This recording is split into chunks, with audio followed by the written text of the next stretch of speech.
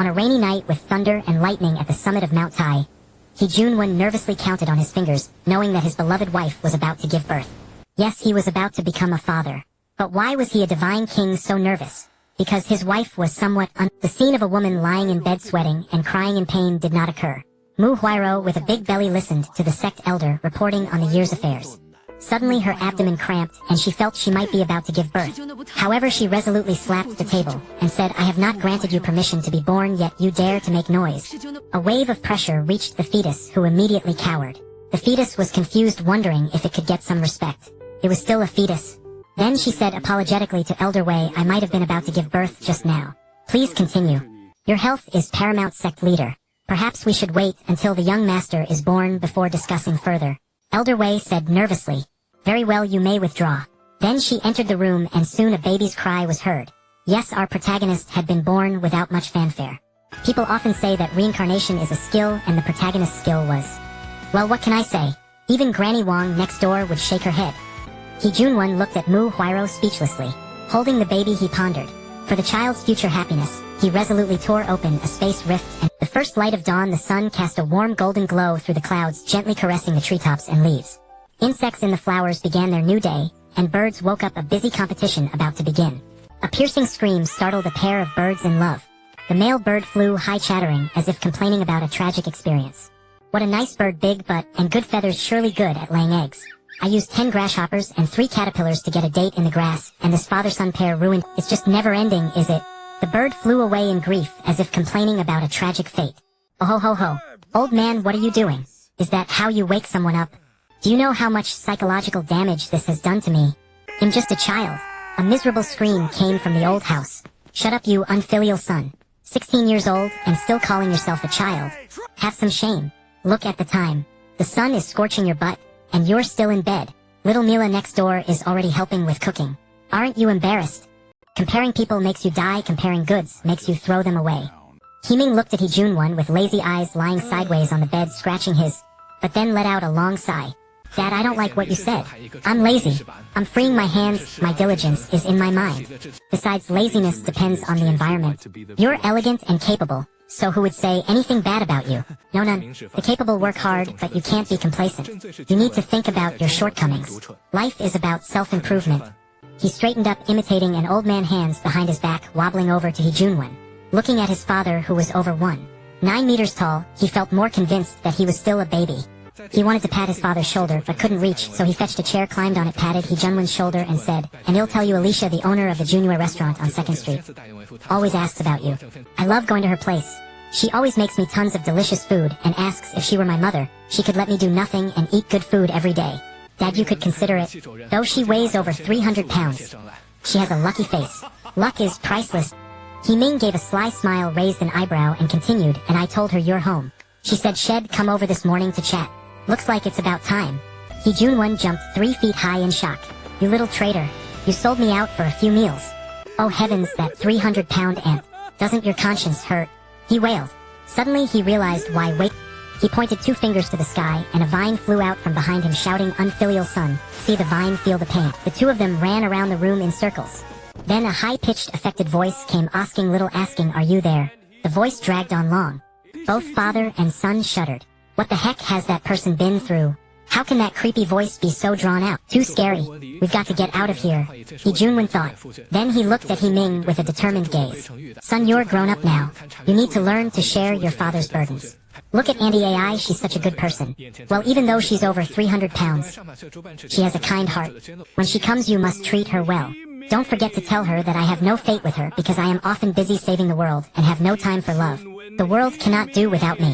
I suddenly remembered I have something very important to do. Can I refuse? And her name is Alicia, not Auntie AI. Don't worry about the details. I'm off." Then He-Jun-won reached out and gently tore the air, a crack appearing in the void with a buzzing sound. He stepped into it and vanished instantly. Ming stood there staring at the sky, stunned. It took him a while to recover. Then he quickly covered his mouth, barely stifling a scream.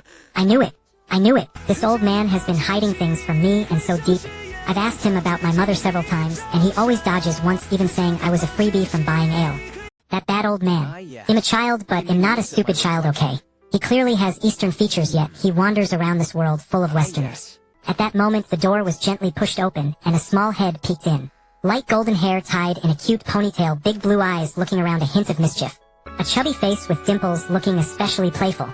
Seeing only Ming, she let out a clear bell-like laugh and bounced into his arms. A dull thud and both fell to the floor. Mila, can't you stop doing that every time we meet? My dad says you're a water attribute genius and your strength grows daily, but at this rate you'll eventually crash me to death. Cough. No. Little Mila loves being in Brother Ming's arms. She rubbed her face against him, smearing cake crumbs on his clothes. Ming thought, this old man hiding so deep, a mysterious expert. Now I have such a strong backing. He held the little beauty Mila, and with 2 fingers pointing to the sky his eyes seemed to shoot flames, inspiring music but less than 0. 5 seconds later the flame died out. With such a powerful dad, why should I work hard? He picked up Mila and stood up, brushing off his pants. Where's Alicia? He looked at Mila, scratching his head. Mila pointed to her own face, tilted her head, and laughed. Little Mila was pretending. Do I look like her? Ha ha ha. Ming recalled the voice and shuddered.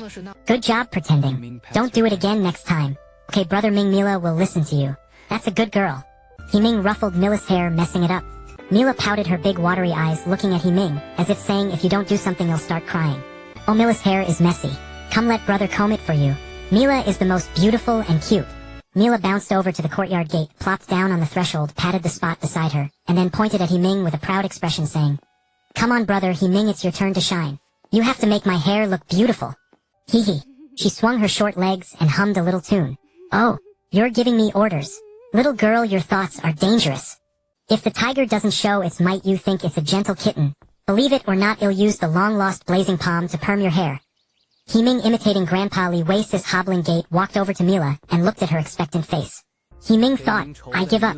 Then he said, Oh, a beautiful lady is here for a haircut.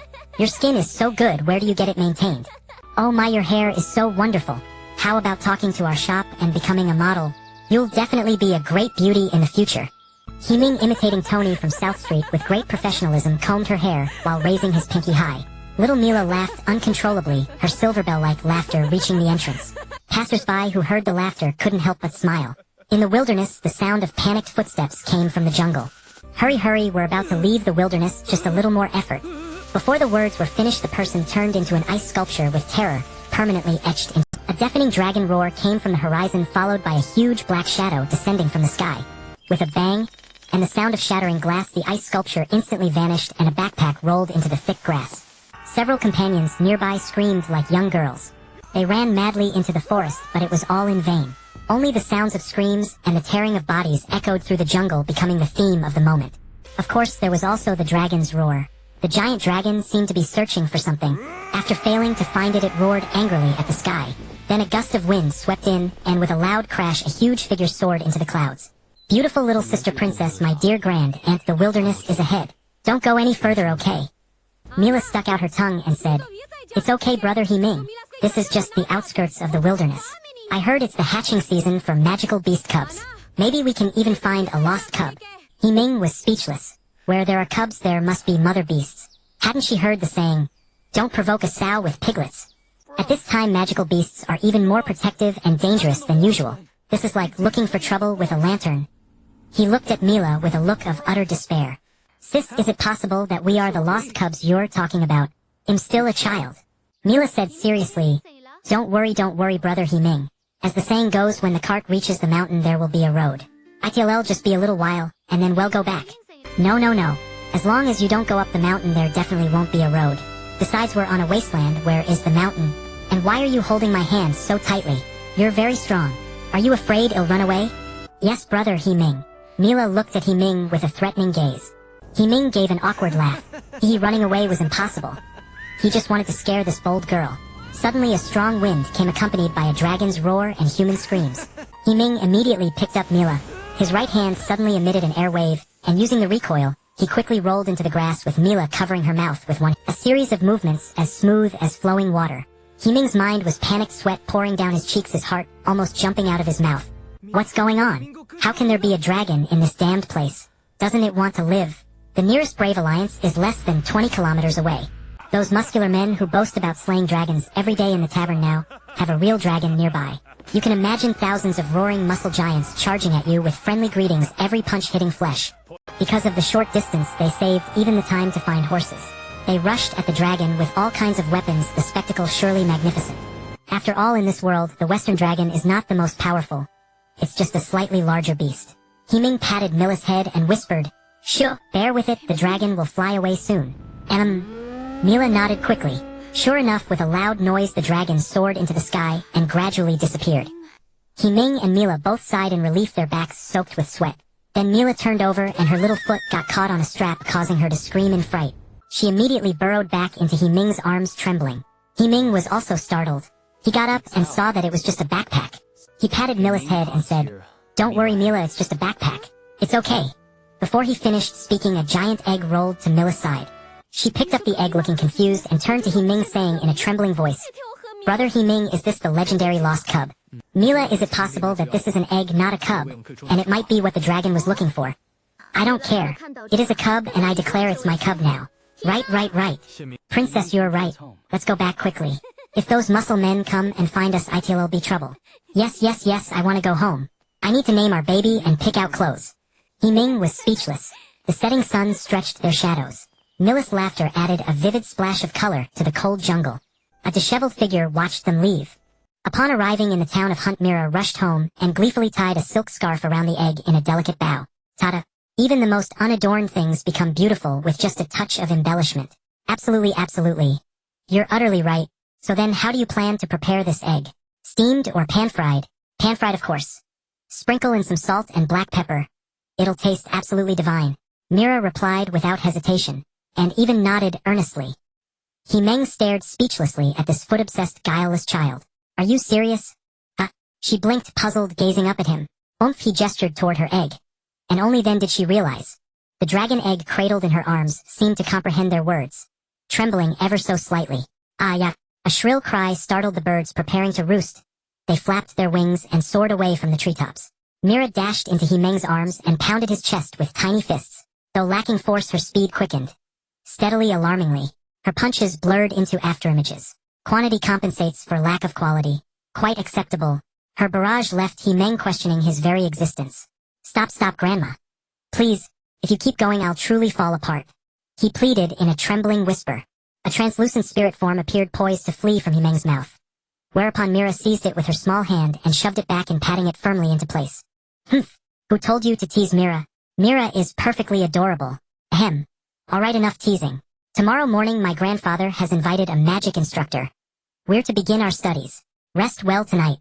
Mira brushed off her clothes as she rose, clenched her tiny fists, and said wistfully, "Alright. I'll head home now. I'll wake you bright and early tomorrow." Such a good girl. Come here. Let brother give you a kiss." "No way. Ming, brother is such a rascal." Then clutching the dragon egg, she bounded merrily toward the front gate, her laughter ringing like silver bells. As soon as Mira departed, silence settled once more over the room. Ming rose and clenched his fist, recalling the air blast he'd unleashed in desperation that afternoon. Yet strangely he couldn't replicate it. Not once since. What principle governed this phenomenon? He murmured in awe. Truly. A world steeped in wonder and enchantment.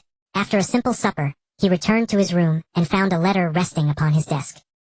He broke the seal, and his brow furrowed instantly, a surge of indignation rising within him. "You wretched boy. Your father must urgently attend to pressing matters. Alas, the fate of all living beings hinges upon me. You'll find some gold coins in the drawer of my desk. Take them and use them wisely. You are now a grown man. Learn to care for yourself. Remember, this too is part of your cultivation. Tomorrow Master Vivian will arrive to instruct you in magic. Study diligently, and honor your teacher. Western magic holds genuine merit. Build your foundations firmly. Also, restrain yourself. Don't frighten anyone. That's all. Your father departs." Ming folded the letter shut, his face etched with resignation. Same trick, same script. The old man vanished every few days, smugly calling it training opportunity for Ming. Could he please rescind this opportunity? He'd gladly pass it on to someone who truly needed it. Wasn't lying low simply his rightful desire, at an age when no such burdens should weigh upon him. Yet bearing them all, he was utterly spent. "I'm still just a child," he cried out in anguish, but then sighed resigned. Rolling over, he scratched his backside and drifted off to sleep. At dawn, golden sunlight bathed the land. Nocturnal creatures, having pulled an all-nighter, trudged homeward to seek their mother's comfort. Warm light caressed the treetops, diurnal flora and fauna stirred awake. Everywhere thrummed with vibrant life.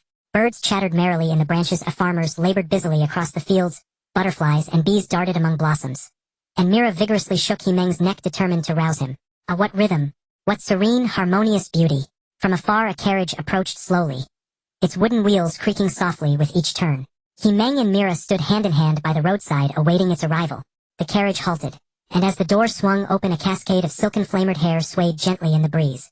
A crimson gemstone adorned her forehead, its subtle, invisible pulses of energy rippling outward, imperceptible to mortal eyes. Her large, limpid eyes shimmered with innocence, as though untouched by the world's harshness, easily moved to tears by even gentle teasing. Delicate elven ears wore earrings that blazed dazzlingly under the sun's gaze. She wore a modified white mage's robe, transformed into an elegant gown, revealing soft, snow-white curves and a deep, luminous cleavage accentuated by a radiant golden gemstone gleaming proudly upon her chest. Her slender alabaster hands bore ornate bracelets, each long finger graced with an exquisite ring, its central gemstone the size of a thumb. The shortened hem of her robe gown showcased her statuesque legs in flawless elegance. Snow-white boots encased her feet, each step seeming to command the very air and space around her. Especially striking was the massive staff she carried, taller than half her height, with a gemstone atop its tip as large as a grown man's fist. Ming drew a sharp breath. Good heavens! Only overwhelming could describe such opulence. He had never imagined this mage would be a young woman. After all, mages were typically venerable elders, mastery requiring decades of spiritual energy accumulation, though rare prodigies possessed extraordinary affinity for magical elements. And yet, she wore lavish, almost inhumanly extravagant magical gear radiating sheer, unassailable magnificence. This youthful instructor was no ordinary talent. Noticing the two wide-eyed children staring dumbfounded, Vivian descended from the carriage with quiet caution. Clearing her throat, gathering courage, she took a deep breath and spoke, voice trembling slightly. My name is Vivian. By Mr. Jungwon's request, I shall serve as your magic instructor for the coming year. Let us strive together to lay solid foundations. Magic is arduous, but we must hold fast to our ideals, confront difficulties with unwavering courage, and scale mountains with indomitable perseverance. Believe me, before long you shall both stand among the world's greatest powers. A hush followed. Then Ming broke the silence with warm, enthusiastic applause. Vivian exhaled in relief. The two children then introduced themselves in turn, and together they made their way to Master Vivian, we entrust you to us for this time. You're welcome to stay here. There's an empty room prepared for you. Thank you. I accept. But please, Ming and little Mira, don't be so formal. I'm only a few years older than you both. Just call me sister.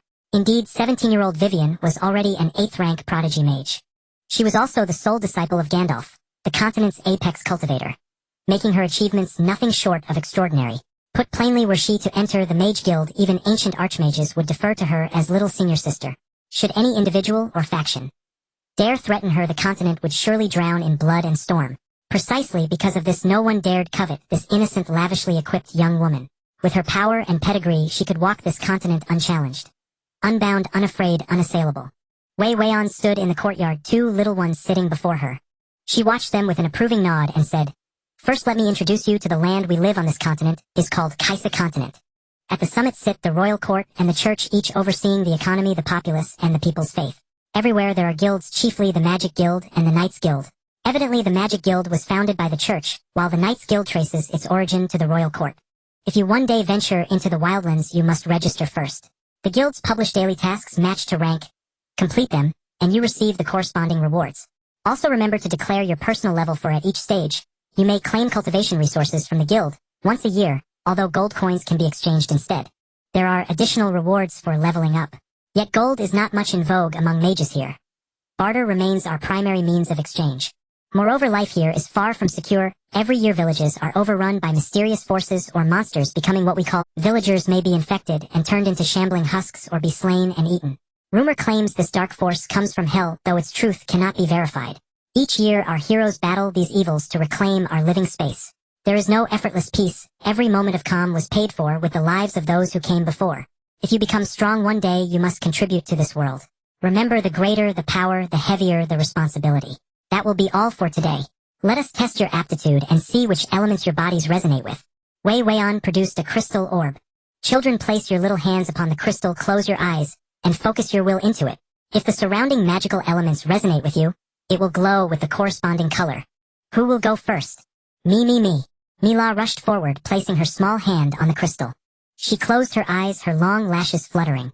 The crystal lit as if electrified, a faint blue swelling until it... Wei Weian gasped and drew in a sharp breath, clutching the orb in astonishment as she stammered. Water elemental, this is the fabled water elemental. She spun Mila around in delight, laughing. Ha ha ha, our little Mila is wonderful, simply wonderful. She kissed Mila on the cheek. The child was ecstatic. Though Uncle Junwen had said she was a water elemental, Mila had never been tested and had been dreadfully nervous. Now she felt as if a great stone had been lifted from her chest, lightened and relieved. She looked at Himing, blinked, raised her tiny fist and cried, "Ha ha ha, brother Himing, see how powerful I am. Powerful, truly powerful. Tonight Aunt Sia must prepare a big drumstick for you." "No, I want 2 big drumsticks." Ha ha ha. Watching Mila hop and skip happily in the courtyard, Wei Weian's heart swelled with joy. She was so excited her little nose was damp with sweat. Turning to Himing, she said, "Himing, do not feel burdened, effort matters too. Come, you try." Himing looked at Wei Weian and nodded. "All right, but steel yourself mentally. Take a breath and compose yourself." "It's all right, I will not mind. Whatever the outcome, I will treat everyone equally, I promise," Wei Weian declared, patting her chest in a way that made Himing unable to look away. Himing inhaled deeply, stepped to the crystal orb, and placed his hand upon it. At once a profound sensation filled him. The magical elements seemed to reunite with him, after a long parting, pouring into his embrace like children finding their father joyous. He felt tears welling, yet he did not foresee the great turmoil his touch would unleash upon the outside world. Time seemed to hinge on the moment Himing touched the crystal.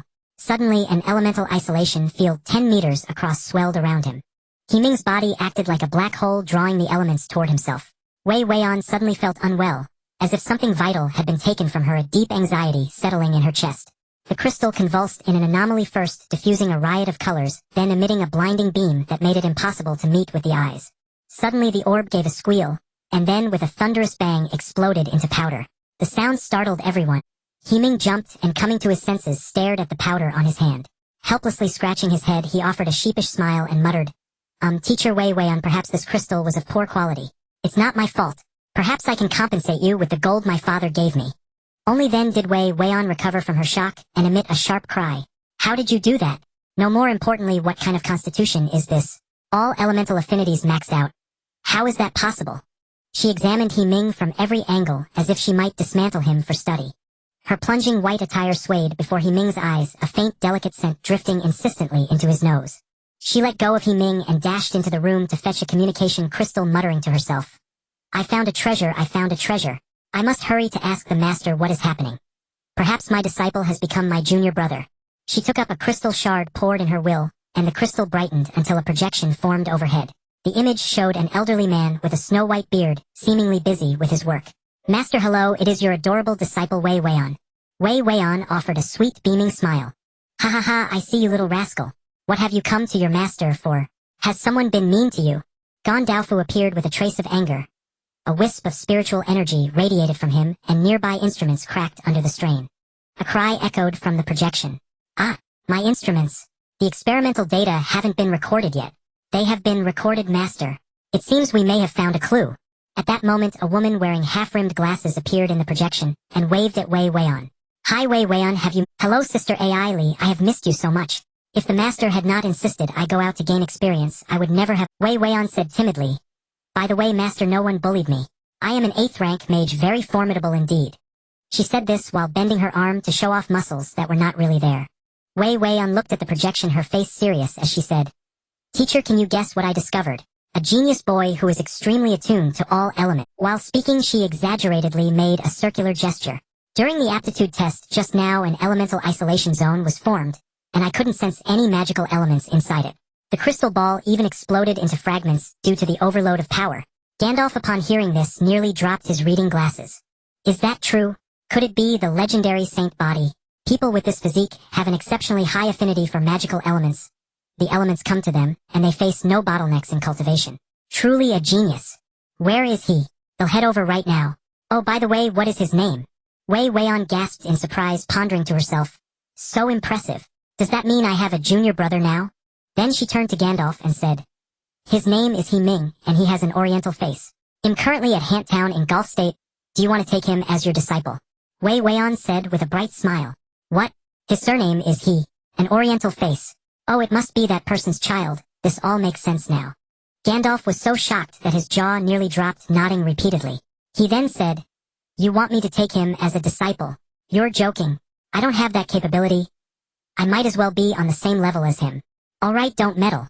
Since you've received this commission, it is your opportunity. Just temporarily act as his teacher, and teach him the basics of magic properly. Okay, I still have experiments to conduct. Be careful outside. If anything happens, just find your senior brother. That's it. Oh, goodbye, teacher. Goodbye, Sister Ailey. Wei Weian hung up the communication crystal with a feeling of grievance. She turned to look at He Ming. Little He Ming, you did well. That's it for today.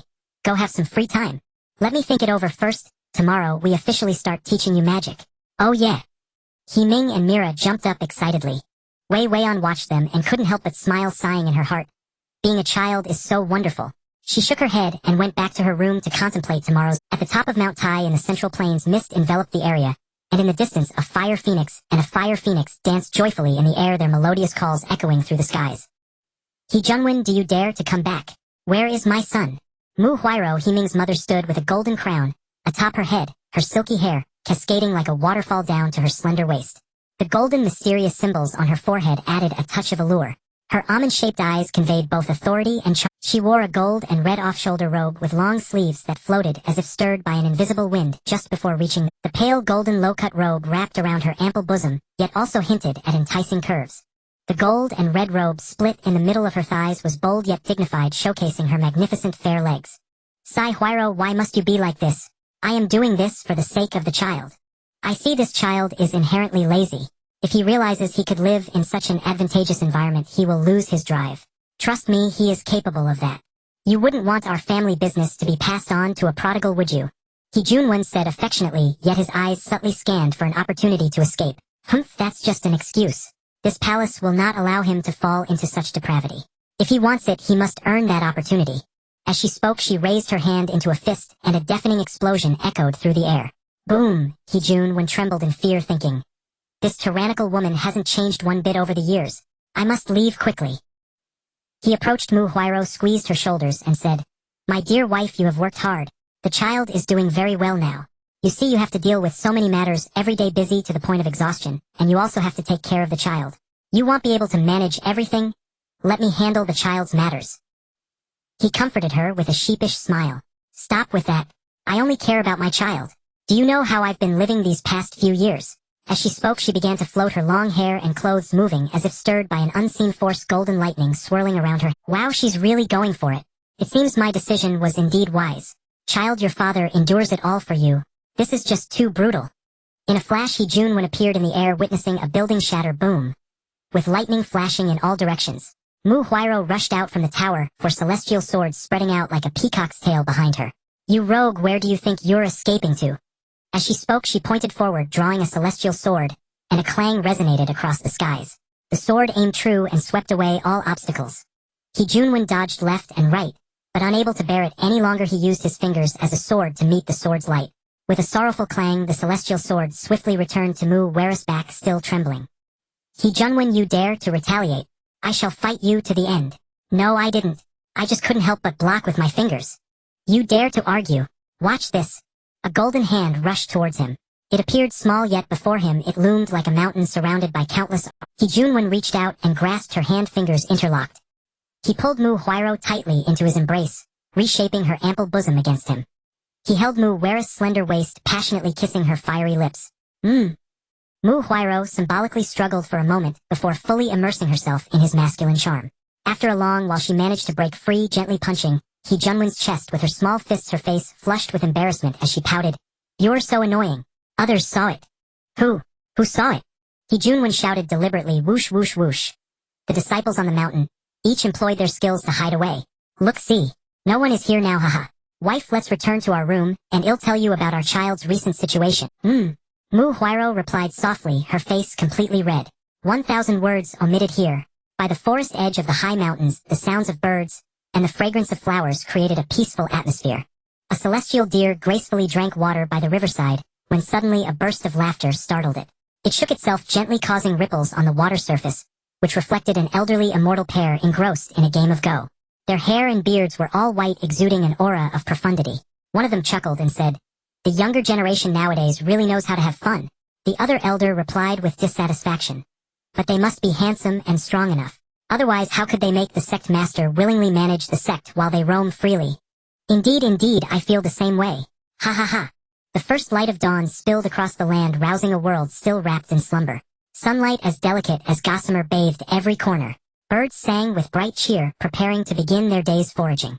A cascade of brightly hued blossoms unfurled like an opulent painting, drawing bees and butterflies to pirouette among the flowers. Willow branches swayed in the breeze, as if performing a graceful dance. The thud of a pounding door shattered the quiet, followed by the youth's cries. Mila was doing her utmost to awaken Ming. Ah! How beautiful and serene everything is. Ming drowsy scratched his head and murmured to Mila, asking her to be gentler. For example, Mila asked, fists clenched, her pink face flushed with indignation as her adorable brows lifted slightly. You should come to my bedside and gently push me, sang brother Ming. Get up. Mr. Sun is even warming your back. Then prepare the face-washing water and a delicious breakfast for me. And then you'll keep lazing, unwilling to— That still can't be violent. If you're so fierce, how will you ever find a husband? I don't want you telling me what to do. Mila could no longer restrain herself. With a coquettish scold, she charged at Ming like a little bull. Ha! Take this, annoying brother Ming. In an instant, limbs flew about as screams, and the crash of furniture interwove, turning the scene into utter chaos. Wei Wei and looked on with helplessness, truly at a loss with the two of them. Then she swept her hands forward, seizing the two youngsters, and lifting them into the air without touching them. Both stared in bewilderment, then burst into shrieks of astonishment. Wow! So majestic! Teacher Wei Wei and I want to learn that. Wei Wei and set them down, cleared her throat, a faint blush warming her cheeks. Have you finished your antics? Hurry and wash up. Mila's mother has already prepared breakfast for us. Oh, right away. Mila hid behind Wei Wei and echoed, exactly. He's so naughty, Teacher Wei Wei and should smack him. Brother Ming can take it. Mila folded her arms and nodded earnestly, as if delivering a learned conclusion. Wei Wei and covered her face in exasperation, thinking these little rascals never cease to amaze me. After breakfast, the three of them walked down to the riverbank. It was not for the scenery but for the space. No one came here to disturb them and they could play freely. Wei Wei and stood at the shore and explained. Each branch of magic is divided from rank 1 to rank 9. Rank 9 can manipulate the fabled forbidden spells, but that is far beyond our reach. For now, a preliminary understanding will suffice. Before studying incantations, however, we must first learn meditation. Meditation sharpens the mind and makes communication with magical elements far easier. Observe me. Standing at the water's edge, she raised her hands slightly and let her lips move. O ever-flowing water spirit, heed my summons. Let your strength flow into me and vanquish the wicked. First rank water orb spell. The air around her seemed to twist, or the moisture nearby surged. She pointed her staff gently forward, and a column of water as wide as a bucket leapt skyward. With a thunderous boom, the jet shattered in the heavens, scattering into a vast rainbow. Wei Wei and stood beneath it, looking all the more sanctified. Both children cried out in unison, wow! Mila's eyes glittered with excitement, her small gaze alight as if on the verge of tears. Her tiny pink fists clenched tight, resolute. She whispered to herself, Teacher Wei Wei, and that was so beautiful. I must learn it. Wei Wei turned to them and said, Do you see? First you must communicate with the element. Only then can you borrow the power to shape water. Thus meditation is the foundation of the foundations for a mage. Ordinary people can also meditate. While they may not commune with elements, meditation still hones the mind. It prevents emotions from clouding judgment when handling matters and averts foolish decisions. Mila has learned this.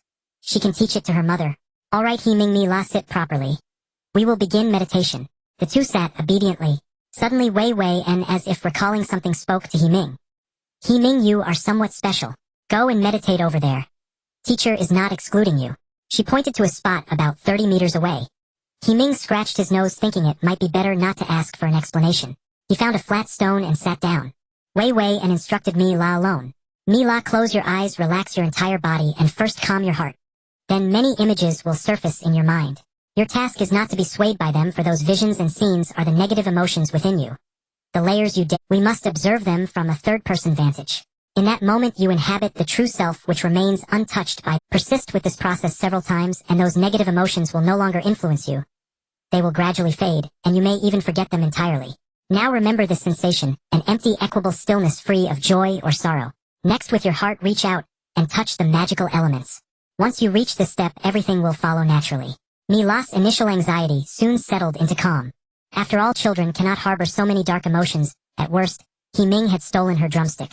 A matter of great import to her perhaps, but not more than that. This is why the earlier one begins magic, the better. At such an unspoiled age, they are untainted by the world's filth, and can enter the state more readily. Once initiated, that ineffable sensation becomes something they carry a lifetime. It has little to do with sheer effort. The more deliberately one strains at something, the more obsession takes hold. For a mage, such fixation is a poison that drags one repeatedly into mental traps. This is also why evil mages arise. They pursue an end by any means and fail to see their own corruption. They are enemies of orthodox practitioners, and once discovered are dealt with without mercy. Soon the space around Mila began to warp. Water elements frantically swarmed toward her, and all at once her aura shifted. Rank 1. Rank 2. Rank 3. At last she halted at the 3rd rank. Her first communion with an element had leapt 3 tiers. Wei Wei and inhaled sharply. This was uncanny. But when she turned to look at Ming, Wei Wei's jaw nearly dropped. She almost cried out and hastily covered her mouth. You call that cultivation? Ming hovered suspended in the air as an elemental interdiction formed across a 20-meter radius. The elements around him shimmered in myriad colors, and his momentum surged upward. Rank 1. Rank 2. Rank 3. Rank 4. He rose until rank 5 and then stopped. My heavens! On his first communion with the elements he ascended 5 ranks at once. It was simply humiliating by comparison. Some people put others to shame so completely. One cannot help but feel the unfair. Ming slowly awakened, realizing that his body was stronger than ever, and his mental strength had also increased. The most conspicuous change was that he could perceive every rustle within a 300-meter radius, as if it were vividly displayed in his mind. He gradually lifted his hands, feeling the wind flow between his fingers, as if he could hear the laughter and frolicking of wind spirits. Unbeknownst to him, he entered a state of void. It seemed as if he had entered another world where the leaves and grass were no longer the common greens we are familiar with. Instead, they shimmered with light, and their veins were clearly visible as they breathed. The sunlight was no longer just transparent light. It resembled sunlight refracted through crystal, casting rainbows. Water no longer flowed downwards. It flowed like air, swirling everywhere, passing through treetops and over mountains, sometimes even stopping by your face to tease you. The earth was no longer solid. It flowed like a living entity, shaping various forms. Air was no longer elusive. He could even caress it. It nestled beside him like a pet, ready to take him soaring into the sky the moment he felt the urge to fly. Everywhere was filled with the joyous laughter of spirit beings. This was the paradise of spirit beings. At this moment, Ming floated gently in the air with his arms outstretched. Wei Weian was stunned, thinking self-learning the levitation technique. I haven't even taught him yet. Give me a chance. Can I really be a teacher to this prodigy? No, I need to regain control. She cleared her throat and said ahem. Ming, wake up. Huh? Ming slowly opened his eyes, startled to find himself floating in the air. What the heck? Bam. He fell to the ground, crouching down to pat his backside, reassuring himself, at least I didn't land face down, or otherwise my handsome face would have been ruined, shattering the dreams of millions of girls in this world. That would be a crime. What did you just say? Wei Weian bent down and touched his forehead, thinking, is this child okay? He should still be salvageable. If not, he'll call the teacher over. When Ming looked up, he saw a mysterious deep white groove swaying in front of him. Just as he was about to plunge into it, Mira's little face suddenly appeared, exclaiming, Ming, Gidge is awake. Her bell-like voice pulled him back to reality. I'm awake. I think I just had a dream about the spirit paradise where there were element spirits everywhere, and it was, what? Was there sunlight shining in all colors, and were there element spirits everywhere? Yes. It was beautiful like heaven, Ming exclaimed. Wei Weian's mouth twitched in surprise, as she said, that's the legendary spirit realm, the Eden of spirits. It said that only those recognized by the spirits can enter. You're amazing. Of course. Just look at me, Ming, the epitome of elegance and charm. In the future, I will ensure there are no disasters in the skies and no wars in this world. Ha ha ha. Ming said proudly. Hey, Ming, Gidge, can't you be a little more low-key? You sound really Mira said, speechless. Low-key? This is already pretty low-key. After all, I'm just that outstanding. How can I remain low-key? I can't control myself. Alas, being too excellent is also a burden. He glanced at Mira, who had her little fists clenched tightly, and the space around her seemed on the verge of twisting, prompting him to change the subject. By the way, Mira, did you show the dragon egg to Wei Weian? Is it a bad egg? If so, let's eat it. You're the bad egg, you brat. Then she bounced home to find her precious egg. What dragon egg? How do you guys even have a dragon egg? Ming recounted that day's experiences in great detail, including how he inadvertently unleashed an air cannon, hoping to find the reason behind it. Air cannon. Wei Weian's mouth twitched. She sighed, as she didn't want to either. That was a second-tier wind technique. Someone who had never communicated with elemental spirits could actually use a second-tier spell. What does that even mean? The wind spirits must adore him, or rather the spirits must spoil him immensely. Prodigy is no longer sufficient to describe him. Someone should apologize for using that term. Are you still in doubt? It's obvious that the wind spirits saved your lives back then. Ming spread his hands, not needing to chant any spells, as the wind erupted from his palms. He pushed against the ground with both hands, increasing the air pressure, and then he slowly began to float up. There should be music here, Borrowing Iron Man's theme, he shouldn't mind, right? I think I can fly now. Before he could be happy for 2 seconds, he fell down. The reason was simple. He was using his hands to spray air, much like trying to support himself with a single arm. How long could that last? Still flying? What are you thinking? Fool, why only use your hands to spray air? Don't you know to let the wind element wrap around you completely and control the direction to fly? Oh, Wei Weian, you're amazing. Of course, Wei Weian said, proudly, hands on her hips. Yo, I can really fly now. Ming suddenly shot up into the sky, but he lost control and shot up like a rocket, letting out a scream that faded away. At that moment, a voice came from afar. The egg is coming, the egg is coming. Mira rushed over holding the dragon egg and stuffed it into Wei Weian's arms, reshaping her chest. Mira leaned on her knees, panting. Wei Weian, holding the dragon egg, asked in confusion, is this really a dragon egg? How do they know if there's a dragon inside? Using her telekinesis to probe into the egg, she indeed discovered it was a frost giant dragon hatchling. Wei Weian, look. She pointed at the dragon egg. Is it sick? I've been sleeping with it every day, but it hasn't reacted in all these days. You silly egg, you can't hatch a dragon egg like that. You need to inject your spiritual energy into the egg. Otherwise, letting it hatch on its own won't allow it to recognize its master. Oh, I see. She took the dragon egg and desperately poured her spiritual energy into it, suddenly feeling the egg move, and then it cracked open. A shout of amazement broke through the clouds. My egg hatched, yay. Mira joyfully hopped around. A small dragon, entirely blue, emerged from the eggshell. Its first act was to eat the shell, and after resting it opened its adorable eyes, quietly walking up to Mira and licking her cheek. Mira joyfully hugged it, spinning around before stopping to say, I will give you a very domineering name. Let's call you... Wei Weian almost fell over. Sister, do you have any misunderstanding about what domineering means? How is Duo a domineering name? A prolonged agonizing scream flew in from the distant horizon. With a thunderous crash, a human-shaped crater appeared on the ground. A hand stretched out from the pit, thumb pointing upward, and a trembling, feeble voice murmured, I'm fine. A group of startled fish grumbled. Seriously? Flying across 2 chapters at once. Is this guy trying to circle the entire globe? Does the author dare to be any more absurd? The author retorted, watch your words, my arrangements follow my own logic. How dare a little fish be... Are you interested in the art of braising or steaming? Want to explore it in depth? I can satisfy your curiosity. Ahem. I definitely did not forget about the protagonist. Yes, that's it. Ming struggled to climb out of the pit. As he lifted his head, 2 pairs of snow-white thighs, one large, one small, came into view. The white lace-trimmed robes perfectly concealed the alluring, mysterious regions. A chubby little finger poked the dazed Ming's cheek, and a voice as clear as a silver bell chimed. Brother Ming, are you okay? Did you hit your head? Then turning to Wei Weian, she said, see, teacher Wei Weian, I told you he's fine. He's really tough. The blue baby dragon in her arms echoed with its adorable milky voice, chirp chirp. Ming brushed the dust off his clothes, slowly stood up, turned his neck, and twisted his arms. Feeling no major issues, he breathed a silent sigh of relief. Oh ho! The little one has hatched, huh? I thought I'd have to steam you. Ming growled menacingly at Duodwa, who shivered and burrowed into Mila's arms. Ha ha ha, look at you being smug. What name are you planning to give this little one? Mila hugged Duodwa, puffing her cheeks in anger at Ming, and said, Humph, I'm ignoring you. I gave it a mighty name, Duo.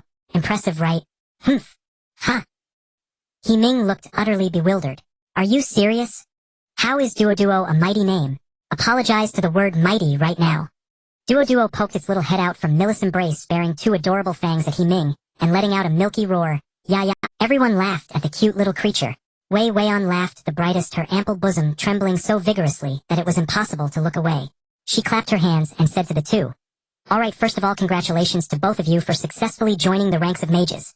I don't have many demands for you. I only hope that whatever achievements you make in the future, you will always take it as your duty to protect the common people. Remember, with great power comes great responsibility. No matter how strong you become, never forget that you are still human, not some lofty gods. 80% of the resources we cultivate with today are mined or forged by ordinary civilians at the cost of their lives. They bear no complaints. Instead, they respect and revere us. Because they believe that whenever demonic beasts or foreign races threaten the world, we will surely step forward and eliminate those calamities. Understood. We promise to do so. The 2 answered in unison. Wei Weian nodded in satisfaction, then turned to Ming. How do you feel now? Since you are special, I have little to offer you. But if you have any questions, feel free to ask. Which element is your primary magic? Ming tilted his head. I feel fine. My physical fitness and mental strength have improved greatly. As for primary magic, it's hard to say because if I choose one, the others will quarrel. Ming tapped the air with his finger. Inside, Wei Weian wanted to flip the table. She shouldn't have asked that question. Let me put it this way, I'll prioritize whichever element is most abundant in the surroundings. Right now here water element is rich, so I can directly control water. As he spoke, he slowly raised his hand. A massive whirlpool formed in the river, and from it shot a colossal water spout. The water spout spiraled in the sky, constantly changing shape. First into Millis' adorable face, then into Wei Wyan's long legs, and finally into a huge pile of dung with a swarm of flies buzzing around it. Then, with a deafening boom, it exploded, drenching everyone in mist. You...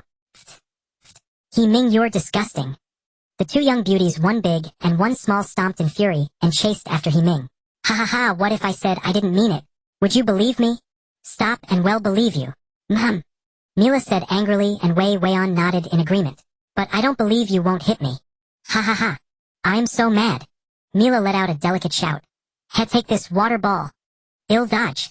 He immediately floated into the air, dodging left and right while laughing. Wei Wyan was secretly astonished. These two monsters had such strong control. They had just awakened and begun communicating with magical elements, yet they could already perform micromanipulations. When she herself had awakened, she had only just learned the incantations.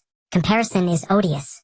She resolved to teach them properly, for if either of them strayed onto the wrong path, the harm to the people of this world would be immeasurable. Wei Wyan clenched her small fist firmly.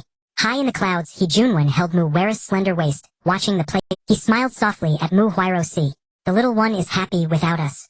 As the son of the strongest beings in this world, indiscriminate pampering would only ruin him. Remember, even ordinary iron must be forged 100 times to become steel. Without experiencing storms, how can one appreciate the value of a peaceful sky? Look, those two little girls are quite pretty. Maybe they'll be our daughters-in-law. They really do have my style from back in the day. Ha ha ha. Mu Huiro gazed at his profile and whispered in his ear. An iron rod can also be ground into a needle. What about Nangong Huang Qianqian and Xiaoya? He Junwen's face flushed crimson and he coughed awkwardly. Ahem. Right now I'm talking about children's education. It's very serious. Don't mix other matters into it. Since we're here, should we go down and say hello? No, seeing him happy is enough. If I go down, I'm afraid it'll Mu Huiro bit her lip and clenched her fists. If Ming knew, he would surely jump up and cry, Mother, take me back. Give me a chance. He Junwen, having successfully changed the subject, wiped his sweat. A woman's intuition is truly terrifying. Even catching shadows and grasping echoes could reconstruct the truth. There was nothing at all. Oh, that young dragon cub looks promising. What a great idea. Now I have a reason to increase the difficulty for him. I wonder what pet to choose for him. How exciting. Night had fallen, yet everywhere was still vibrant with life. Crickets were playing their solo concert, cicadas were striving for a final rock before sleep, fireflies lit up their glow sticks, flickering and gathering in growing numbers, and the trees swayed with the wind, filling the rhythm and atmosphere to the brim. Ming sat on the rooftop, gazing into the night sky. The full moon hung high above, and the entire starry sky seemed to be its adornment, making it appear even brighter. The night breeze drifted gently, brushing across his face. The wind spirit softly blew, his short hair caressing his head like an elder sister. Ming felt restless inside. After all, he was still a 16-year-old big kid. Watching other children have parents waiting for them home at night, he was actually envious. His unreliable father was never home, always talking about saving the world. He didn't even know which innkeeper's wife the world referred to this time. This unreliable father, I really can't stand him. Sigh. Ming let out a light sigh and prepared to go back to his room to sleep. At that moment, a fragrant breeze blew past, and a clear voice sounded in his ear. Are you homesick?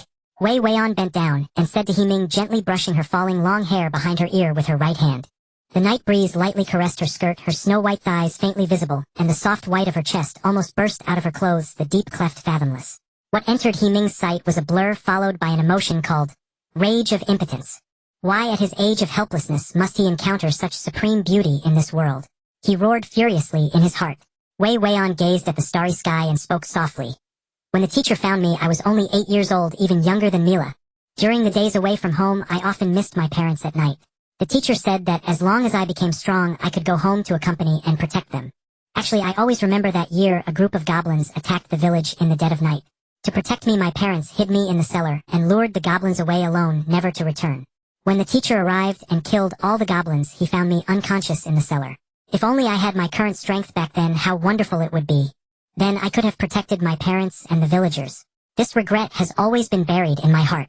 So afterward I trained day and night, my strength growing with each passing day. My senior brothers and sisters praised me as a genius, but no matter how powerful I became, my parents were already gone. I don't want such a situation to happen again. I must protect the people I care about. A clear tear fell from the corner of Wei Wyan's eye. She clenched her hand tightly forward. With a bang, a spark exploded in her hand. Ming gently embraced Wei Weian, stroking her hair, and said, "Don't worry, as long as I'm here, your enemies are my enemies. I will protect you." Wei Weian buried her head in his small chest and softly responded, Suddenly she felt something was wrong, and immediately struggled to sit up. Ming said with a sheepish smile, "What if I told you that my home is right under our feet? I was just frustrated about where my unreliable dad had gone off to fool around again." "Ah yeah." Wei Weian's face instantly flushed crimson, and she ran back to her room covering her face. The next day Ming sat by the riverbank in a daze, muttering to himself, "Why can magic only channel one element at a time? Who made that rule?" Wei Weian, who happened to pass by, and heard this, was so angry she bristled. She roared in her heart, "Can you even speak human? Listen to what you're saying. Is that human speech? Being able to control one magic element is already amazing, okay? And you want to run multiple magics simultaneously? Dream on. To stay calm, one must stay away from freaks. Phil, go find Mila." Magic elements reinforce and counteract each other. Everyone knows about counteraction, but what about reinforcement? Ming stood up, took a deep breath, and softly chanted, "Wind arise." A wisp of gentle wind slowly enveloped his body, starting from his feet. He soared into the sky and instantly arrived before a massive mountain. Wind plus fire. He blew a gale from his left hand and shot a fireball from his right. The combination of fire and wind made the fireball much larger and faster than before. Just before it was about to hit the mountain, he chanted again, "Metal plus earth." He summoned earth element with his left hand and metal element with his right. He slammed both hands onto the ground, and instantly an earth wall rose from the soil, emitting a metallic clang as it blocked the fireball. With a boom, an explosion sounded and dust flew everywhere. A gust of wind blew and the stone wall remained intact, faintly reflecting some light under the sun. Ming hovered in the air, pinching his chin in contemplation. Suddenly a flame erupted beneath his feet, and he accelerated sharply forward. Just before crashing into a large tree, a flash of fire on his left side allowed him to dodge the tree. With such micromaneuvers, he darted left and right through the forest like a fish in water, having a great time. Wei Weian, who had rushed over upon hearing the explosion, was so shocked her mouth hung open. Is this the legendary genius? Did he actually make it happen? At this moment Wei Weian felt an impulse to delete her account and start over. Chirp Meow Duo stood on the table, striking a cute pose. Its front paws were slightly raised forward, while the other three paws were in a running posture, wings spread, tail parallel to the chin, and held high, revealing a pair of small fangs, and let out a babyish roar, "Yah!" This made Mila laugh so hard she rolled on the ground. "You're so funny, Dwadwa, how can you be this cute? Come here for a kiss." Duo dodged her with a look of disgust, then its stomach let out a gurgle. It looked at Mila with pitiful watery eyes and weakly called, "Chirp Meow." Mila picked it up and said, "Hungry, huh? Let's go. It'll take you to get some good food." She ran to the riverbank with Duo in her arms, hopping along. Closing her eyes, she slightly raised her hand, and instantly a whirlpool formed in the river, tossing fish onto the shore one by one. Duo happily pounced toward the fish. Wei Weian passed by again, and upon seeing this quickly used her hand to support her chin. If she didn't pay attention, her chin might not survive today. What the hell? Another instant spell. Is instant spell so worthless here? I clearly taught them incantations. Apologize to the incantations, damn it. In the barbarian wilderness, a stone cave emitted a squeaking sound. Passing adventurers thought it was mice and didn't pay attention. In reality, it was a group of over 100 goblins gathered together, chattering as if plotting something. A goblin returned from outside, squeaking and waving its fingers wildly at a large-bodied goblin as if reporting something. After listening, the massive goblin stood up, gave a loud roar, and waved its hand. All the goblins gathered, some holding wooden clubs, others holding pale white thigh bones. Whether from humans or animals, they roared in unison and marched out of the cave. Hanson Town and the neighboring Hanty Town are brother towns. The two are less than 10 kilometers apart, and most residents in the towns are either relatives or friends, thus maintaining a closely knit relationship of mutual benefit. In the late hours of the night, the hardworking townsfolk have long gone to sleep to conserve their strength for the work of the following day. Brad is one of the few lazy people in this town, living a life of idleness, with his ultimate goal being merely to avoid starving to death. At this moment, he holds a bottle of cheap beer in one hand, swaying back and forth, while humming a tune as he strolls down the empty, desolate street. He relishes this feeling, as if he were the most dazzling figure on the street, and his humming grows ever more boisterous. Suddenly a bucket of cold water is splashed onto him. "What are you making noise for in the middle of the night? Can't you let anyone sleep? Brad, you damned lazy bum, could you quiet down a bit?" The cold water jolts him awake slightly. What? Would he be angry for being splashed with cold water? Humph. One must have perspective, even as a lazy person. After all, this isn't the first time Da has been doused with cold water, so he generously chooses to forgive. At that moment, the livestock at the corner of the street began to bleat loudly, as if frightened by some animal. He thought it was a coyote coming to attack the cattle, and sheep, so he picked up a nearby stick and stepped forward to drive it away. From a distance, he spotted pairs of glowing green eyes staring at him, sending chills down his spine. But fueled by the beer, he roared and struck the ground with his stick, trying to scare them off. As he approached, he was horrified to see green-skinned monsters with sharp teeth, snarling and drooling at him. This made him scream, "Brothers, goblins are invading! Goblins are invading!" He ran frantically while shouting, banging on the doors of every resident he passed to alert them. The lights in the houses began to flicker on, accompanied by the shouts of adults, the cries of children, and the worried reassurances and Adult men picked up their farming tools as weapons: iron shovels, iron hammers, iron forks, hoes, and spoons. Is someone going out with something strange? Get back here. The mayor kicked the sleepy giant's rear and shouted, "Are you going to wipe the goblins' behinds with a spoon? Bring your kitchen knife. Quickly. Send Brad to Handy Town for assistance. He has quick legs and can move fast. Tell him that if he can successfully get through this tribulation, he will become a hero of Hanson Town. What about Larry? Quickly call him to report to the Knights Guild. He has a donkey that can go faster, and his brother is a knight. Once he knows the situation, he will rush over immediately. The rest of you mustn't panic. Move all the furniture, hay, or anything else that can block the goblins from entering your homes to barricade the town's entrance." After the instructions were issued, the residents moved methodically, and soon the town's gates were barricaded tightly, with everyone nervously gripping their farming tools, their palms already. Brad ran frantically towards Hanty Town, not daring to pause for a moment. Although he faced disdain from the residents, this was still his home. Despite his laziness, there were still kind residents willing to lend him a helping hand. Finally, he caught sight of Hanty Town. He felt as if his lungs were violently trembling. If he kept running like this, he might not even be able to catch his breath. Upon reaching the town's entrance, he used his last bit of strength to shout, "Hanson Town is under attack by goblins. Dear residents of Hanty Town, please go support us quickly. The situation is extremely urgent." He shouted this 3 times in a row before collapsing to the ground, utterly exhausted. This shout broke the tranquility of the deep night, and the residents hurriedly emerged from their homes to bring Brad inside and care for him. One resident said, "I recognize him. He is from the neighboring Hanson Town named Brad. It seems this matter is indeed serious. Mayor, what should we do?" An elderly man approached slowly. He was Mayor Uncle Johann. With a furrowed brow, he said, "Hanson Town is very close to us. If the goblins occupy Hanson Town, our next target will likely be us. Regardless of what happens, we must provide support. Everyone prepare, grab your weapons, and fight bravely for our homes." And at this moment, a blazing fire suddenly erupted, and Ming floated in the air like a celestial being ready to accelerate. Mira below was anxiously shouting, brother, Ming, wait for me. If you dare to leave me behind, I will never speak to you again for the rest of my life, do you understand? Forever. How can such an interesting event happen without me?" With no other choice, Ming had to carry her on his back and slowly ascend into the sky. Once he adjusted to their combined weight, he began to gradually accelerate. Suddenly a fiery figure raced past them like lightning. It was Wei Weian. Ming grew anxious and shouted desperately, "Wei Weian, wait for us. Don't kill them too quickly, leave some for me." "Yes, yes," Mira eagerly echoed from behind. As Ming desperately accelerated, he prayed that the goblins wouldn't die so quickly, while behind him the excited Mira danced around, affecting his speed. He could only stop and gently swat Mira's little behind to quiet her down, or otherwise there would be no fun left. As he passed by the mayor, who was mobilizing the residents for battle, he smiled and waved at him, saying, "Uncle Johann, we're heading ahead. Don't worry, we have Wei Weian with us." Johann slapped his forehead, realizing, "Oh, how did I forget about them?" Then he clapped his hands and said to everyone, "You all can disperse now. Hanson Town is saved, but don't forget that our town has a..." He puffed out his chest with pride and continued, "Although it's not our business over there, we should still send a few people. Vic, Alex, you two come with me.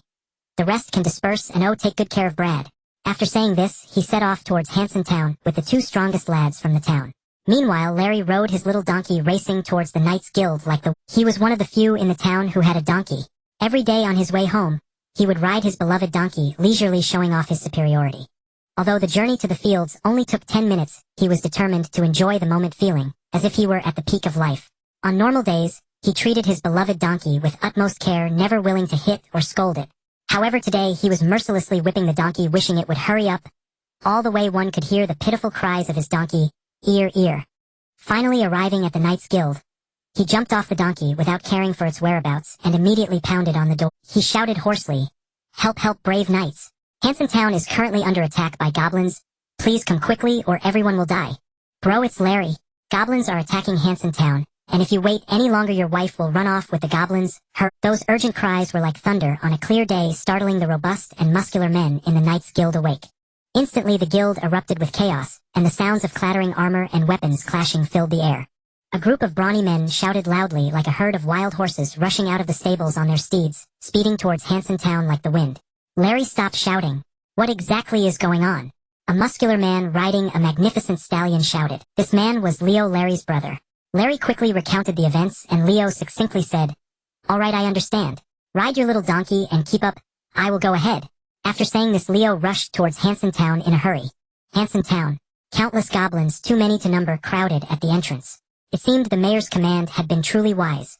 The residents held the entrance firmly, sacrificing many cattle and sheep, yet it was all worth it, for they had gained invaluable time.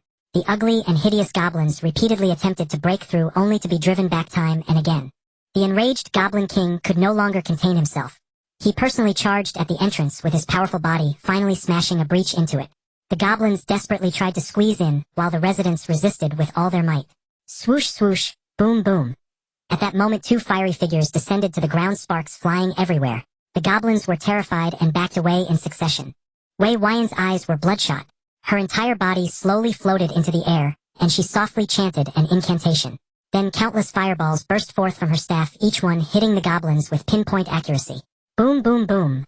One goblin after another was blown into pieces, limbs flying everywhere. Ming also sprang into action.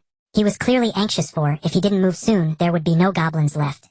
He murmured in his heart, "Metal and earth fusion, mystic stone armor activate."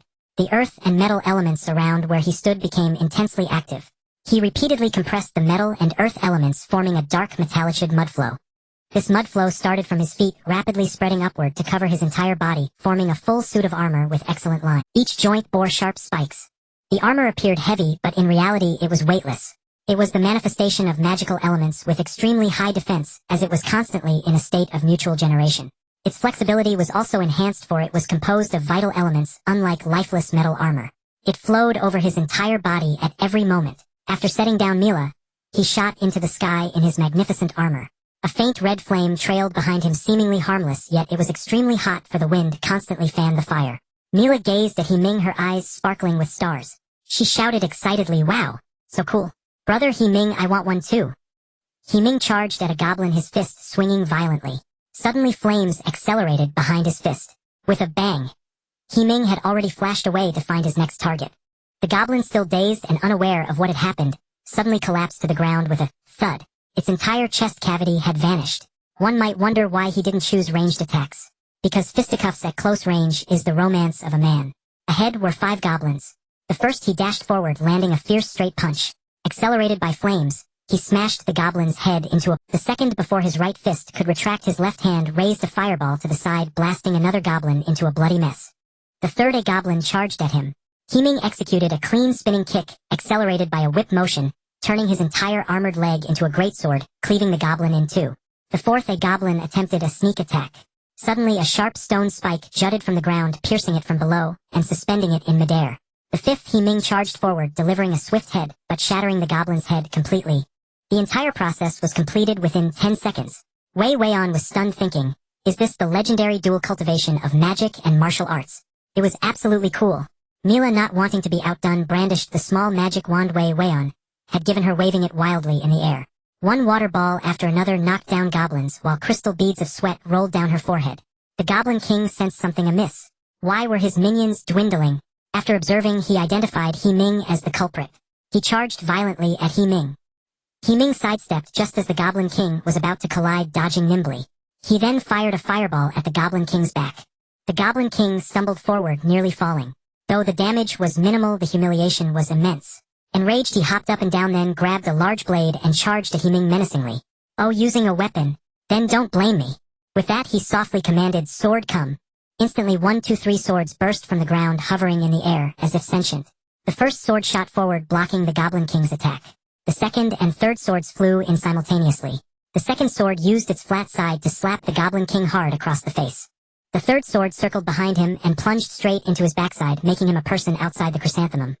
Or rather, a goblin outside the chrysanthemum would be more fitting. "Oh hoo!"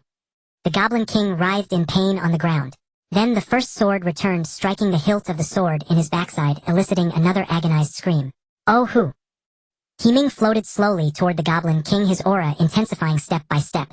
Beneath the exquisite armor, a pair of blood-red eyes glared at him like the Grim Reaper. The Goblin King scrambled backward, his spirit shattered. He thought, who will save me? I am a magical beast, but this man is a true demon. Mom, I want to go. The Goblin King fled in panic, clutching his rear, while the three swords pursued him, relentlessly attacking wildly. Suddenly vines sprouted from the ground, binding his limbs in a spread eagle position in the air. Ming charged over and delivered a series of blows: right hook, left hook, straight punch, jab, counter hook, cross punch. He demonstrated the essence of fisticuffs to perfection. While punching he roared, brutal are you, cruel are you, eating humans are you. He battered the Goblin King until it was a bloody mess. The Goblin King was killed. Wei Weian and Mila were horrified, screaming inwardly, "This is too brutal." Ming's face was covered in blood. He turned his head, casting a cold glare at the remaining goblins, who shrieked like maidens and fled in all directions. Ming hovered high in the air and shouted, "Think you can run? Too late." Then he raised his hands, slightly controlling the wind with his left and fire with his right. He slowly brought his hands together and cried out, "Ultimate Fire Dragon Technique. Come forth." Instantly a massive pillar of fire shot into the sky, its body serpentine and head crocodilian. It roared ferociously and charged at the goblins. Boom, boom, boom. Explosions and screams rang out one after another. Finally, with the last goblin's death, their fate was sealed. The entire process was a horrific massacre, leaving no room for goblin survival. Ming landed breathlessly, his body nearly exhausted. The mystic stone armor slowly flowed back to the ground, revealing his clean, handsome, and youthful face, his clothes immaculate. If not for the many witnesses, no one would believe that this young man was a little killing god. Wei Weian ran over and hugged him tightly. She said happily, "Little Ming, you are amazing, so powerful. Are you hurt anywhere?" Ming's little face was tightly pressed against her snowy white bosom. At this moment he was happy, but at the same time he was in agony. He felt like he was suffocating. He struggled desperately and finally broke free from it.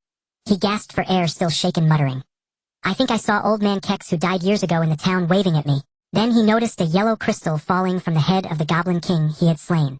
He picked it up and asked curiously, "Teacher Wei Weian, what is this?" I forgot to tell you. This is a blood magic crystal. Magical beasts of a certain level produce blood magic crystals, the crystallization of their power. They are even more valuable than gold coins. They are also the primary currency for mages.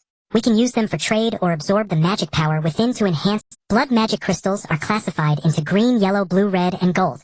Only 5th-tier magical beasts and above produce them. I didn't expect this Goblin King to have reached the 6th tier.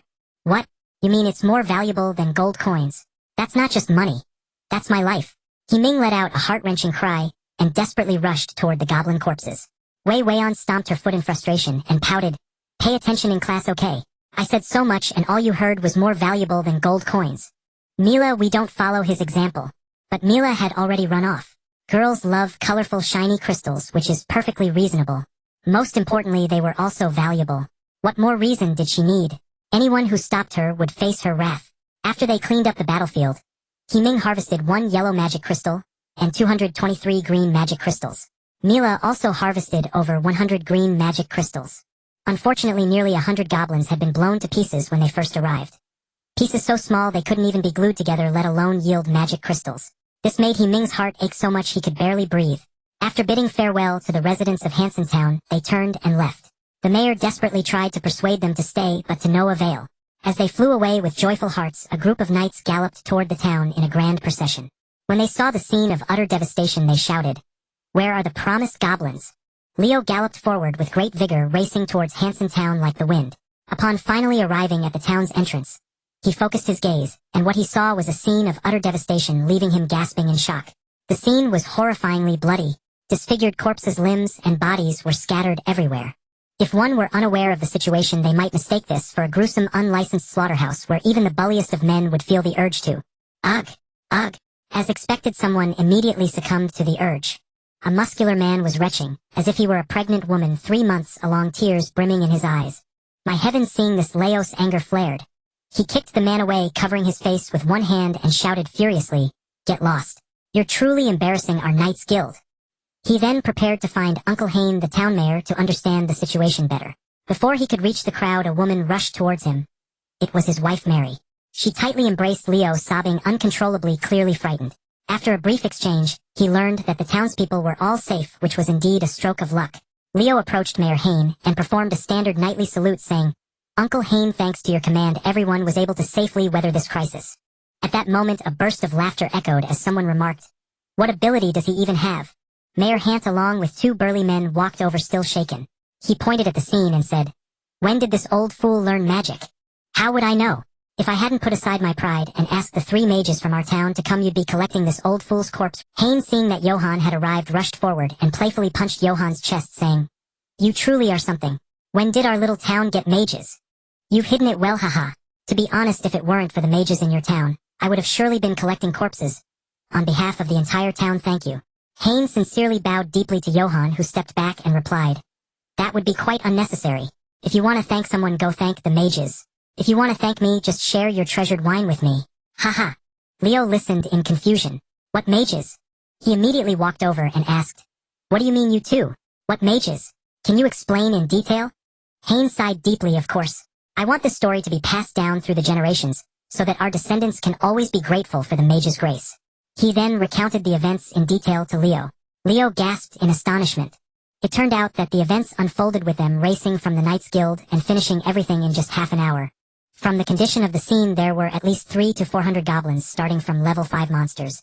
Although they weren't particularly strong, they were notoriously tough and resilient, requiring considerable effort to kill even one. Judging by the scene, many of the goblins had been beaten to death, implying that there were melee warriors present and their strength was likely above. With a face full of confusion, he asked Uncle Hain, "Uncle Hain, I see that many were beaten to death. There must be melee warriors here." Hain raised an eyebrow, recalling that little killing god, and replied, "Oh, you must be talking about that little killing god. He was the one who killed the most. He occasionally unleashed magical attacks or threw punches and kicks, and he could even summon a mysterious dark armor requiring no weapon, as the sword would strike on its own." Upon saying this, he couldn't help but shiver. Leo exclaimed in shock, "Magic and martial arts combined? Is it really a combination of magic and martial arts? And he's just a young boy."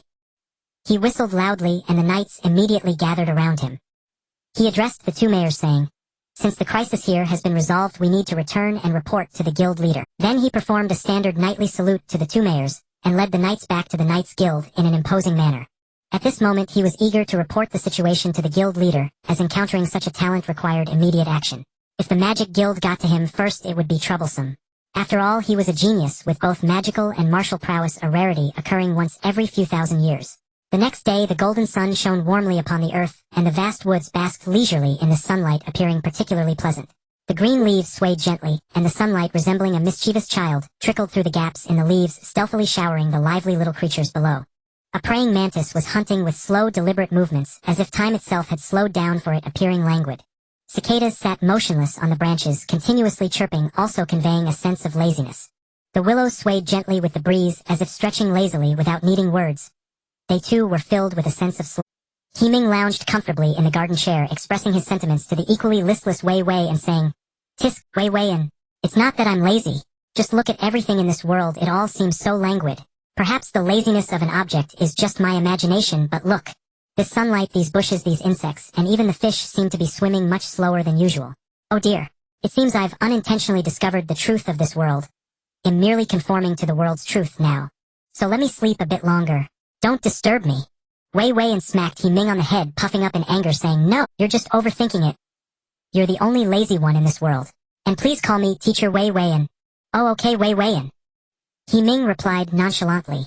This infuriated Wei Wei, and making her stomp her feet, causing her gentle white bosom to tremble. At that moment Mira rushed over, hugging Dodo tightly and screaming in surprise. "Well, I counted my magic crystals all night last night, and I clearly placed them properly, but this morning I can't find them. Ah, those are my hard-earned money." Wei Weian glanced at Dodo, who buried his little head in Mira's arms, trembling. Ming immediately understood the situation, realizing the reason behind it, as Dodo was noticeably bulkier than yesterday. Magical beasts have no resistance to blood magic crystals aside from their daily food. Just imagine if they could level up by eating blood magic crystals, how desirable that would be. Ming thought to himself. He gently patted Mira's head and said, "Ahem, Mira, is it possible that your blood magic crystals have gone to another place? And this could actually be a good thing. Look at Dodo. Hasn't he become much stronger and grown a lot? No, it can't be. Our Dodo is a very honest dragon. He wouldn't steal my blood magic crystals. Brother Ming, I'm so poor right now, what should I do?" After saying this, Mira suddenly grabbed Ming's clothes tightly. Ming took a deep breath, forcing a smile, and said in a trembling voice, "Ahem, well, dear little Mira, please let go. I'm a little scared with you holding on like this." "Oh, stop it, brother Ming. You've never been in the kitchen to cook, or don't use that to fool a child. Mira's lips curled into a sly smile. Is Mira really that foolish? After all, Dodo, who was as small as a kitten yesterday, had now grown to nearly the size of... She's neither a fool nor blind. With a little thought she could guess the reason behind it. Furthermore, upon closer inspection, Dodo clearly looked like he had been beaten. Oh, what a pitiful sight. Let go! Ming shouted. I won't let go. You give me 100 magic crystals first. Mira said with a cute expression. Why don't you go and rob someone? Mira displayed her cute expression again, smiling and saying, yes, in the process, hee hee. Hey, that's too much, 50 at most. Oh, otherwise try looking for someone else. I'm just a landlord with no surplus. Okay, deal. Quick, hand it over. Ha! Ah! With a scream, Ming finally realized he had been tricked. However, a word once spoken is like water spilled. He could only tearfully count out 50 magic crystals for Mira. With each crystal he placed down, his heart felt like it was being pricked by needles, the pain almost taking his breath away. Just then a crisp knocking sound came at the door, and a voice from outside said, Is anyone home? From the Knights Guild. I apologize for the intrusion. Upon hearing this, Mira happily bounced to the door. A sturdy, nearly 2-meter tall, middle-aged man appeared before them. He was clad in heavy armor, clearly high quality at first glance. The man performed a standard knightly salute and said, Good day, everyone. I am Zorn, the president of the Knights Guild Golf Branch, recommended by Mayor Johann. If I have overstepped, I ask for your understanding. Wei and quickly stood up and performed a standard noble salute towards Zorn, saying, Lord Zorn, there's no need for formality. Please take a seat. I am Wei and an 8th tier mage, and my master is Gandalf. She proudly puffed out her ample chest and continued. This is Ming, currently a 5th tier mage. This is Mira, currently a 3rd tier mage. Mira also bowed to Zorn. Oh my, this is the disciple of Gandalfu, the continent's foremost archmage. How remiss of me. Zuen's face brimmed with astonishment. He never imagined such a surprise could be found in this marginal town. One must understand a settlement with a mage in residence brings great reassurance. Especially when that mage is an 8th rank practitioner, and more so when he willingly remains here. Think of the money and resources spared. Just like Hansen Town, without a mage nearby to lend aid, the situation would be dreadful to imagine. Do not overestimate the combat prowess of farmers armed with tools. Being able to hold out until a mage arrives is something to be proud of. Everyone specializes in their own craft. Zuen watched Ming and mused inwardly, this lad hardly looks like a fighter. Dual cultivation of magic and martial. With those skinny arms and legs, what kind of strength could he possess? A light pinch and head probably howl for some time. Liao as well, he believes even the farmer's tales, and good grief, I actually believed his nonsense. It has been far too long since I taught Li. This must be Ming, right? I heard you shone last night. Truly admirable. Zuen said, his words strained with insincerity. Yes. Ming is the best. Last night he kept taking my kills. Mila cried out excitedly. As a 3rd rank novice, what harm could she do to goblins? Yesterday Wei Weian watched her the entire time, or otherwise, Ming would not have had the chance to shine. Ming coughed, waved his hands, and said, keep it low-key. Just a normal performance, no need to make a fuss. Zuen nearly spat water, scolding inwardly, good grief, I give you a graceful exit, and you climb higher instead. Have some shame. Another voice chimed. So confident. How I adore confident youths. Shall we spar? Don't worry, I only just recently reached the 9th rank. Zuen deliberately emphasized the 9th rank, hoping the youth would yield. Yet he also wished to test the boy's mettle. Conflicted, he lingered. Wei Weian rose with delight and said, really? It would be Ming's honor. She turned to Ming, you must seize this chance, as opportunities to spar with a 9th rank elder are scarce, and will greatly aid your future advancement. I used to spar with my teacher all the time, which is why I advanced so quickly. What rank is your teacher at? Ming asked with curiosity. Saint rank. Wei Weian straightened her proud chest. Ming inhaled sharply. This revelation overturned his worldview. He had never imagined a saint rank could exist. Very well then, I entrust myself to you. My studies have been varied. Please instruct me. Ming offered a solemn clasped fist salute to Zuen. Zuen observed his demeanor and could not help but regard him with fresh interest. The kid showed promise. Excellent, they exclaimed. The group moved to the riverside, the very same spot. The place was open and rarely visited, ideal for commotion. An excellent spot for burying enemies. Pardon me, an excellent training ground. Even if it were accidentally destroyed, no one would come to inquire. The two took their positions, tension thickened and silence fell. Ming emptied his mind, calibrated his power, and intended to probe his limits. Zuen did not urge him on. Suddenly Ming raised his head, his eyes gleaming faintly red, and addressed Zuen, I will begin, please give your guidance. Then he quietly intoned, Golden Earth unite, Shen stone armor awaken. A dark metallic mudstone surged like a gale, and wrapped Ming, forming a hard suit of armor. Ming's body rose into the air, vivid flames igniting behind him. With a crash he lunged at Zuen, tracing a graceful arc through the sky. In the blink of an eye, he arrived before Xuan and executed a nimble front flip whip kick. His leg transformed into a blade and struck fiercely at Xuan's visage. Xuan beamed with pleasure. The youth matched his taste. At his stage, encountering promising seedlings made him eager to cultivate them. He murmured good timing. He did not dodge. He intended to catch the blade with 2 fingers, but upon closer view the edge rotated like a saw.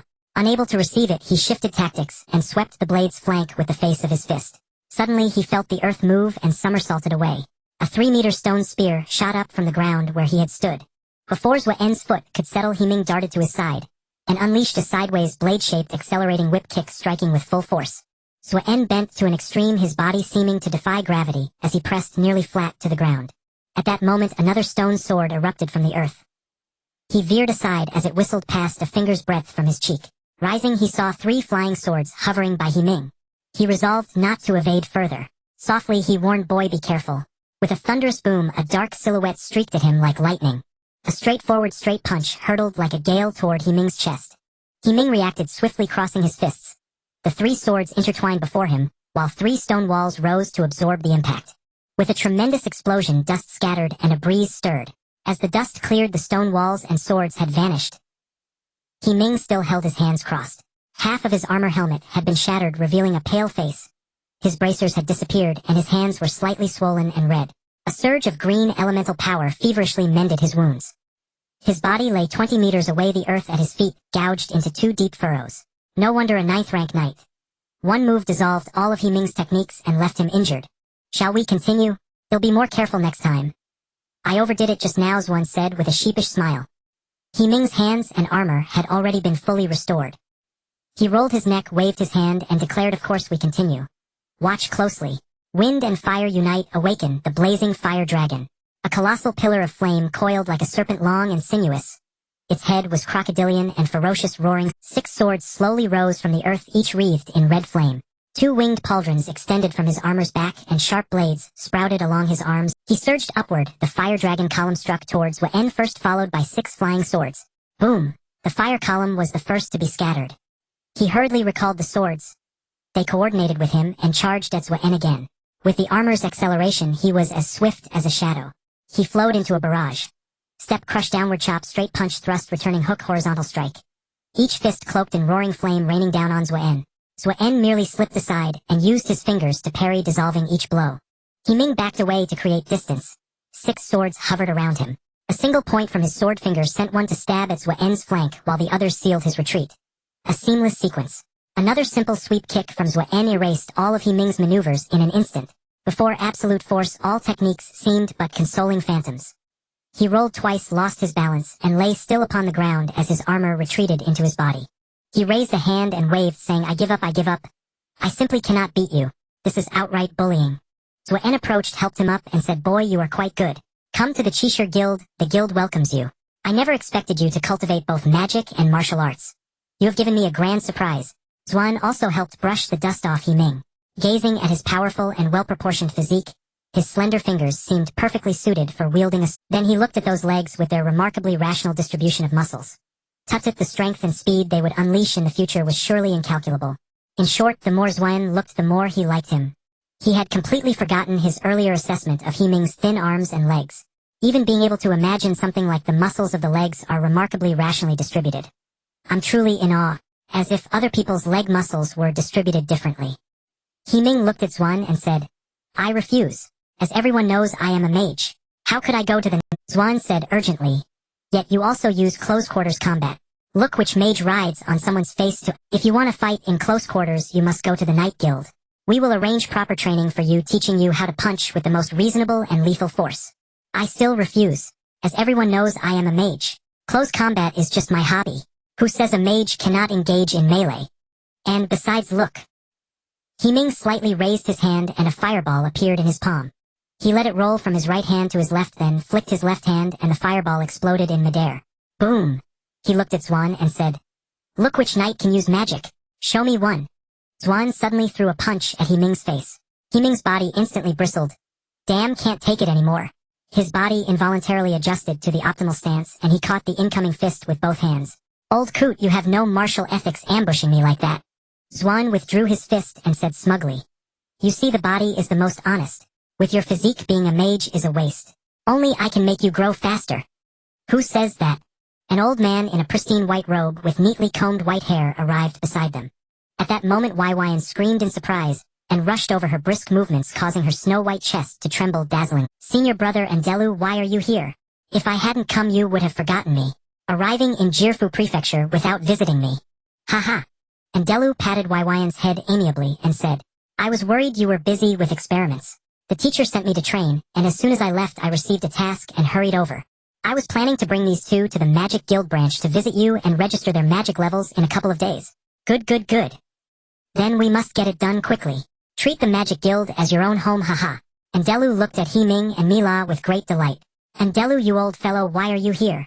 Zwan said to Andelu while pulling Ming behind him as if to hide him. Hey, old coot, let go of him. This is my junior nephew. You can't afford to break him. Andelu pulled Ming over and said gleefully, what a fine seedling. He had witnessed the entire battle. Ming's ingenious moves had brightened his eyes. This was a rare Ancient Millennium talent for both magic and martial arts. Brother Andelu, the teacher said, Ming is special, and asked me to act as his temporary teacher. Actually, he is not really my disciple. I haven't taught him anything. He figured it all out himself. A look of embarrassment crossed Waiwayan's face, and she said softly, oh, why speak the truth so bluntly? Let's talk about it when we get back, silly girl. I heard that. Cough, no, you didn't hear anything. This is just some family trifle. As an unrelated person, you should go back first. His tone was firm, brooking no dissent. You, what are you saying, old thing? Itchy skin, huh? Missing my fists. Your wish is granted. In fact, in the early years Zwan and Andelu were teammates in the same squad of the Brave Alliance. One played the role of a sturdy frontline tank, solid and reliable. The other was a powerful mage output. They had been close comrades who had faced countless life and death trials together. They bickered their whole lives and competed for everything. Whenever they saw a promising seedling, they couldn't help but vie for it. If they succeeded in claiming it, the sense of achievement, tut, was even more exhilarating than slaying a dragon. Ming thought anxiously, oh dear. No. The two seniors must not start a fight in this small town. One slight move and our home would be gone. This is no joke.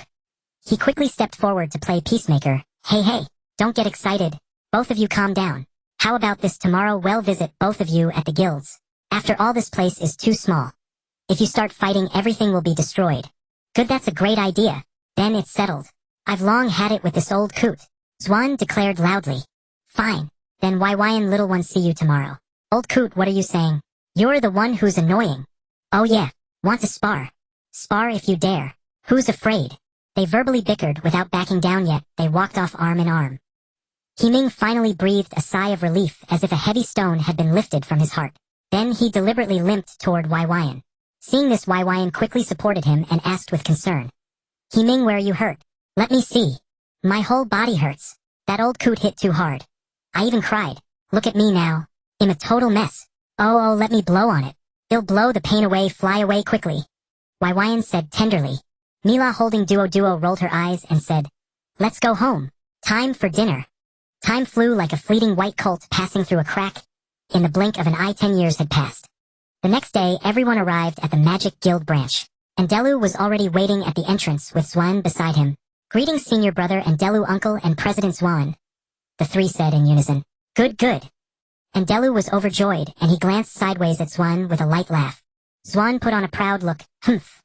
The Magic Guild was quite grand, divided into an outer hall and an inner hall. Entering the outer hall, the first thing that caught the eye was a massive stone tablet engraved with name after name, each representing a life given. These were heroes. 20 years ago, the wild beasts in the desolate lands rioted. As the prefecture closest to the desolate lands, Jirfu became the front line of defense. Countless mages who could have stayed in their labs, safely conducting experiments, put down their pens, left their labs, and surged forward, sacrificing their lives to drive the beasts back to the depths of the desolate lands, securing the peace we have today. Past the stone tablet on the left were shops selling various magical wands imbued with elemental powers, and next to them were shops selling magical crystal balls. On the right were shops selling miscellaneous semi-finished magical materials, and next to them was a shop selling magical potion. The largest shop in the hall at the front dealt in various magical armors, robes, bracelets, necklaces, rings, and similar equipment. The robes could even be custom-made. The layout of the inner hall was much simpler. A spacious chamber expanded with spatial magic to accommodate more people. On the left was the task board for corresponding stages. On the right was the ranking board for completed tasks and newly advanced mages. In the center was a large counter used for testing magical talent aptitude and registering magic levels. Mila, test first. Just like the first time you tested your aptitude, place your hand on the crystal, focus your mind and meditate. Waiwayan said to Mila. Okay, teacher Waiwayan. She extended her small hand and gently placed it on the crystal ball. Instantly the crystal ball emitted a blue light, which slowly brightened until it illuminated the entire inner hall. The mage's handling business there could not help but exclaim, wow, a water spirit body. This is the legendary water spirit body. Congratulations, little girl. Congratulations, President Andelu. Haha, you're too kind, too kind. Andelu struggled to suppress his surging joy. He had never expected the girl to be a water spirit body. Indeed, joy makes one feel refreshed. How wonderful. He patted Mila's head happily. Mila was also overjoyed and the dimples at the corners of her mouth deepened. Next it was Ming's turn. He placed his hand on the crystal, and it instantly radiated a myriad of colors. At that moment, though nothing physically changed in the inner hall, the assembled mages felt as if the entire hall had suddenly darkened. Their hearts became strangely uneasy, as if they had lost something precious, their minds unsettled. Those with weaker willpower could not bear it and had to run out of the hall to relieve the oppressive feeling of loss. Finally, the crystal ball could not withstand it any longer. It emitted a shrill squeak, then shattered into powder. The mages in the hall cried out in shock. Andelu forcibly suppressed his inner astonishment, and with an unchanged expression announced to the mages, due to a malfunction in the magic circuit of the crystal ball, this phenomenon occurred. Please do not speculate wildly or spread rumors outside. We must not spread rumors, believe rumors, create rumors, or play with rumors. As for the magic level registration, we will test another day. With that, he led Waiwayan and the others out of the magic guild branch and hurried to his residence. Many people arrived at Andrew's residence. Though it was called a residence, it was merely a slightly larger laboratory. They stepped into a meeting hall, a place capable of shielding and interfering with magic, as well as preventing eavesdropping on remote spells. Where there is justice, there are also accompanying forces of evil. Those corrupted by obsession or controlled by dark sorcerers eventually gathered together to form an organization grandly named the Dark Magic Association. Calling it an organization is somewhat of an exaggeration. It is nothing more than a venue to facilitate their gatherings. Yet it is said that some among them have already made contact with the King of Hell, Satan. As long as they can complete the tasks assigned by Satan, they will gain the opportunity to elevate their magical abilities. Andrew trembled as he drank a glass of water, slowly calming his shocked heart. He never expected that this kid, Ming, could be so formidable. What was once surprise had now turned into fear. That was the saint body, a super genius rarely seen in thousands of years. No wonder the teacher forbade the girl from taking Ming as a disciple. Firstly, this simple girl truly cannot teach him anything. To put it bluntly, Ming has already deviated from the normal magical curriculum. Why is that? Just look, is there any mage whose 5 elemental magic talents can all be maxed out, and who can teach both fire and water magic at the same time? How could this girl possibly wield 5 elemental magics? Moreover, the 5 elements interact in a way that can either support or counter one another. If any element becomes a weak link, it will result in fatal damage, relying solely on personal perception. Secondly, the waters are far too deep. It is said that the madmen of the Dark Magic Association are always seeking suitable vessels to allow their master from hell to descend into the world. That would undoubtedly be a calamity for this world. If it truly occurs, we may have to seek help from the mysterious strong being. I have heard they possess the ability to slay gods. I wonder if it is just a boast. However, Ming has an Eastern appearance, and those strong beings should not turn a blind eye to their fellow countrymen facing danger. He cleared his throat and said ahem. Wei Weian, who else knows about Ming being the saint body? Well, just the teacher, Sister Ailey, and everyone present. Wei Weian replied. That's good. This matter must be kept secret. It is all for Ming's safety, because currently some evil forces are always searching for exceptionally gifted children. Explaining too much may not be understood by you. You just need to keep it. I will go later to erase the memories of the mages in the inner hall. Then he handed a box to Ming and said, take this. I had a hard time getting this from the teacher. Borrowed it. Do not reveal your 5 elemental magic abilities outside. And if you must fight, use this mask. It can shield your personal aura, preventing any strong being below the 9th tier from seeing through it. Okay, thank you, Uncle Andrew. Ming cheerfully said as he accepted the mask. Don't mention it. I can't bear such gratitude. With your talent, it won't be long before you surpass me. I only hope you can promise me one thing: if disasters befall this world, please lend a helping hand. Then he straightened up and continued to the outside world. You can claim to be my disciple. With my current energy, I can still exert some influence over many of the Ultimers. Well then, it is getting late. A hurry to the Knights Guild. Look, your Uncle Zorn is already waiting anxiously. As for me, I still need to handle the follow-up matters. Zorn sarcastically teased him, saying, now you are willing to let Ming be my disciple. We have a bond that is as strong as life and death. What is mine is yours. Being so clear-cut is not charming at all. Ming quickly called Uncle Zorn. Uncle Zorn, hello. Ming greeted obediently. As someone who could reach the 9th tier with physical strength, he was most lacking in courage and most fond of trouble. Lately he was quite troubled as to why his enemies were becoming increasingly easier to defeat. It was precisely for this reason that he sought out gifted young people to cultivate, thus diverting his desire to fight. After all, with more power in this world, there will be fewer tragedies. Soon everyone arrived at the Knights Guild. As always, upon entering the main gate there is a stone tablet which has become a rule of this continent. This is also the highest tribute to the heroes. Their contributions should not be forgotten in silence. After passing the stone tablet, there is a vast open space. On the left is the martial arts arena, a platform for knights to engage in friendly combat. If someone is displeased with another, they can step onto the arena to spar. If there is a conflict with someone, they can also step onto the arena to spar. During competitions, they must also spar on the arena. In general, these bold and rugged individuals must keep their hearts pure. Any grievances or entanglements should be resolved on the spot. If not, they will spar in the arena. Regardless of the outcome, once things are settled, everyone remains good brothers. In battle, you can safely entrust your back. On the right side is the shooting range. You can either pay or use points. Points are rewards earned from completing tasks, and can also be exchanged for gold coins to request the elves to teach you archery skills. Of course, you can also rent the place to train alone or in teams. Moving forward, on the left is the weapon and armor repair workshop, where masters from the dwarven race have been specially invited to oversee. It is indeed quite impressive. On the right side is the shop selling weapons, armor, and various types of protective gear. Further ahead is the official office hall of the Knights Guild. Here on the left is a large bar where orc bunny girls bustle about. On the right side is the location for personal qualification assessments and martial power evaluations. The large bar in the middle is where task postings and completion rankings are located. At the back of the hall is a vast grassy area where horse training usually takes place, and the stables are set up there. Additionally, there is a designated emergency exit, so that in urgent tasks one can directly mount their horse and leave for the task. After Zorn guided them through the guild, he pointed to the physical assessment hall, and said to Ming, "That is the physical assessment hall. Would you like to test your skills? By the way, let's assess your martial power stage." Can I refuse? Now that I'm here, I definitely have to measure it. Although I am a mage, I am also curious about my martial power level. Ming said with a helpless expression. "No, first and foremost, you are a warrior. You just happen to know a bit of magic. We must distinguish the main from..." Zorn said seriously. Yes, you are right. Where should I start?" Looking at the numerous equipment, Ming was also confused. There were so many tools, and he had no idea what they were for. At that moment, Leo had just returned to the guild after completing a task. Upon learning that the mage who helped Hansen Town was at the guild, he felt greatly surprised, wondering how to thank the mages in person. He quickly approached and performed a standard knight salute to Wei Weian, and the others saying, "I am Knight Captain Leo. Thank you very much for your assistance to Hansen Town. If there is ever a need for my help, please let me know, and I will do my utmost."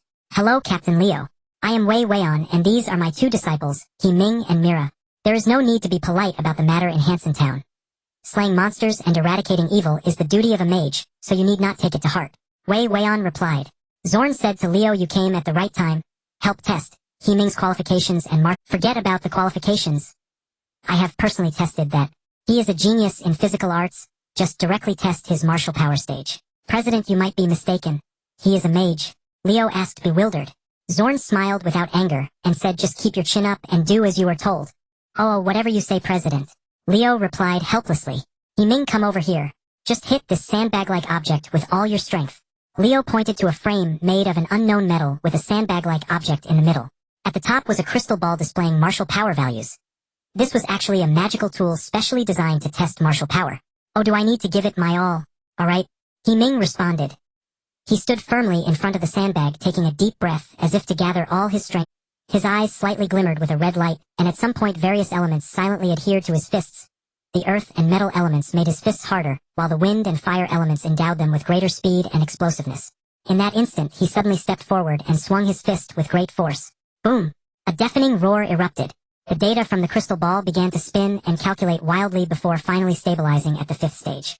Leo gasped in shock, his speech becoming disjointed. This is a mage. Did he walk into the wrong set? Which mage possesses such powerful physical strength? Has he reached the 5th tier?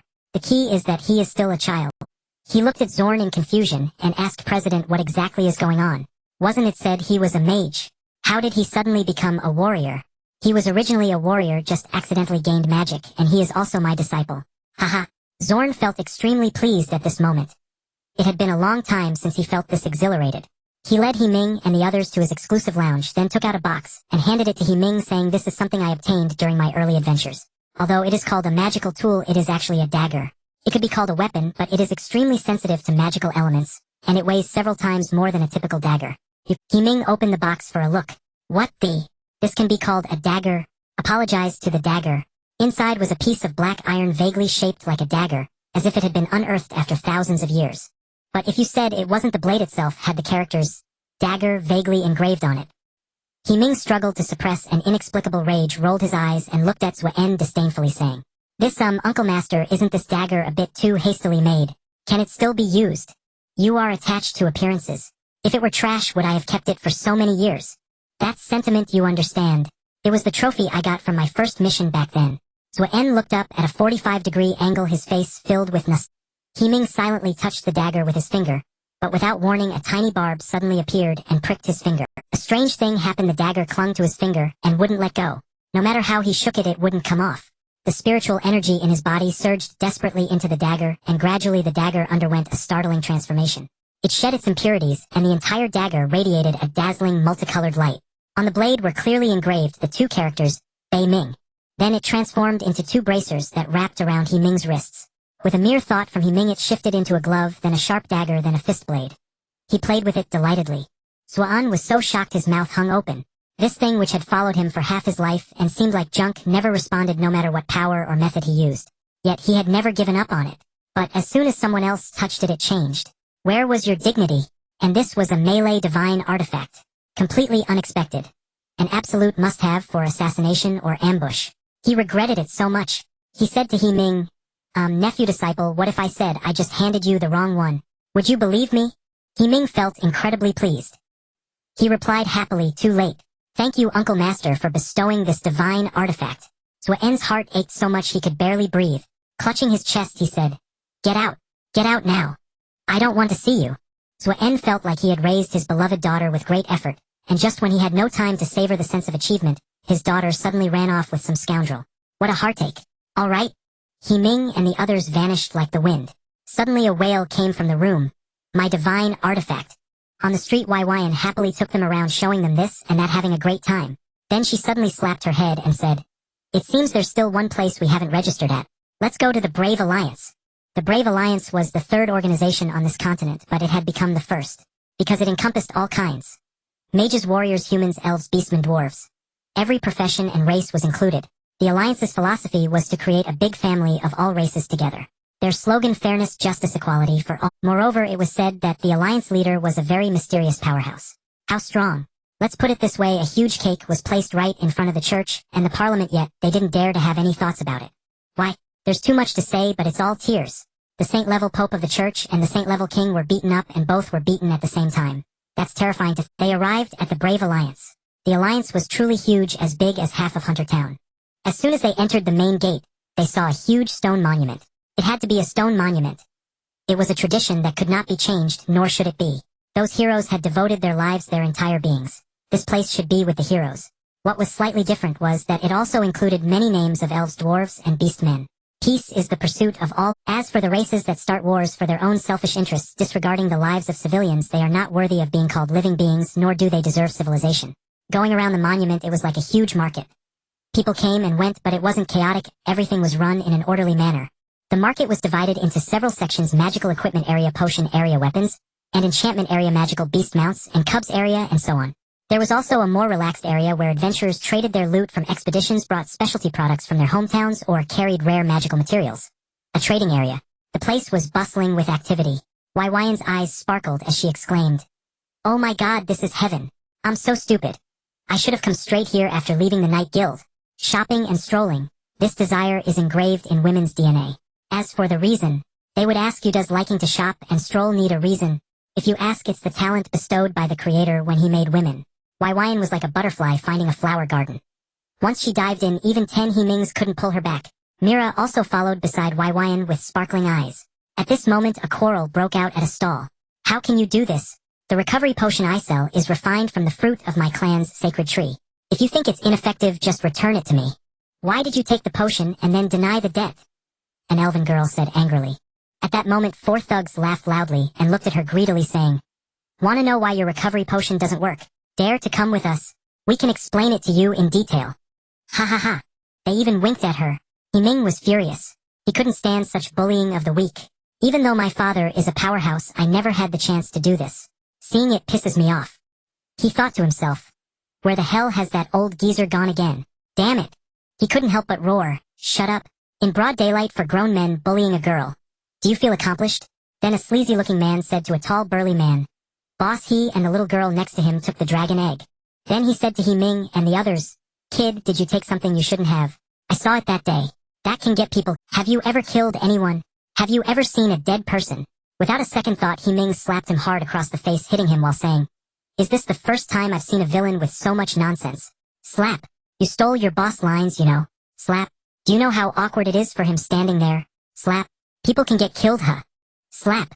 Killed people, huh? Slap. Seen dead people, huh? Slap. Brutal, huh? Slap. The sleazy man crouched on the ground, his whole face swollen, and said with a lisp, Big brother, stop hitting, I was wrong. Boss, save me. Then his boss approached, releasing his aura, as he walked, finally stopping at the third-level warrior. He said, Kid, you're quite arrogant. You took my stuff. And you hit my men. Hand over the thing. Kneel. Then he pointed at Waiwayan and said, And tell the beauty behind you to come keep me company. If I have fun, I'll consider whether to let you off or not. Ah ha ha ha. Waiwayan bristled with anger, and wanted to blast him with magic. Ming made a gesture to her, meaning to let him have the chance to show off. Then his aura surged to the 5th level. His eyes slightly reddened, and he looked at him menacingly. Oh, ho! He grinned ferociously. Are you going to silence me? While the boss was still stunned and about to beg for mercy. A black shadow flashed by. Ming grabbed their heads and slammed them hard into the ground. With a boom, a crater exploded in the ground. Inside the pit, he laughed excitedly, while brutally beating the 4 thugs. The group of girls were shocked and closed their eyes. So brutal. After finishing beating the thugs, Ming felt relieved and said to them, How do we settle this? The 4 men crouched on the ground, trembling and hugging each other, crying pitifully like girls. We're thugs. But you're a real bully. This is too cruel. After being beaten severely, do we still have to pay compensation? Yes, being a thug requires the awareness of a thug. Then they walked out of the brave alliance with only their underwear left and vacant eyes. Thank you for earlier. If you hadn't helped me, I wouldn't know what to do. Take these 2 potions as a thank you gift. My name is Molly. A clear voice rang in Ming's ears. He looked at the shy Molly and secretly gave a thumbs up. Elves really produce beauties. A cascade of light golden wavy hair fell over her shoulders, just covering the 4 pairs of dragonfly-like luminous wings on her back. Around her head was a leaf-shaped tiara that occasionally shimmered with a wave of deep blue light. A pair of small pointed playful ears clearly marked her race. Her clear azure eyes were like crystalline lakes, faithfully reflecting the purity within her heart. A low-cut light green battle armor, as if tailor-made, perfectly wrapped her fair high breasts, while revealing a deep, alluring, intricate elven runes and incantations were carefully carved on the armor, making it not only lightweight, but also endowed with powerful defensive capabilities. Below the armor, a section of her cute, slender waist was artfully revealed, and a small battle skirt perfectly showcased her long, snow-white legs, as captivating as a work of art. Her slender fair hands each wore a small golden bracelet. For this born archer, the secret of her bow might be hidden within those golden bracelets. Ming gazed at the slightly mischievous Molly, feeling as if a clear spring flowed through his heart, cleansing his soul. Moreover, even if they don't bother you, they'll definitely come looking for trouble with us. Perhaps this is a form of fate, haha. Let me introduce you, this is our teacher Wei Weian. Don't be fooled by her young age, she is an 8th-tier mage, and a direct disciple of the top powerhouse of this continent, Gandalf. Molly's face was filled with surprise, her mouth agape, as she hurriedly greeted Wei Weian. Hello, Master Wei Weian. Molly, don't call me that. Just call me Wei Weian. Ha ha ha. After introducing everyone, Ming continued, What are your plans next? Why not join us? We can form a team and venture into the wild. Really? That would be great. I feel like many of the humans are looking at me with scary eyes. I feel both safe and happy being with you. Molly finished speaking and happily spun around in the sky. Looking at the beautiful and adorable spirit creature before him, Ming felt his soul being cleansed once again. Wei Weian and the others also lost interest in lingering around and headed toward the Alliance Hall. Finally, they arrived at the Hero Alliance, a grand building of considerable size. The first floor was an extremely spacious bar. Here, a hero who cannot drink or boast is incomplete. Moreover, there are plenty of information exchanges happening here. Thus the bar was filled with bold heroes, some laughing heartily, while enjoying fine wine, while others sat in small groups in corners discussing various matters. Bunny girls and cat girls busily weaved through the crowd. The second floor was the Alliance's office hall. On the left was the information board where teams could be formed and tasks posted. On the right was the task board for accepting missions of corresponding levels and the leaderboard for completed tasks. In the middle, new registrations for heroes and team formation applications had to be completed. The third and fourth floors were spacious conference halls, specifically rented for larger teams or legions as their base. The flow of heroes coming and going was exceptionally large. After registering their information, they were preparing to return. Before they reached the entrance, they saw Zorn striding toward them with an arrogant swagger saying, "Oh, roar. Ming, are you here to register as a hero? Are you ready for an adventure?" They all replied in unison, "Greetings, President Zorn, Master Uncle." He smiled and responded to each of them. Upon seeing Ming's wrist guard, he couldn't help but feel annoyed, patting his shoulder and saying, "Kid, before you go on another adventure, remember to come to the guild. I need to properly teach you." Ming shivered, thinking to himself, "This old man wants to hit me. It's really not something to be taken lightly." He feigned a highly grateful expression and said to Zorn, "Absolutely. With the care of my elder, I feel empowered in life." At that moment, another voice came saying, "Ming, your wrist guard is quite nice." Andrew said with a smile, "Hello, senior brother Andrew, Master Uncle." Wei Weian and the others said in unison, "I owe it all to the generosity of Master Uncle Zorn, who bestowed his beloved artifact upon me." Yes. Old man Zorn is very serious about nurturing talented disciples," Andrew said, suppressing his laughter. Zorn snorted lightly and turned away. He was still unhappy. Feeling restless, he wanted to hit Ming. What should he do about it? Ming felt very puzzled by these two powerful Master Uncles. They were not the type of people to have free time. Why would they come to the Hero Alliance together? So he asked Master Uncles, "What brings you here?" "Oh, the Vice President of the Hero Alliance came to Gulf State inviting us to discuss some matters. Alas, this continent might not be very peaceful." At this moment, the heroes at the entrance all shouted in unison, "Welcome, Vice President." Ming looked toward the entrance where the heroes spontaneously formed two lines, leaving a passage from the door inside. At that moment, the sound of tap, tap, tap came from afar. Under the greeting of the heroes, a figure in sky-high black heels approached with ribbons wrapping around her calves. She wore a black short dress with an elongated right hem, a unique asymmetrical combination that was eye-catching and made her snow-white long legs even more enchanting. The top of the dress had a silk texture, showcasing the beautiful curve of her slim waist, while enhancing her elegant and powerful physique. The neckline of her outfit slanted toward her collarbone, as if it had been torn open, revealing half of her alluring cleavage and sexy. With long light blue hair tied in a high ponytail, her large eyes were filled with emotion yet serious, as if telling that she was a person with stories. A large long knife accentuated the strength contained in her slender hands. Ming was shocked. He had originally thought the vice president would be an elderly person like Gandalf, but it turned out to be a graceful and elegant beauty. She walked up to them and said, "Thank you, esteemed guests, for taking the time to come here. Diana is very grateful. It is indeed for a reason." Who is this handsome? Everyone knew that this Lady Diana was a complete Oriental fan. Anything related to the East would pique her strong interest. Especially when she saw a living Oriental youth like Ming. The impulse to pinch his cheek was something she struggled to suppress. Andrew quickly took over the conversation. "This is my junior sister, and her recently accepted disciple named Ming. This child has decent talent. Please don't laugh at him, Lady Diana, ha ha ha. Come Ming, Wei Weian, come over quickly. Let me introduce you to our esteemed Vice President of the Hero Alliance, Lady." "Greetings, Lady Diana." Lady Diana is truly as beautiful as a celestial being. The women gazed at her with shining eyes, expressing their admiration in unison. In this world, there are no so-called star idols. Those whom people admire and follow are all top-tier powerhouses. Lady Diana, as the pinnacle symbol of female strength, is not only beautiful but also mature and charming. As a result, she is always surrounded by a large group of loyal fans. She is undoubtedly the people's idol. Diana gently patted their heads, softly saying, "You are all very beautiful with outstanding talent. You will surely surpass me in the future, so keep it up." The women excitedly squealed with joy. However, Diana ultimately couldn't resist and reached out to pinch Ming's cheek, looking utterly enchanted. Internally, she crazily murmured, "Wow, this is a living one. I can't stop. What to do?" Ming mumbled incoherently, "Sister Diana, I feel like my face no longer belongs to me." Only then did Diana come back to her senses, and quickly let go of Ming, smilingly explaining, "I'm sorry. I got a bit carried away." After saying that, she continued to gaze intently at Ming, making him feel uneasy, prompting him to hurriedly hide behind Wei Weian.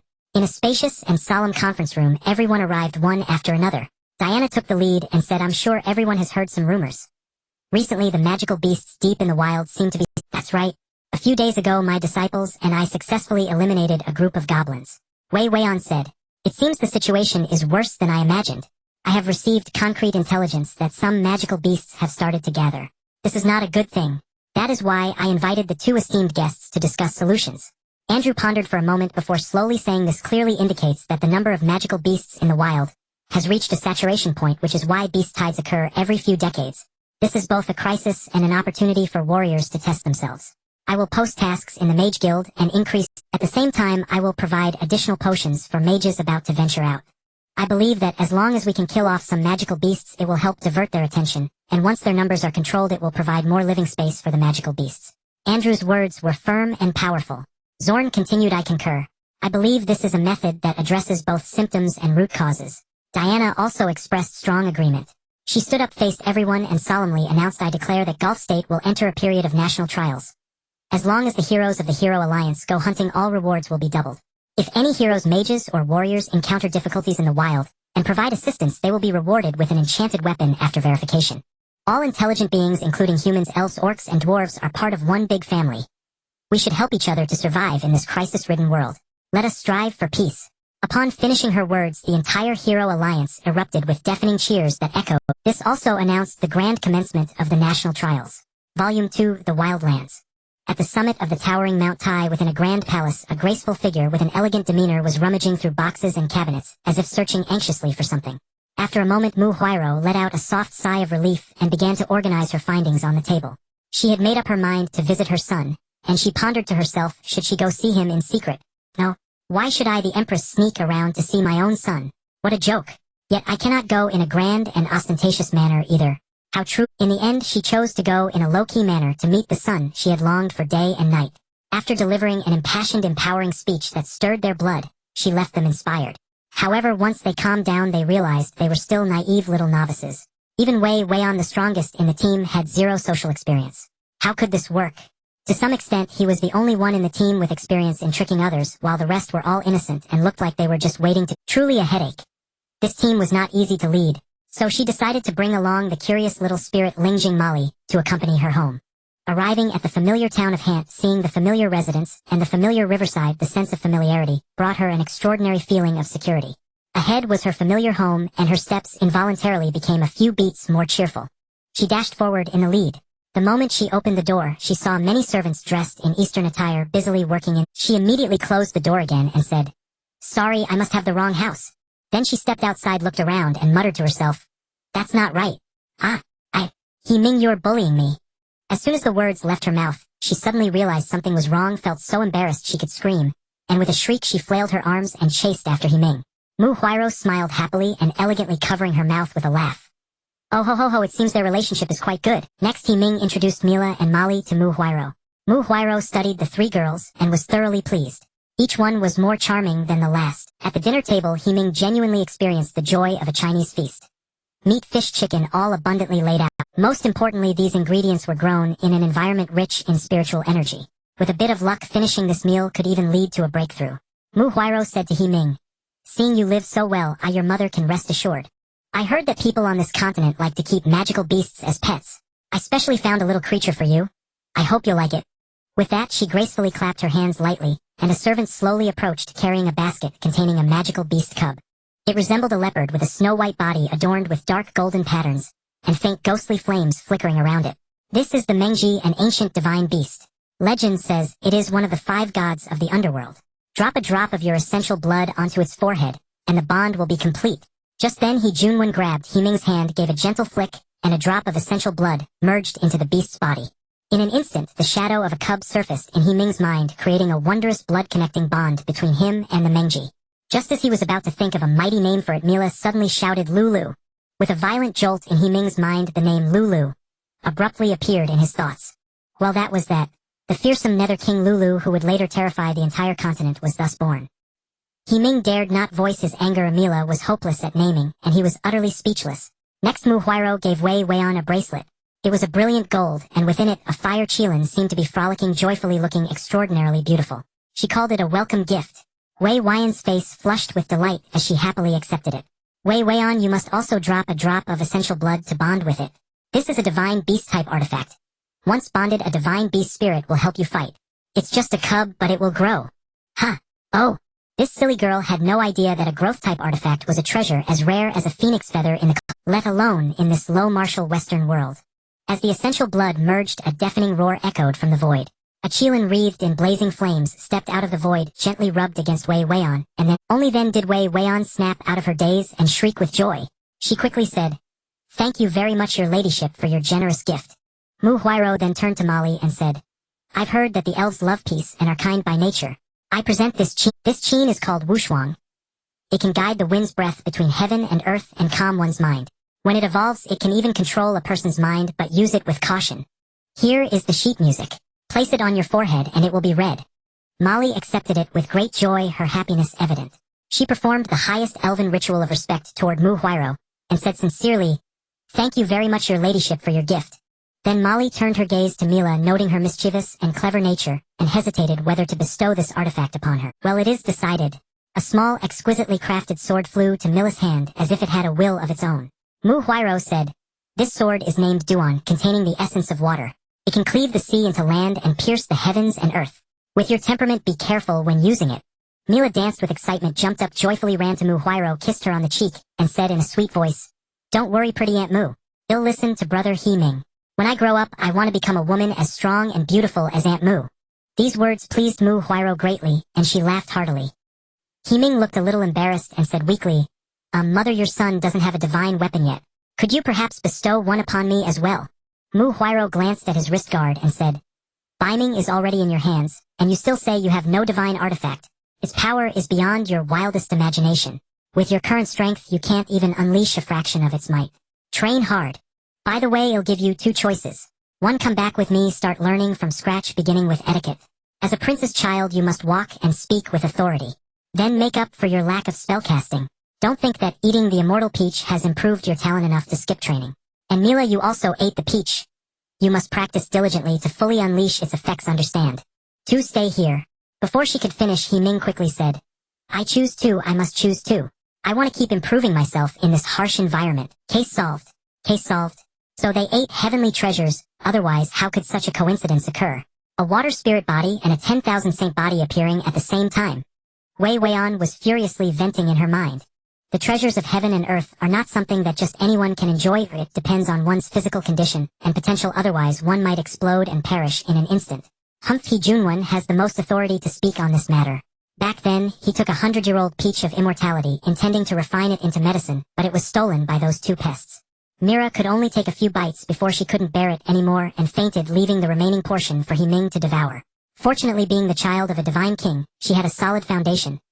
Tossing her onto the bed for a few days would suffice. But Mira was in a dire situation, already on the brink of explosion. There was no other choice. He Junwen had to guide the water elements of the world to repeatedly wash over her body in order to dilute that energy. It was precisely such a twist of fate that gave rise to Mira's water spirit body. As for the dual cultivation of magic and martial arts, He Junwen laughed.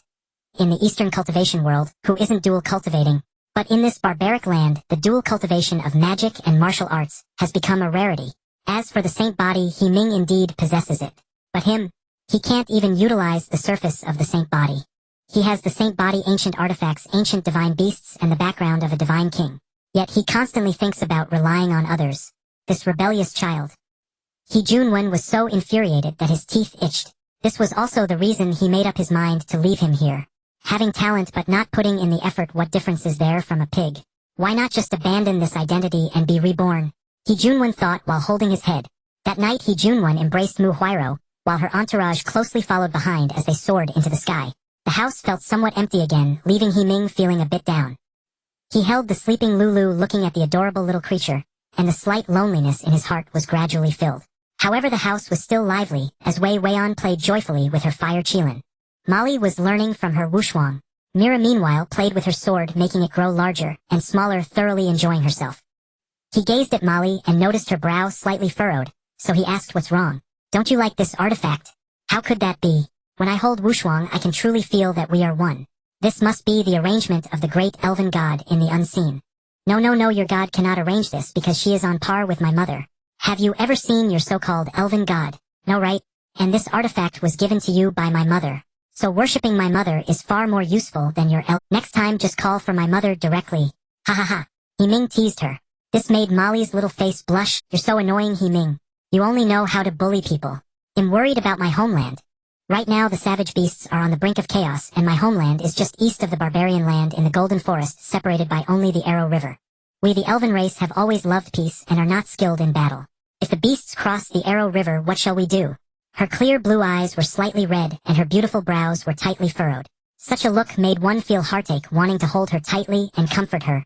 Ming gently said to her, "Don't worry. As you know, the human race has entered a state of national trial today. I believe the situation in the barbarian land will change soon. Let's rest well in the next few days, familiarize ourselves with your artifacts, and then we shall set off." The next morning it was time for Ming to indulge in bed once again. His fighting spirit often couldn't last overnight, dissipating entirely after a night. Lulu was joyfully bouncing on him while Mira was tugging at his neck, shaking him vigorously. Finally, he reluctantly got up, gazing at the long-lost morning. "I can't help but sigh, morning. Do you know how much willpower I need to face you?" Mira stood with her hands on her hips, glaring at him with puffed cheeks. Lulu walked in the air, happily chasing after Dodo, weaving back and forth in the sky. Under the gentle morning sunlight, Molly, like a lively elf, joyfully darted through the bushes. "Oh right, she is an elf, so there's no need to worry about such trivial details." Wei Weian quietly hid in a corner, mimicking the movements of her elderly exercise routine, claiming it was a secret technique taught by Gandalf, and advised her not to share it, so she believed it. Is this the team that is about to venture into the barbarian land? Ming suddenly felt he could sleep a bit longer. This team looked so pitiful that even pigs would shake their heads. How can I lead them? Sigh, he could only helplessly gaze at the sky. No, I must pull myself together. He slapped his face hard. Oh, there seems to be a military book in my father's room. Where did he put it? I think he used it to prop up the bed last time. Afterward, he hid in his room and read for most of the day. When he came out, he laughed wildly, saying, "I knew it, I'm a genius, ha! Everyone gather." He shouted loudly to the sky. However, suddenly a thump hit him on the head. "What are you shouting about? Everyone is meditating and practicing magic. What are you trying to do?" Wei Weian, who had been searching for Ming all day, was filled with anger. "Nothing. Aren't we supposed to form a team to head to the barbarian land? We can't go blindly like this. We must devise a plan and assemble properly. I've already thought of a method. Go gather everyone. I have something to say." After a while, Mira hugged Dodo and Molly had Lulu resting on her head. They were curious about what insights this lazy Ming could have. Once everyone was present, Ming said, "This trip to the barbarian land is extremely dangerous, so I spent the whole day in my room thinking and have formulated our battle strategy. As a team, everyone needs to fully utilize their strengths to maximize our combat effectiveness. First, Wei Weian, you are the main firepower output of the team. You'll be responsible for the mid-position, so you can respond to any disturbances from all directions. Mira, you need to practice your water defense formation well.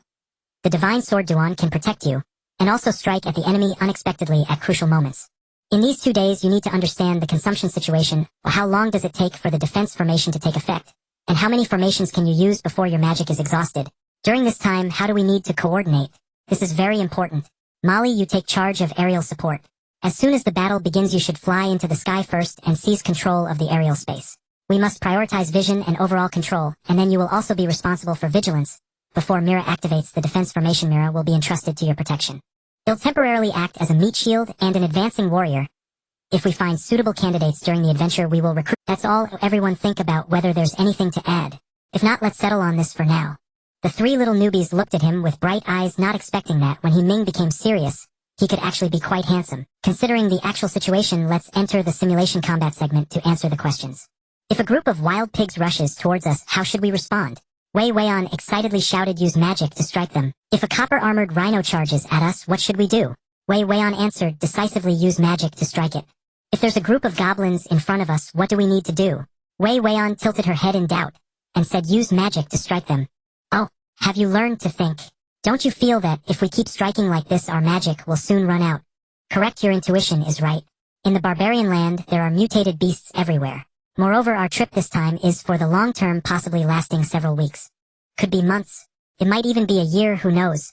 When you exhaust your magic power and can't replenish it in time, what awaits you is only death. So the correct approach is to cleverly utilize the terrain, harass them from a distance, lure them out one by one, and then take them down. If it doesn't succeed, run immediately, and then look for an opportunity to attack again. So under no circumstances should we easily use high-level magic. We must minimize our consumption. Everyone must firmly remember these few phrases. When confronting the enemy, we must achieve. The enemy advances, we retreat. The enemy stops, we harass. The enemy tires, we strike. The enemy retreats, we pursue. We are merely a 4-person team, not a battalion, so there's no need for a heated confrontation. What we need to do is to maximize our agility and flexibility. Just one word: survive is enough. In the coming days, each of us must hone our skills, especially to be aware of our magic consumption. Then let's have a simulated battle. We'll use a mode where you defend and I attack. There are only 3 days left before the heroes gather to leave the barbarian land. We need to seize this time to train our combat skills, and each of our formations. Battles are incredibly brutal and my back will be entrusted to you, and you can rest assured to leave your backs to me. I will defend it with my life. After hearing this, the girls were all extremely excited, and they had a new view of Ming. Ming quietly hid the military book in his arms, looking up at the sky with gratitude. In my heart, I silently said, Dad, thank you. Just rest assured, I will grow up quickly. On the peak of Mount Tai, Junwen let out a cry, achoo. He calculated with his fingers, angrily slamming the table, silently cursing this rebellious child actually dared to curse. You just wait, or in a few days I will settle accounts with you. By the riverbank, the sun shone brightly, warming everything while Wei Weian and the others were on high alert. For the first time, a loud noise suddenly came from the bushes. Molly immediately soared into the sky, maintaining a state of vigilance, and Wei Weian quickly launched a magic attack. But upon turning back, they discovered that Mira had been kidnapped and was nowhere to be found. This simulated battle ended in... For the second time, Mira angrily initiated the defense formation, but within seconds a scream rang out. Wei Weian had been dragged underground and disappeared. This time, the simulated battle once again ended in failure. For the third time, a water column surged from the water and exploded in the sky. Molly immediately soared into the sky, but before she could reach a high altitude, a sonic boom sounded, followed by a distant scream, as she was swept away by Ming in a princess carry. Without a doubt, this time ended in failure as well. Just like that, the day came to an end. The three girls were sulking and ignored Ming, while he diligently took notes on his little booklet. Upon closer inspection, it read Wei Weian 91, 64, 85, Molly 90, 63, 83. He even gave them a thumbs up. This made the two girls blush with embarrassment, and in an instant fireball spells, light arrows, fire dragon techniques, and even the little fire Qilin charged at him wildly. How swiftly time flies. In the blink of an eye, the brave assembly had arrived, and Ming and his companions had long been waiting. The brave alliance was now a sea of people. Vendors wandered everywhere, hawking their wares. Some shouted about magical equipment at rock-bottom prices, while others were clearing out their gear to seek fortune in the barbarian wasteland. The boss and his sister-in-law had already rushed to the barbarian wasteland, fearing they'd miss the magical beasts. Now the magic apprentices were selling off their equipment to pay off debts. At that moment, on the podium at the entrance of the brave alliance, a mage cast an amplification spell on a burly man. The burly man said, "Greetings, brave warriors. I believe you are all eagerly anticipating this trial and hunt in the barbarian wasteland. On behalf of the Alliance, I wish you a triumphant start. The Alliance has specially prepared a magical equipment item for each of you. Those registered in the Alliance and verified can claim a free spatial ring. Of course, when you return victorious, the ring must be returned, or you may deduct it with your accumulated points." The warriors, stirred with excitement, shouted in unison, "Long live the Alliance! Long live the Alliance!" At that moment, a faint creaking sound echoed from the space upon the podium. Then a spatial rift appeared from which extended a snow-white long leg wearing high heels, followed by the entire graceful figure slowly emerging before the assembled warriors. At that moment, she was breathtakingly beautiful. Ming sighed helplessly. He thought to himself, unexpectedly, this old codger is a germaphobe. Andrew then continued, "Cross the swamp, and you'll reach the final destination, the Iluo River. Do not provoke anything in the river, at least not at your current level. It is a deep-water behemoth with 8 enormous claws. How massive is it? Roughly the size of half a mountain. If you see it, turn around and flee immediately. That's about it. After crossing the river, head east. The little fairy Mo Li is familiar with the area, or her home is there." Having heard these words, the group gained a deeper understanding of the barbarian wasteland. At least they wouldn't recklessly blast everything with magic. As the deputy alliance leader said, even a lion uses its full strength when hunting a rabbit. Underestimation is never permissible. Farewell to Andrew. They visited Zuen, whose account matched Andrew's, as they had been in the same team back then. Then Zuen insisted on instructing Ming in martial arts, wanting to beat him up, but Ming firmly refused. Afterwards, they found an inn to rest and thoroughly absorbed the information. They prepared to set off at dawn the next day. The following morning, they embarked on their journey under the morning light. As Andrew had said, the periphery was unremarkable. They arrived too late and everything had been cleared out. Not even a mouse was encountered on the road. What a ruthless bunch. The group wandered aimlessly into the inner plains, and their steps gradually became cautious. At that moment, several spiny hedgehog pigs galloped past their sight. "They're of average size, suitable for a practice session," he called out. "Ladies, form a defensive formation. Mo Li, lure them over with your bow," Ming commanded. In truth, those magical beasts were of a very low level. A few fireballs would have sufficed. But he still followed the routine arrangement, treating it as a rehearsal. It would also help ease their tension. The operation proceeded smoothly. All 20 spiny hedgehog pigs were harvested. Seeing their joy, he felt deeply gratified. He had a strange feeling of being an old father. He mused that he needed to find a bronze-armored rhino for a real challenge. Then he said to them, "You stay in formation. He'll go lure some beasts over." With that he soared into the sky, a sonic boom echoing as he flew away. On the wasteland elements were sparse, but fortunately wind element was abundant. Ming soared freely in the deep blue sky, feeling utterly carefree. However, he did not forget his purpose. Copper-armored rhinos were not social animals, making them quite hard to find. He flew aimlessly through the air, passing a bloodthirsty mad bear, hunting a mist shadow elk. The bloodthirsty mad bear was enormous, standing about 4 meters tall. It was extremely bloodthirsty. As long as there was a trace of blood in the air, it would immediately detect and find you. But strangely, the mist shadow elk should not have appeared here, as it primarily lived in the deep forests. However, seeing the arrow in its leg, it was clear that this was the work of adventurers. It was a massive magical beast nearly 4 meters tall, including its antlers. It was a herbivorous magical beast rumored to be able to summon mist and hide itself like a He flew over the grassland and saw a lightning cheetah hidden in the grass hunting. Its target was a gale antelope, and it seemed quite confident in its speed. The gale antelope's hooves could harness the wind element. If it was not killed in one strike, once it ran it would be as swift as the wind and could even briefly ride the wind.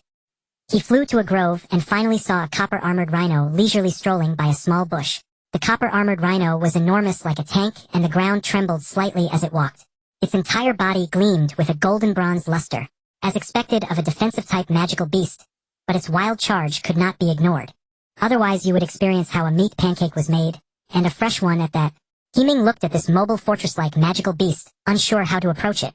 He thought to himself, maybe try a sliding tackle. The belly shouldn't be as thick as the hide, right?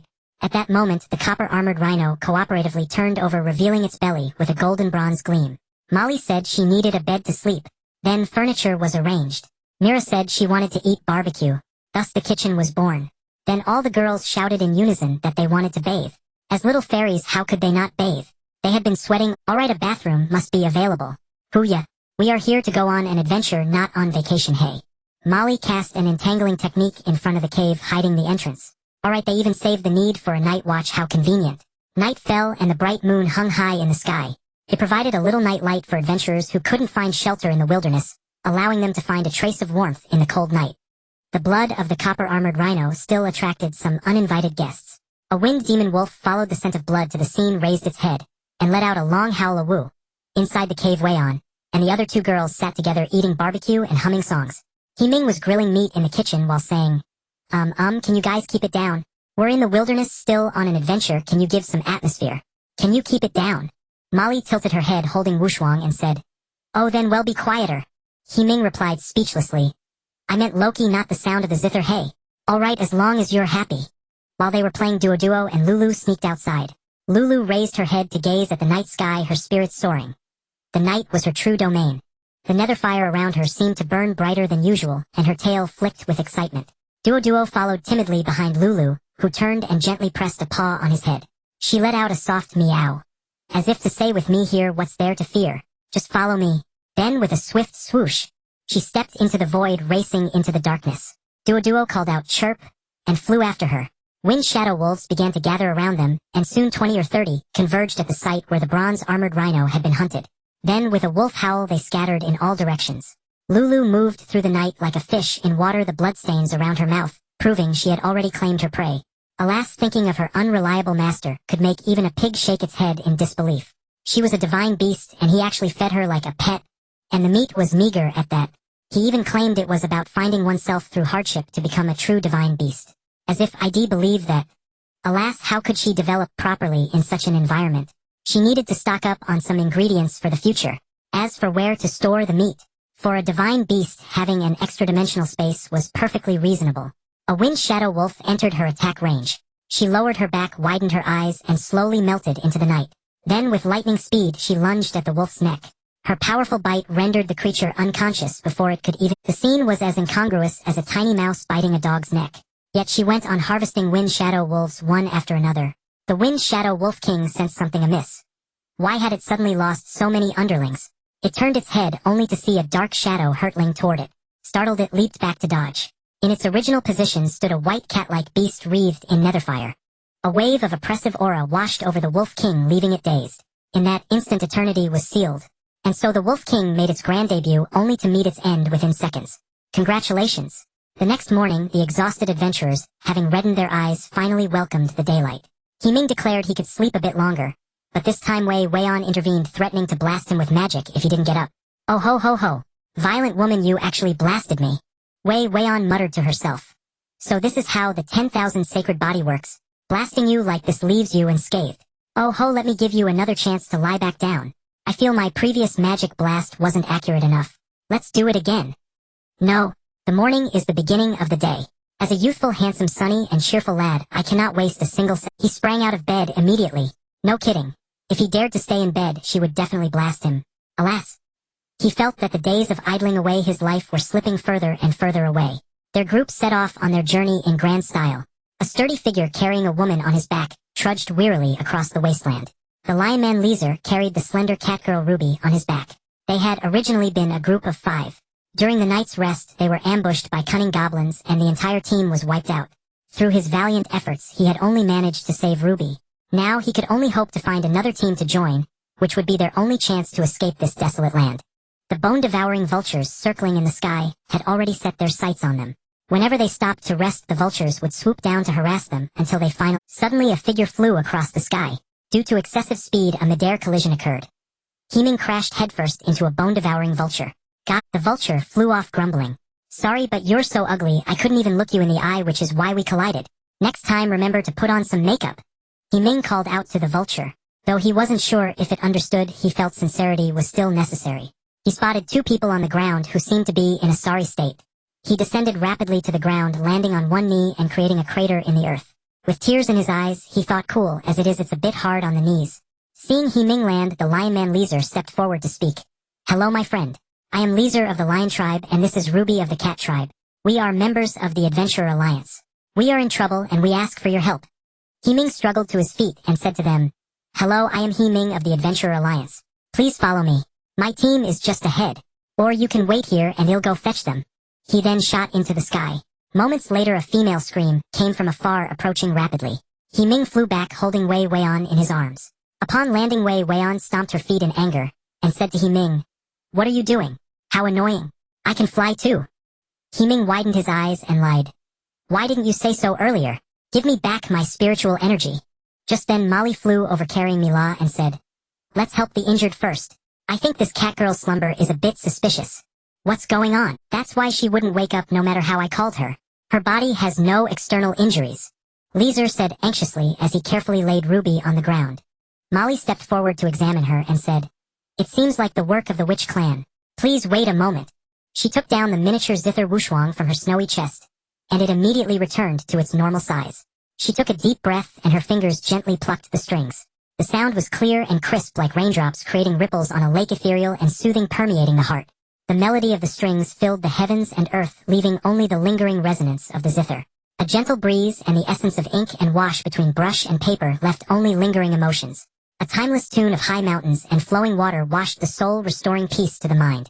Everyone closed their eyes, immersing themselves in this musical feast. As the music ended, Ruby slowly opened her eyes and sat up. She tilted her head as if recalling something, then her face filled with terror, beads of sweat forming as she let out a scream. How could there be a figure from the witch clan lurking behind those damned goblins? Leezer immediately stepped forward to comfort her. Ruby, it's all right. I'm glad you've woken up. You must have been cursed by the witch clan that night. Unfortunately, only the 2 of us remain from our team. Fortunately, we met Ming's team. This is Molly, the one who saved you. Ruby stood up and together with Leezer bowed to the group to express their gratitude for the rescue. Ruby was a hunting cat girl. She wore a tight black scale armor that wrapped her chest in an unusually full and round shape with a heart-shaped opening at the cleavage. Her body was as supple as if boneless and her chest swayed rhythmically as she walked. Simultaneously seductive, and a glossy black bob topped with a pair of adorable ears, large expressive eyes whose pupils changed with the environment. Her face had a hint of baby fat, and when she smiled 2 cute little fangs showed.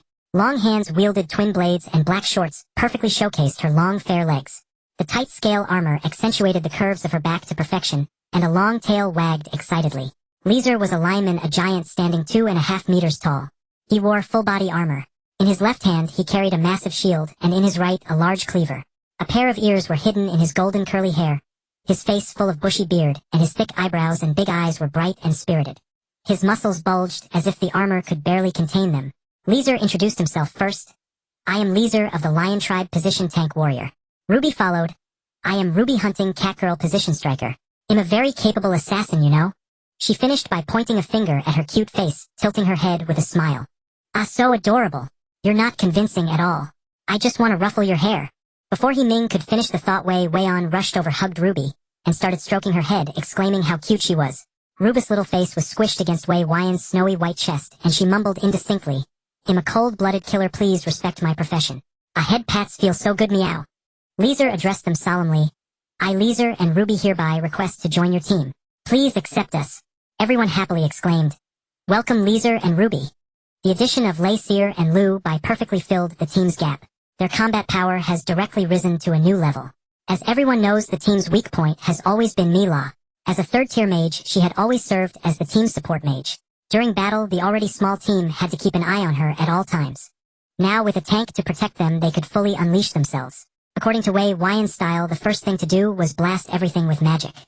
Ming could also charge into battle without worry, experiencing the romance of a man's fight fist to flesh. As the team marched past a thicket, they discovered a habitat of spiked wild boars, rumored to have extremely delicious meat. Ming and the others' eyes lit up, and they rushed forward like bandits encountering a wedding procession. Mila, worried that they might escape, cast a silver waterfall barrier to encircle the habitat. He stretched his hand into the air and clenched it tightly, and the small fireball in his hand exploded directly. Then he loudly declared, "Cunning goblins, you are surrounded. Surrender and face your death." Then he said to everyone, "Now listen to my command. Mila, use your defense formation to surround this place, and let no one escape. Lei Seer, I entrust Mila and Mo Li to your protection. Mo Li, provide aerial support, shoot at will. Also keep an eye out for any witch clan presence. Wei Weian, remember at the start, use magic to scatter their mass charge, and don't aim for the head, don't aim for the head, don't aim for the head. Important things must be said 3 times. Lu Bai, free hunt if your stamina runs low, retreat back. Mo Li has healing spells. And all the blood crystal stones today will be split equally."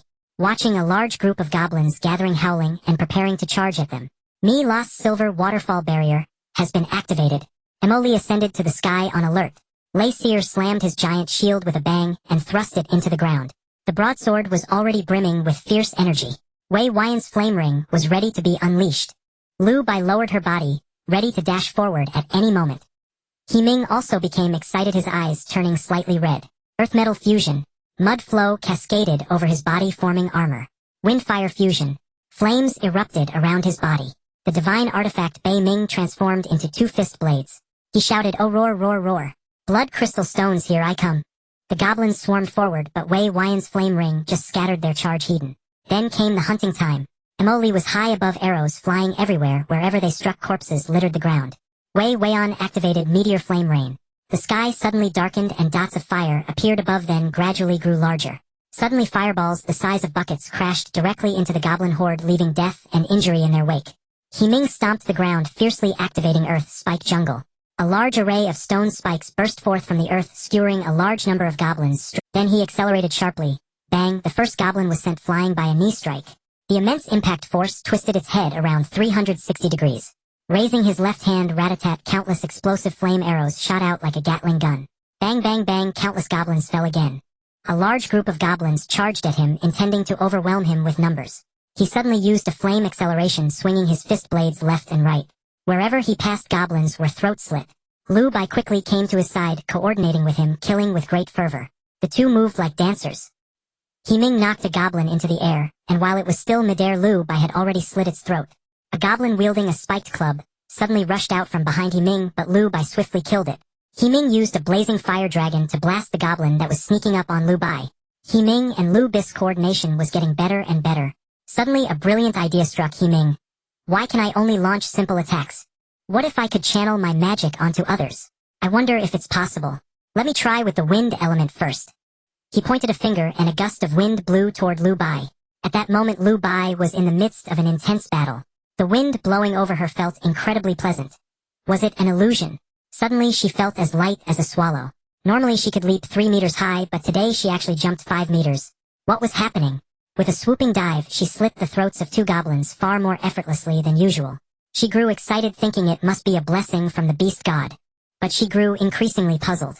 She turned and executed a roundhouse kick, which surprisingly carried a fiery effect, blasting the goblin away. Just then, a relatively sturdy goblin charged at her with a spiked club. Since she was not a strength-type fighter, she could only struggle to defend.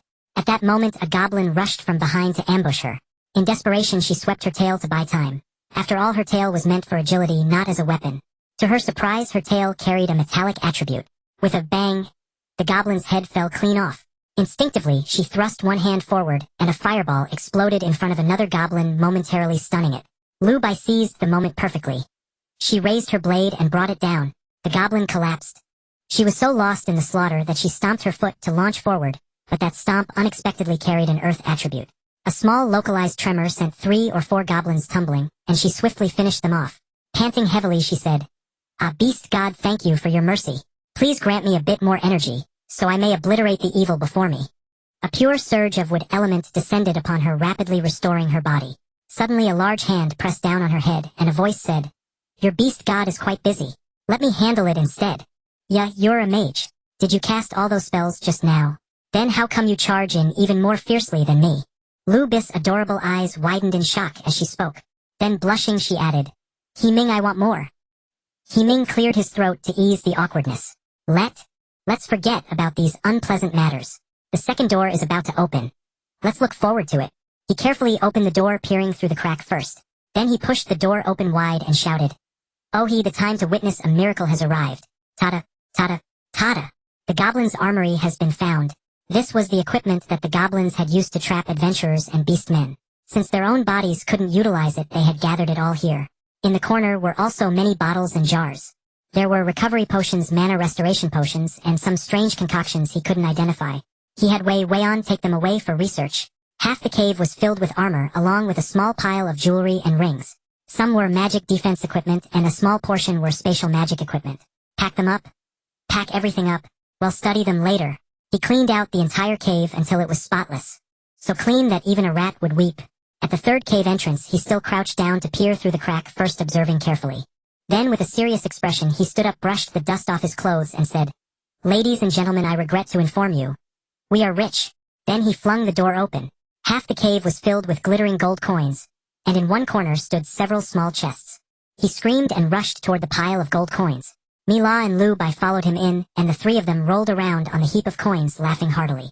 Wei Weian and Mo Li merely chuckled softly. They didn't really have a concept of money. Lei Seer, trembling all over, scooped up gold coins with both hands, lifted them high, and let the coins slowly trickle through his fingers, then burst into laughter. Curious Wei Weian and Mo Li opened the chests in the corner. As soon as they saw the contents, they hugged each other, jumping and screaming, "Yeah, we're really rich. So many blood crystal stones. All the chests are full of them." Hearing the scream, everyone was startled and rushed towards her direction. Looking at the 6 small boxes, they swallowed hard, and He Ming said, "Shall I open it?"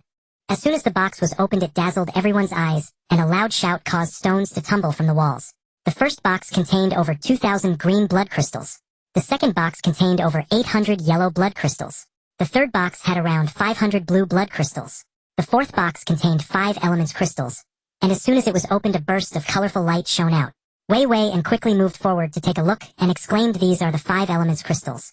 Meditating with them, according to their attributes, contains the purest natural elemental power, which can greatly enhance cultivation efficiency and expedite advancement. They are usually used when one hits a bottleneck in cultivation, and the effects are quite substantial. They are extremely precious and rare in the market." The 5th box contained blue crystals. They can enhance the attributes of armor. Enchanted equipment requires regular maintenance to keep the enchantments effective. If blue crystals are used to enhance armor, it can be done in one go. They are also rare and valuable. The 6th box contains stardust stones. These are even more precious, as they are materials for upgrading your beloved magical equipment, extremely valuable. This goblin seems suspicious. There must be a powerful force manipulating behind the scenes. Otherwise, how could a goblin with such low intelligence gather these items and organize them so neatly? It's as absurd as giving a chicken a gold coin and expecting it to buy groceries and cook. Thinking of this, a cold sweat suddenly broke out among the crowd. They lost their excitement and happiness, quickly gathering their loot and preparing to leave. They couldn't stay here for long. Calling Lulu the glutton, she was somewhat reluctant, but was coaxed onto He Ming's back after a gentle... As they exited the goblin cave, He Ming pondered whether to set the cave on fire. After contemplating, he decided against it due to the complex geographical environment inside. Flooding would be troublesome, let alone using fire with the strong winds. It's better to leave quickly. Because of the huge haul this time, the members walked with a spring in their step, swiftly exiting the cave and heading towards the burial site. They passed through the woods and crossed a stream until the sun was nearly set, ready to build a shelter. This area was flat with no mountains for cover. He Ming planned a new attempt to build an underground shelter. He crouched down, sketching in the dirt. Beside him Mira, Wei Wei En and Ruby chirped in with suggestions while Molly stood to the side covering her mouth and nodding with a smile. Leaser. Just having a place to stay would be fine, but he was quite looking forward to it. After finishing the architectural sketch, Ming sat cross-legged to meditate, restoring his spiritual energy to optimal levels. Then he stood up, pressed both hands down into the earth veins bulging on his forehead, and shouted Earth Element Comprehensive Technique. A thunderous boom echoed from the ground, followed by intense vibrations. Earthquake Technique, Landslide, and Crack Technique caused the ground to crack open, creating a massive space. Mud Flow Technique, Earth Wall Technique transformed the soil into flowing mud, shaping room after room, including beds, furniture, and stairs. Petrification Technique. Finally, it was completely reinforced. Task accomplished. I'm exhausted. You heartless bosses torturing this handsome youth, doesn't your conscience ache? Next time I won't do this anymore. Ming lay on the ground, drenched in sweat, shouting. The girls puffed up their chests, tilting their heads in thought, feeling quite satisfied. They rushed over, one kneading his shoulders, another massaging his legs, and one praising him for being amazing. Wei Wei, and with a hint of insincerity, said, Ming, we are doing this for your own good. It's part of the training. Think about it, if you continue training hard like this, just how high could your magical micromanipulation reach? This will benefit you greatly in the future. I beg you, please stop with the When I hear I get a headache. Ming said helplessly. Molly set up an illusion array at the exit, so no strange magical creatures would invade and disturb them. Everyone descended the stairs approximately 4 meters above ground to find a hall with a marble floor. Inside was a round table with 6 chairs. The usual 6 rooms must be arranged. A large bathhouse and a kitchen are standard. The girls happily went to choose their rooms and prepare to freshen up. For little fairies, staying fragrant at all times is essential. How could they go a day without bathing? They would become smelly otherwise. Ming was busy cooking in the kitchen. He had no choice, so his unreliable father was often not home, and to eat well he had to learn to cook, which honed his culinary. Leaser finished bathing, humming a tune, while polishing his armor, sighing that this was what life was all about. Ruby was playing with Lulu, meowing as if they were chatting. Molly was combing Mira's hair while Mira was washing Dodo, as if saying that Dodo, who disliked bathing, was not a good child. Wei Wei and chased after the little Qilin playing around. Laughter filled the air. After dinner, they gathered together to discuss the distribution of their spoils. This time they had exterminated around 1000 goblins, primarily relying on the area-wide destructive skills of Wei Wei and Molly, and Ming to stabilize the situation. Otherwise, killing them one by one. Even if it were 1,000 pigs, it wouldn't be easy to deal with, let alone a swarm of magical beasts. The key was also Molly and Ming's restoration skills, ensuring the team's endurance. Although everyone was exhausted in the end, it was fortunate that they achieved their goal. They harvested over 800 green blood crystals, and more than 100 yellow blood crystals. Each person received 130 green blood crystals, and 60 yellow blood crystals. This was already a significant fortune for each individual. As for the issue of treasure coins, it was quite awkward. Seeing a mountain of coins for the first time was a huge visual shock. However, once they calmed down, they realized that the demand for coins was not high and they took up space in their gear. Taking around 10,000 coins each was about right. The rest could serve as team reserve funds.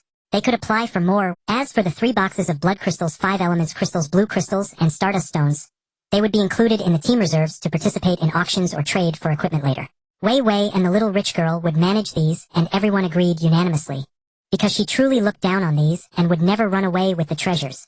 In the goblin cave, a figure cloaked in black, entirely wrapped up, had a skull head illuminated by the moonlight filtering through its hat. It looked at the pitiful cave, observing the results of its years of hard work vanish into thin air.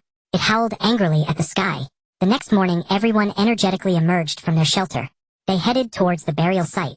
Crossing over high mountains, they could see the burial ground like a gigantic bottomless basin from the mountain's peak. The area was desolate, with no trees, only weathered stone pillars and large dirt slopes.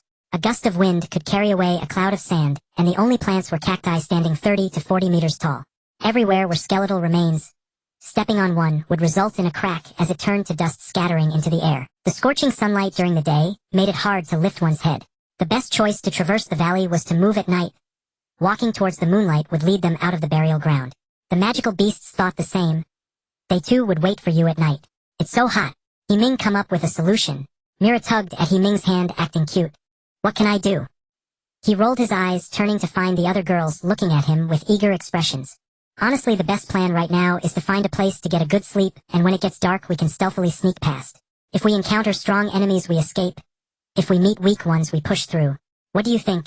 If you're bored, I could bring a puppet stone golem over to play with you. Everyone immediately replied, no, we'll follow your lead, just stay calm.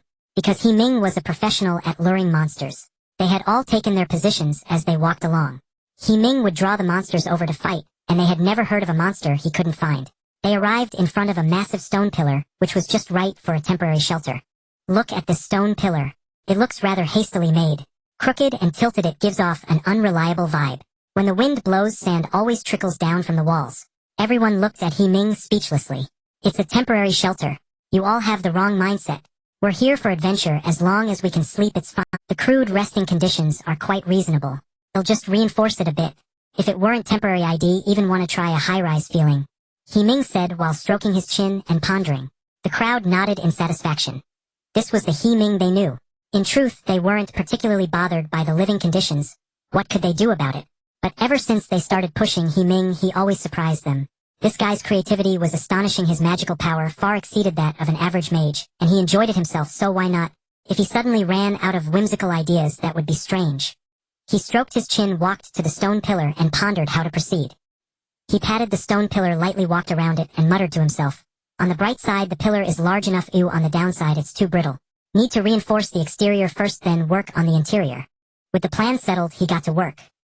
He slammed his hand onto the stone pillar and said, "Petrification art.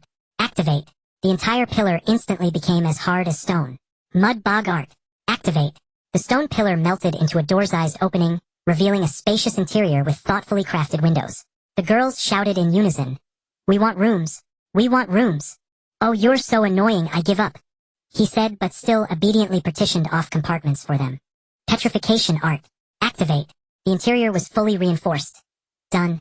The sky gradually darkened and the temperature plunged sharply. Starlight scattered like gems across the night sky, adorning the simple darkness, as if laying a carpet of stars for the impending moon.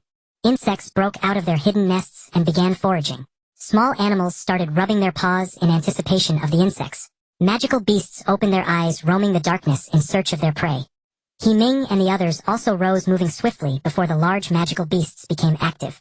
Lulu stretched lazily on the ground, then, with a whoosh, she stepped into the air and ran off like a wild horse. "Chirp, chirp!"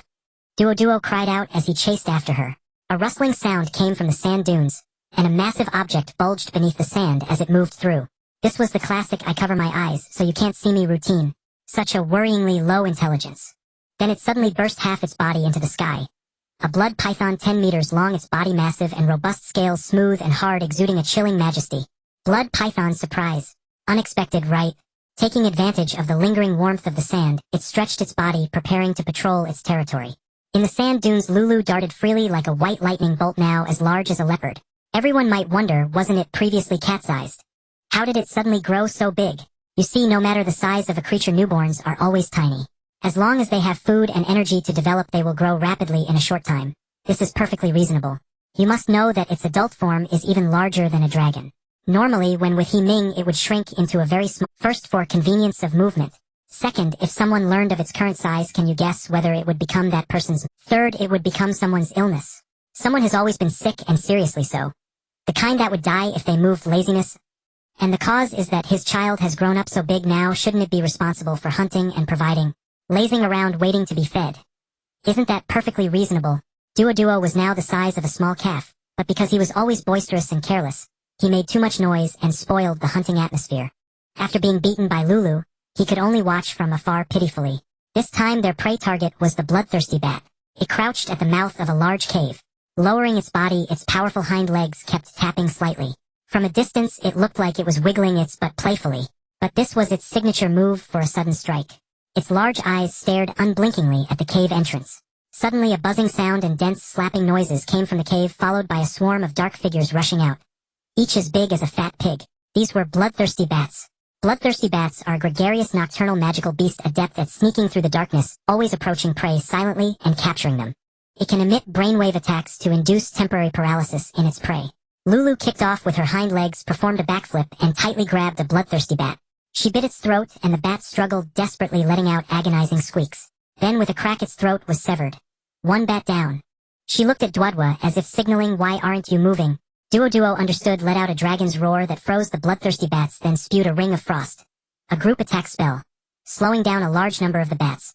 He lunged forward, biting one, knocking another unconscious, then spun around with a majestic dragon tail swing, sending another Lulu also pounced, holding one in her mouth while striking left and right with her sharp claws, slitting the throats of two nearby bats.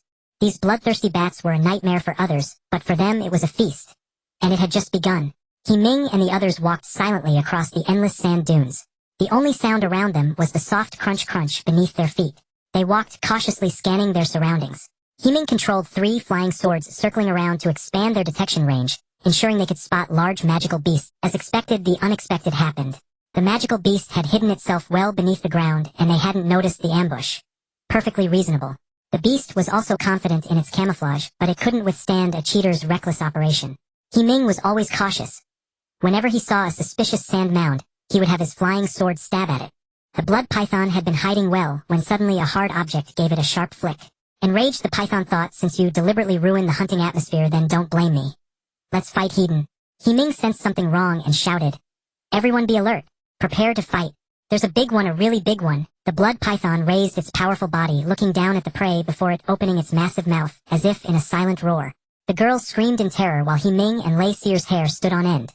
A tough battle lay ahead. Ming quickly calmed everyone down and shouted, stay calm. Don't panic. Fall back, create distance. Mila, activate the shield. Snakes are afraid of cold. Use ice magic to slow it down. Molly, take to the air and keep your distance. Aim for the eyes and mouth.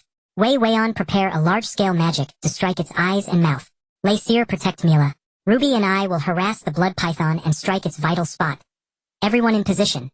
Mila closed her eyes, took a deep breath, then opened them and spoke in a trembling but loud voice. Silver Cascade, Frozen Wasteland. Activate.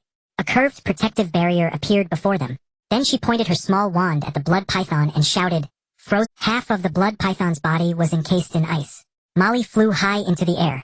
Pointing her right hand at the python, her bracelet formed a massive golden longbow. She leaned back slightly, drawing the bowstring taut her body, forming a perfect curve in the air. Aiming at the python's eyes, she said, quintuple arrows, consecutive fire. Strike. With thud-thud, both eyes were struck. The blood python reared up, roaring in agony, writhing to break free of the ice. Blood gushed from its eyes like a fountain. It lunged toward Molly. At that moment, a pillar of fire shot into the sky, encircling the blood python, and a blaze ignited within its eyes. Wei-Yan's dragon's embrace and crimson blaze had arrived. Ming's body flowed with mud, quickly forming a Shen stone armor, and threw a glob of mud onto Ruby. Ruby was startled, feeling a warm stream of mud spread from her arm across her entire body. It flowed over her chest, making her tremble slightly. It flowed over her curved back and lower abdomen, and even considerately covered her tail. This made Ruby almost scream with joy. No armor could protect her tail, so her tail had always been her weakness. In battle, she was constantly protecting it. The tail was not a burden. Losing it wasn't just losing a limb. It was an extension of her spine. Losing it could lead to... At that moment, she realized she could fly. Flames blazed all over her body. With a light leap, she shot into the sky and charged straight at the blood python. Ming was engulfed in flames, charging bravely towards the blood python. As Ming reached the mouth of the blood python, he suddenly dropped down, and then surged upward with a flying kick, striking the python's head upward. Before it could react, the artifact Ming transformed into a large sword. Ming spun around and accelerated towards the blood python's neck, slashing between its scales with the sword, and sparks flew. At the same time, Ruby soared into the sky, reaching the highest point, before diving down to accelerate. She tightly gripped the dagger and spun her body, thrusting down fiercely at the blood python's vital spot. The powerful impact erupted in a burst of flames, causing a scale to finally fall off. The blood python, in pain, thrashed its body, desperately trying to shake off the bothersome insects. A tail whipped towards Ming, slamming him to the ground and creating a deep pit. Ming climbed back up and shouted loudly to Wei and the others, Molly, Wei, and attack the python's vital point mirror, freeze it to hold the blood python back. He then rushed to the ground and used the quagmire technique, causing the blood python to sink deeply. Ming shouted with veins bulging on his forehead, collapse the mountain and crack the stone. The entire ground pressed down forcefully on the blood python. At that moment, Mirror's Ice Abyss Seal activated again, covering the blood python in frost, and significantly reducing its movement speed. Leeser yelled as he rushed over, wielding his shield, to deliver a brutal charge to the blood python's head. The blood python, in pain, violently shook its head and flung Leeser high into the air. At this moment, Wei-Yan's meteor flame rain began as countless flames appeared in the sky, descending fiercely towards the blood python's vital point. Just after the flames struck, Molly's volley of arrows also arrived, piercing down at the spot where the scales had fallen off. The blood python writhed in agony, frantically twisting its body. At the same time, Ming controlled the wind element to catch Leezer, sending him soaring into the sky before diving towards the blood python. Leezer concentrated all his energy onto the longsword, stabbing down fiercely, successfully embedding the sword into the blood python's body. Simultaneously, Ming dove down from the sky with Ming transforming into a giant hammer, smashing down on Leezer's longsword, driving it deep into the blood python's heart. Boom! The massive body collapsed to the ground, quivering and twisting violently before going still. A thunderous cheer erupted as everyone rejoiced, celebrating their victory over the largest beast they had ever slain as a team. Everyone collapsed on the ground, greedily breathing in the air. Each person's every move had exhausted their physical strength, and now that they relaxed, an overwhelming fatigue washed over them. Ming quickly meditated to regain some strength. He knew that this was the most vulnerable moment for the entire team. Just one random beast appearing would spell. He walked towards the blood python, intending to store it in his storage ring. First, or delay could lead to changes. He said to everyone, "How is everyone feeling now? Once you regain your strength, get up quickly. The noise was so loud just now. We need to leave this place as soon as possible. I've communicated with the wind element to grant you a speed boost. It's not far from our daytime resting shelter. Let's head there and get moving." Everyone supported each other as they walked towards the temporary shelter.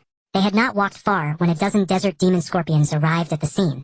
They searched everywhere, then moved towards Ming. Desert demon scorpions are nocturnal beasts with a venomous tail. They are about the size of a large dog with tails that stand over a meter high. They like to ambush their prey, injuring them with their tails before draining them dry. After entering the shelter, Ming sealed the door and reinforced it with petrification. Everyone finally let out a sigh of relief. Although they were exhausted, their spirits were still high, as this achievement was not something an ordinary small team could accomplish. After a while, a group of desert demon scorpions indeed followed them here. The sound of sands and footsteps filled the air, indicating there were quite a few. Everyone looked gratefully at Ming. Exhausted, they each found a room to rest. The bright moon struggled to shine upon the earth, when suddenly dark winds brought in thick clouds, silently covering the moon's face. In a decayed forest atop a green mountain stood a tall, ancient castle. A sound of shattered cups and furious roars echoed, "Useless. Simply useless. You can't handle even the smallest tasks, and I have to spend great resources to support you. Who did this? You must find him immediately. No matter what means you use, get it done right now." The fireplace blazed with a fierce fire, casting a particularly large and terrifying shadow. Then a blow to the head struck the zombie maid, who was still desperately adding firewood, and he shouted angrily, "Why are you adding so much? Are we going to burn the house down? I'm dying of heat. You useless fools." A burst of firelight illuminated his shiny bald head, shining like a mirror. On either side, only two sparse lines of black hair remained, with dozens of stubborn strands still living. Lulu and Dodo followed the aura of Ming and found the temporary shelter. They discovered that there were still dozens of desert demon scorpions moving near the dwelling. "Oh, I didn't expect there would be a midnight snack." They rushed towards the desert demon scorpions. Lulu concealed herself in the darkness, stealthily approaching a demon scorpion. She pounced fiercely, slicing off its tail with her sharp claws. Her right claw slammed down on its head. Just like that, she secured one prey. She thoroughly enjoyed this hunting style, believing it to be art. Everything should be silent, elegant, without disturbing even a flower or blade of grass. That is the demeanor of a true king. Dodo was much less refined, not caring at all. This was also why Lulu often wanted to shake off this little tail. He first roared and charged forward, then unleashed a massive breath attack that froze a bunch of scorpions before harvesting them. The two little ones were having a blast, completely forgetting that they were still at the front door. Such a commotion woke everyone up, and they rushed out to see. Mira joyfully screamed as she pounced towards Dodo. Dodo's body stiffened, realizing it was in trouble, drooping its ears, and not daring to look at Lulu. Why could Mira recognize her beast at a glance? The reason was simple: the tip of its tail was tied with a ribbon. Lulu ran towards Dodo and gave it a whack on the head. Then she pretended to be very obedient as she approached Ming. Holding her prey in her mouth, she placed it before him, looking up with big adorable eyes and softly mewing meow. The wagging tail had already exposed her anxiety. Mira shouted to everyone, "Look, my Dodo has grown up. From now on it will be the mount of this young lady. I am Mira the Dragon Knight. Ha ha ha. I want to fly in the sky like brother Ming." She then climbed onto Dodo, who sighed in despair, and drooped its head, carrying her into the sky as the sound of tinkling laughter filled the air. Ming suddenly realized, looking at Lulu with surprise. Then he leaned against the wall and said, "Oh, it seems I was injured last night quite severely. Cough cough. Lulu, I leave the matter of mounts to you from now on." "No way, I'm still a child. It will affect—" A childish voice came from Lulu's mouth. She immediately covered her mouth. Ming was even happier. Tiske. What nonsense are you saying? Look at how big that kid from that family is compared to you. You need to be obedient, understand? You should be able to hunt on your own. Or you can even talk now. As a father I am even more at ease. Seeing you grow up fills me with joy. You must take good care of me in the future. A shadow rushed over.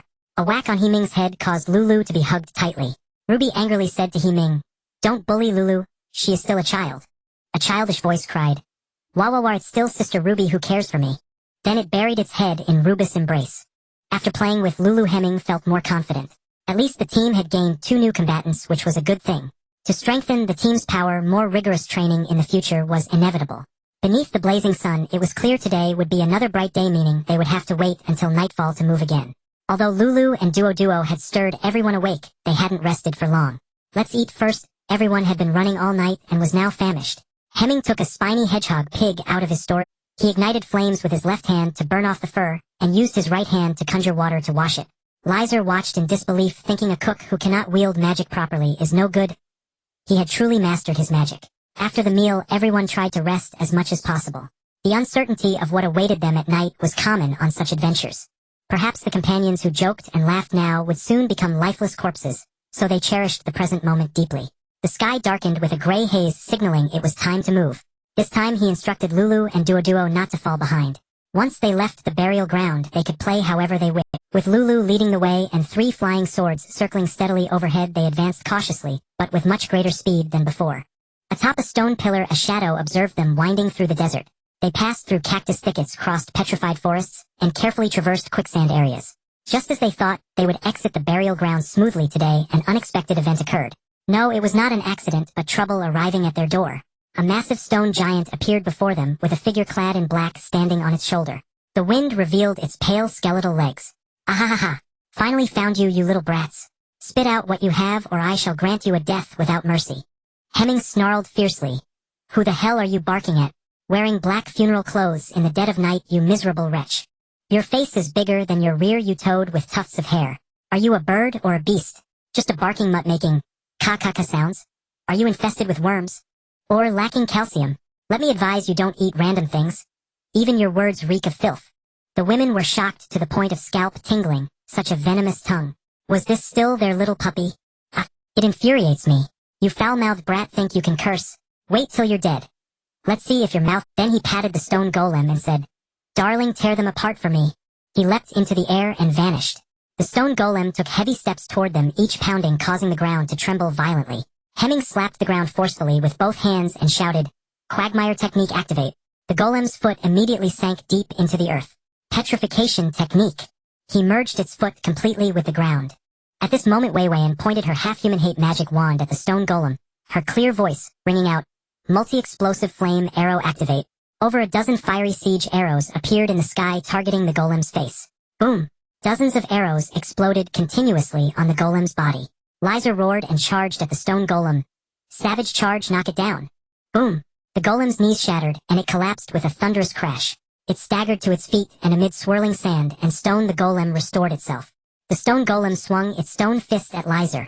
He raised his massive shield to block, but the expected punch never came. Instead, a strong gust pulled him a meter to the right, narrowly missing the attack. Ming was clad entirely in mysterious stone armor. Looking up, he saw Lulu flying through the air with Ruby surrounded by dark flames.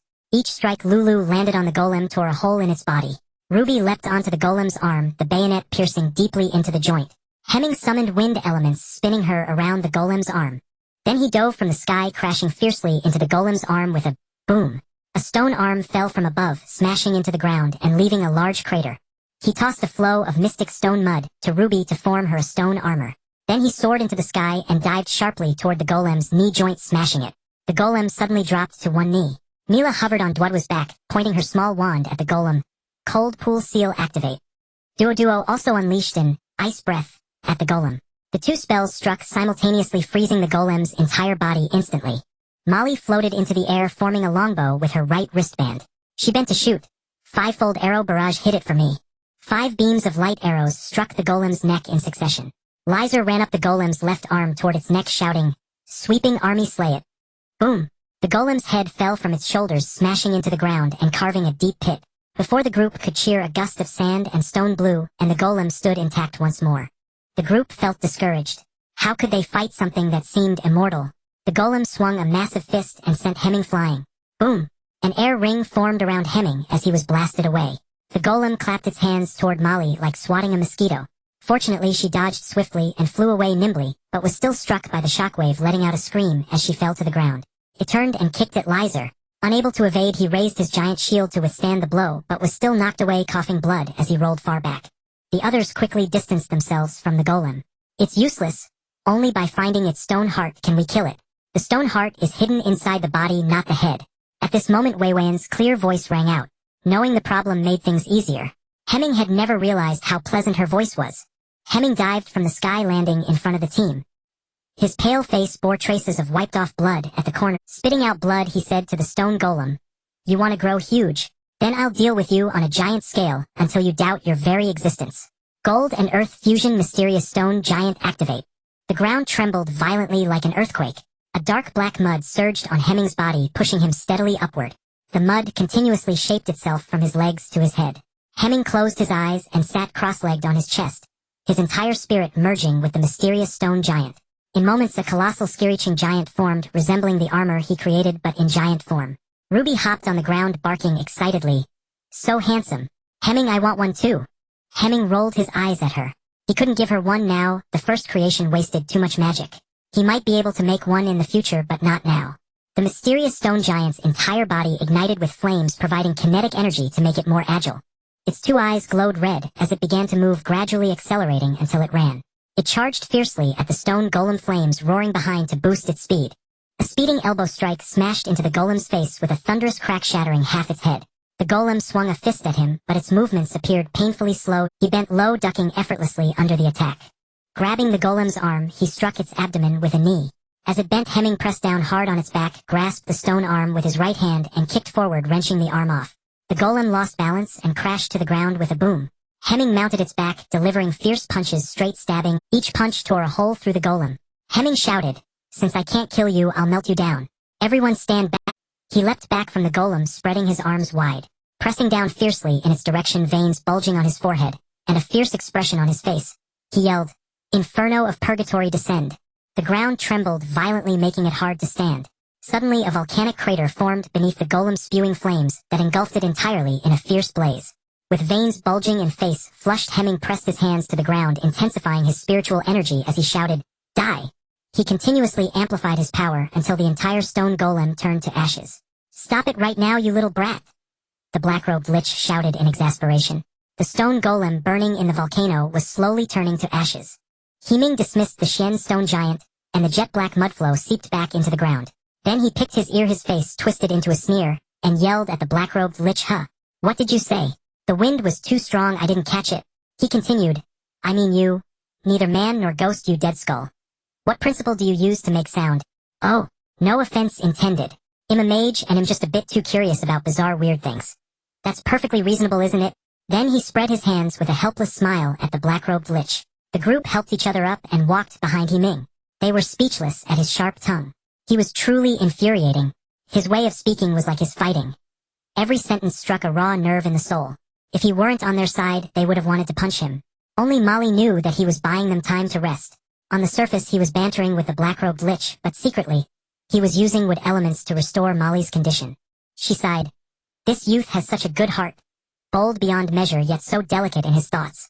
Then she murmured to everyone, "Elf blessing arise." A golden light scattered over the group, helping them recover rapidly. The black-robed lich stomped in fury. "Ah yeah. Are you done? Why is your mouth so foul?" Ming grinned slyly. "I don't know if I'm foul, but your name has already spread across the entire continent. Crying children stop crying when they hear your name. They gave you the nickname Bone Bastard. Isn't that you? Oh, by the way, what's your surname? Not that it matters. Just remember you're called Bone Bastard." The women burst out laughing. "Ha ha ha, Ming, you're hilarious." The black-robed lich shrieked furiously, roared, "You're driving me mad, boy. They'll kill you." Then it spread its arms, its robes fluttering without wind. Moonlight fell on its face, revealing a pale skull with hollow eye sockets glowing with two red lights. Necromancy summoning. "Come forth, my children, kill them all." From its sleeves, a stream of black energy surged out and spread in all directions. A clatter of bones. Crack, crack, crack. Echoed. Boom. A pale hand bone burst through the ground, and then skeleton after skeleton scrambled out of the skeletons filled the surroundings. Some carried round shields and broadswords, others wielded spiked clubs, and some held bows. Crack, crack, crack. They advanced toward the group. The young women turned pale with fright at the sight of the skeletons. Lacyr stood up, twisted his neck, and rotated his arms, feeling that his condition had mostly recovered. He said calmly to everyone, "They're just low-level monsters. Don't be fooled by their appearance." Then he shouted, "Yah, who? A bunch of grunts, and you dare to be arrogant here. Watch my blade thirst for action. Taste the blade, you scum." Then he charged toward the skeleton soldiers. With a single charge, skeletons collapsed and fell. A swift horizontal slash felled another skeleton. Then he laughed heartily, raising an eyebrow at Ming and the others. "Ha ha ha, nothing to fear. Besides, they're especially afraid." "Shut up! Shut up! Children, kill him first!" The black-robed lich roared in fury. The skeletons clattered, crack, crack, crack, and rushed toward Lacyr. Lacyr laughed. "Ha ha ha, come at me. Watch my sweeping thousands." He charged forward, his broadsword gleaming with golden light as it swept across, reducing a large group of skeletons to ashes. "Oh ho! Afraid of fire? Then this young master won't be bored. Ladies, if you're scared, hide well. I've got this fight covered. I said so. Ah ha ha ha, you little weaklings, here I come." Then he raised his hand and shouted, "Blazing fire!" A massive pillar of fire shot into the sky, coiling like a serpent with a crocodile's head. It circled once, then roared as it plunged toward the skeletons. Boom! A huge group of skeletons turned to ash. Waiwayan flushed, stamped her foot, and put her hands on her hips, stepping forward. "Who do you think you're looking down on? I'm not scared." Then she raised her staff, closed her eyes, and shouted in a trembling voice, "Meteor, fire, rain, arise. Strike down these." A patch of fire suddenly appeared high in the sky. As it flew closer to the ground, the fireballs grew larger, then whoosh, whoosh, whoosh. They shot toward the skeletons. Boom, boom, boom. Explosions erupted among the skeletons, each blast annihilating a large group. Still unsatisfied, she raised her left hand and gently stroked her golden bracelet. "Little treasure liner, come out to play." Then she slapped the void. "Divine beast Chelan, descend." A crack split the sky and a roar echoed from within. A massive beast covered in flames stepped out. The fire Chelan sighed. "It's not easy. My master finally remembered me. I can come out to play. Aurora, little bugs, none of you are getting away today." It roared and charged into the skeleton army, leaving a trail of destruction. Lulu rolled her eyes at the Chelan. This guy was the best at showing off. But the fire Chelan was just too impressive. It was welcome everywhere. It silently ignited netherfire on its body, and with a single glance it made a large group of skeletons retreat. In truth, these underworld creatures feared Lulu the most. After all, Ming was one of the legendary 5 nether spirits, far beyond the level of dragons or tigers. It suddenly vanished, reappeared in front of the skeletons, roared, and swung its claws, shattering another large group into bones. Duo carried Mila and soared into the sky. It circled, roared at the skeletons, and spat a frost breath, freezing a large group of skeletons into ice sculptures. Mila then raised her small wand, pointed it at the skeletons, and shouted, "Icy arrow, rain, arise." A mass of arrows made of ice appeared in the sky and whoosh, whoosh, whoosh flew toward the skeletons. Molly floated gracefully in the air, raised her longbow, and said, 10,000 arrows strike." A torrent of golden arrows shot from her bow, also flying whoosh, whoosh, whoosh toward the skeletons. Ruby, like a shadow of the night, darted among the skeletons, leaving a trail of shattered bones wherever she passed. Ming waved both hands, sending fiery rings flying toward the skeletons. He shouted, ha ha ha, watch my invincible wind fire wheels." Then he saw there were only a few skeletons left, scratched his head, and said to the black-robed lich, "Oops. I might have used a bit too much force. Seems your soldiers are running low. Wanna summon some more?" The black-robed lich's heart ached at the sight of so many dead skeletons. It cried, "Don't get cocky. Do you think I only had 1 stone golem? If you could kill 1, what about 2 stone golems?" It saw the sky was turning pale and continued, "You're lucky today. Let's call it quits for now. But taking a little interest is only fair, right? Ah ha ha." Then it raised its hands slightly and a black mist drifted from its sleeves. That black mist floated directly toward Lacyr, Waiwayan, and Mila. Originally its first target was Ming, but the spell seemed to have no effect on him. Maybe his laziness was stronger than the spell. "Enjoy it. Ah ha ha ha. Next time we meet, it'll take your..." After laughing, it whoosh, leaped into the night sky and vanished. After it had been gone for a while, everyone finally breathed a sigh of relief and collapsed on the ground. They were too exhausted to continue fighting. With their tense nerves relaxed, drowsiness set in. Mila was the first to fall asleep on Duoduo's back, her delicate brows tightly furrowed, her silver teeth clenched as if trapped in a nightmare. Lacyr thrust his shield and broadsword into the ground, kneeling on one knee in sleep. Sweat covered his golden beard, and his body trembled slightly. Waiwayan slumped to the ground. Suddenly the gem on her forehead flashed crimson, emitting a massive wave of light. A black mist was dispersed by the red light and vanished into the night sky. She sprang to her feet and shouted, "Something's wrong. Very wrong. Someone just cursed me, but my magical equipment dispelled it. Everyone check your own condition." Ming's heart tightened at those words. He thought to himself, "I knew that old bastard would mess things up. He immediately began to nervously check on his teammates. Only Emily could lift the curse, so he needed to confirm her condition first. Emily slumped on the ground, her hair plastered to her pale, delicate face by beads of fragrant sweat. Her full chest rose and fell repeatedly, still somewhat shaken. Just a moment ago, a wave of dark energy had tried to invade her, but fortunately the wushuang hanging on her chest emitted a sound like a zither which saved her from peril. As the dark energy before her dissipated, she snapped back to reality, just as Ming appeared in front of her. They quickly checked on their teammates, only to find that aside from the three of them, the others had all been affected. Ming hurriedly gathered them together, and used earth magic to create a formidable high barrier. They had reached the edge of the shadowy forest, the very gathering place of savage magical beasts, so he had to be cautious. Emily sat cross-legged in the center, gently brushing her delicate hands over her chest. The wushuang returned to its normal size, and lay across Emily's lap. Taking a deep breath, she delicately plucked the strings of the zither. A light, ethereal melody filled the air, directly touching the depths of their souls, and easing their tense emotions. At that moment the sun began to rise, warm golden rays, streaming down from between the clouds, softly enveloping Emily. Her eyes were pure and deep, her thoughts and essence already merged with wushuang. She leaned slightly forward, gently plucking the strings of the zither. Her hair, which had been tucked behind her ear, softly cascaded down with her movements. It glided over her smooth, fair neck, brushed against her porcelain-like collarbone, and finally rested beside the alluring curve of her waist, accentuating her enchanting silhouette. For a moment the entire space seemed to freeze. The birds stopped flying, landing on the treetops. The deer ceased drinking, lifting their heads to quietly listen to her zither. The sunlight appeared to be softer than usual, gently illuminating the leaves, causing the green to emit a faint glow. Mira relaxed her furrowed brow, while Lizel also eased her tense body. Rubus' tightly closed eyes began to relax, her eyelashes fluttering less rapidly. Ming and Wei Wei and also sat down to quietly listen. As the piece concluded, everyone slowly opened their eyes. The bodies that had fought throughout the night had regained much vitality due to this melody. Mira suddenly lunged at Ming in a daze, clinging to him and fiercely biting his arm as she exclaimed, "I finally solved the mystery. It turns out you were the one who stole the chicken leg last night, and you even wanted to steal my dodo dragon egg. I'll bite you to death, you stinky Ming. Ouch, that hurts. Stop it, Mira, that was just a dream. Wake up quickly. We ate fish last night. I also have plenty of chicken legs, and the dodos have already hatched and are as big as calves. Let go, miss." Hearing this, Mira suddenly realized and opened her blurred eyes. She quickly got off Ming. Her face flushed and her eyes were watery, on the verge of tears. Feeling guilty, she gently stroked Ming's head, while blowing on the spot where she had bitten him, saying, "Hoo-hoo, the pain has flown away. I'm sorry, brother Ming. The dream felt so real that I couldn't tell the difference for a moment. It's fine, the fact that you woke up is a good thing. I won't mind the rest."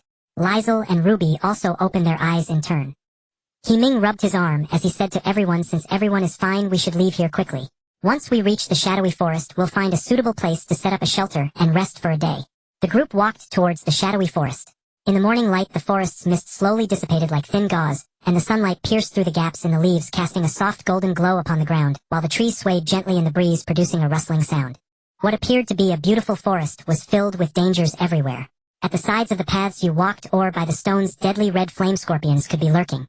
In the dark places beside the bushes there were habitats favored by the golden ants. On the trees, poisonous jade-faced spiders swayed in the wind, waiting for their prey. Wait a minute. This is the gathering place of savage magical beasts teeming with ferocious creatures, and of course there are quite a few divine beasts as well. Ming had originally planned to find Emily a divine beast pet, but now the plan was gradually veering into uncontrollable territory. Having stolen from others and being discovered would put them at a disadvantage. Currently, improving the team's strength was of utmost importance. Who knows where that despicable person might pop up from? This jungle is filled with unknowns and opportunities. They would just have to take it one step at a time. Their strength was still lacking. Why didn't that old man leave behind any cultivation manuals before he departed? Ming was now desperate to become stronger. Perhaps that was the purpose of Junwen's questioning. To give Ming a reason to find strength. They found a mountain that could serve as a shelter. Ming approached and began construction using earth magic. With a rumble, the mountain transformed into a luxurious residence with 6 rooms, a hall, a bathhouse, and a kitchen. The girls eagerly filed into the bathhouse, and bursts of laughter and joy echoed from within.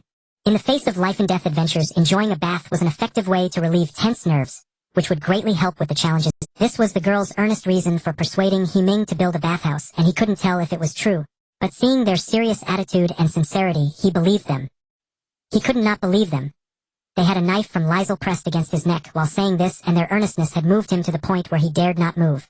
As night fell, they planned to wait until dawn to explore the jungle.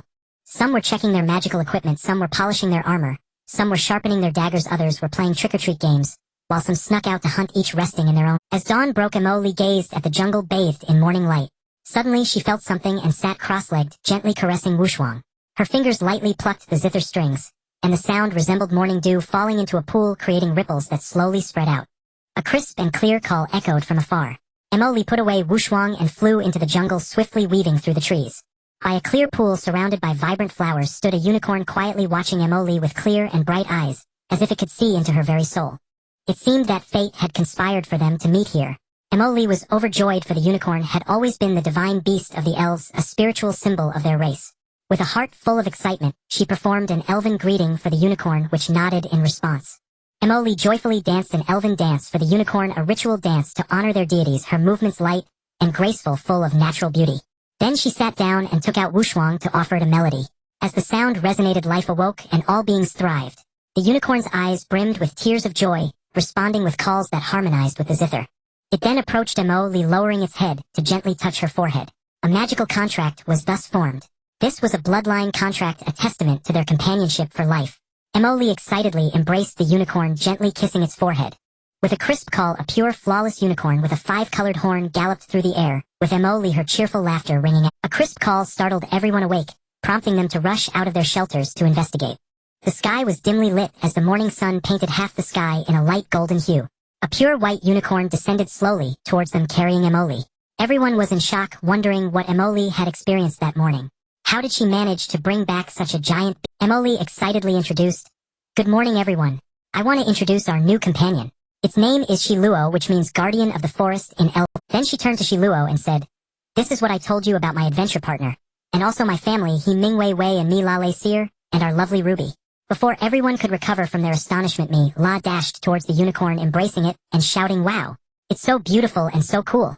Then she asked Emily, "Is this your contracted pet? It's amazing." Emily gently stroked the unicorn, her face beaming with happiness as she replied, "No, it's not my pet, it is my Duo, watching its owner run off to another beast, looked terrified and exclaimed, "Does my owner have a new beast now? So love will disappear, right?" Lulu gently pressed its dragon head, shook her head, and silently walked away. Duo was on the verge of tears, planning to howl at the sky, but midway through, a sudden knock on its head left it bewildered. Mila, puffing up in anger, said, "Stop making noise. Let me introduce you to a new partner." Then she carried Duo over to the unicorn. "This is my magical beast called Duo. It's a huge dragon," she said while tiptoeing and making big circles with her hands, her expression serious. Duo immediately transformed into its complete form, raising its head, spreading its wings, and striking a pose with its right claw lifted. Everyone burst into laughter. The unicorn Shiluo looked slightly surprised, saying, "This little team even has a drag." Mila jumped up, gave Duo a playful knock on the head, and said, "You all need to get along well from now on." The unicorn was a highly sensitive creature.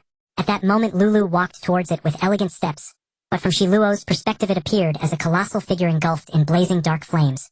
Approaching menacingly, it startled Shiluo, making it take 2 steps back. Ming immediately approached and rubbed Lulu's head, saying, "This is my little sister Lulu. She's a bit mischievous, but she's a very friendly child. I believe you will become good friends." Lulu gratefully rubbed her head against Ming. The unicorn Shiluo also recovered from its shock, and nodded to Lulu, its previous arrogance replaced with a much more sincere attitude. A Qilin emerged from a spatial rift ready to roar, but was pressed down by Lulu's paw, realizing it was the elder sister, and immediately became obedient. Wei and rushed over, pointing at the unicorn and saying, "And this kid here, its name is Lin Air. It loves to play, and from now on we are all family. We need to take care of each other." Shiluo, still a bit shocked from Lulu's scare, couldn't quite accept the appearance of another divine beast. What kind of team was it? Taking a deep breath to calm its emotions, Shiluo graciously nodded at Lin Air. It originally wanted to maintain its dignity as a divine beast, but if it weren't for Mo-Li, it wouldn't have adventured with these mortals. They should be grateful. But the brutal reality was that its current status only allowed it to showcase superiority over Duo. The other two. One was a definite divine beast, possibly of a direct lineage. The other was beyond imagination because it was fundamentally a deity. Ruby looked at Mo-Li with envy and said, "Mo-Li, you're amazing. How did you encounter a unicorn? They are said to be the most mysterious creatures. In our elven kingdom, unicorns have always been our nation's divine beasts. I didn't expect it to seek me out. Perhaps it was because of Wu Shuang." While saying this, Mo-Li stroked the pocket-sized Wu Shuang on her chest. Then she told Ruby, "This forest is vast, and there are many legendary creatures.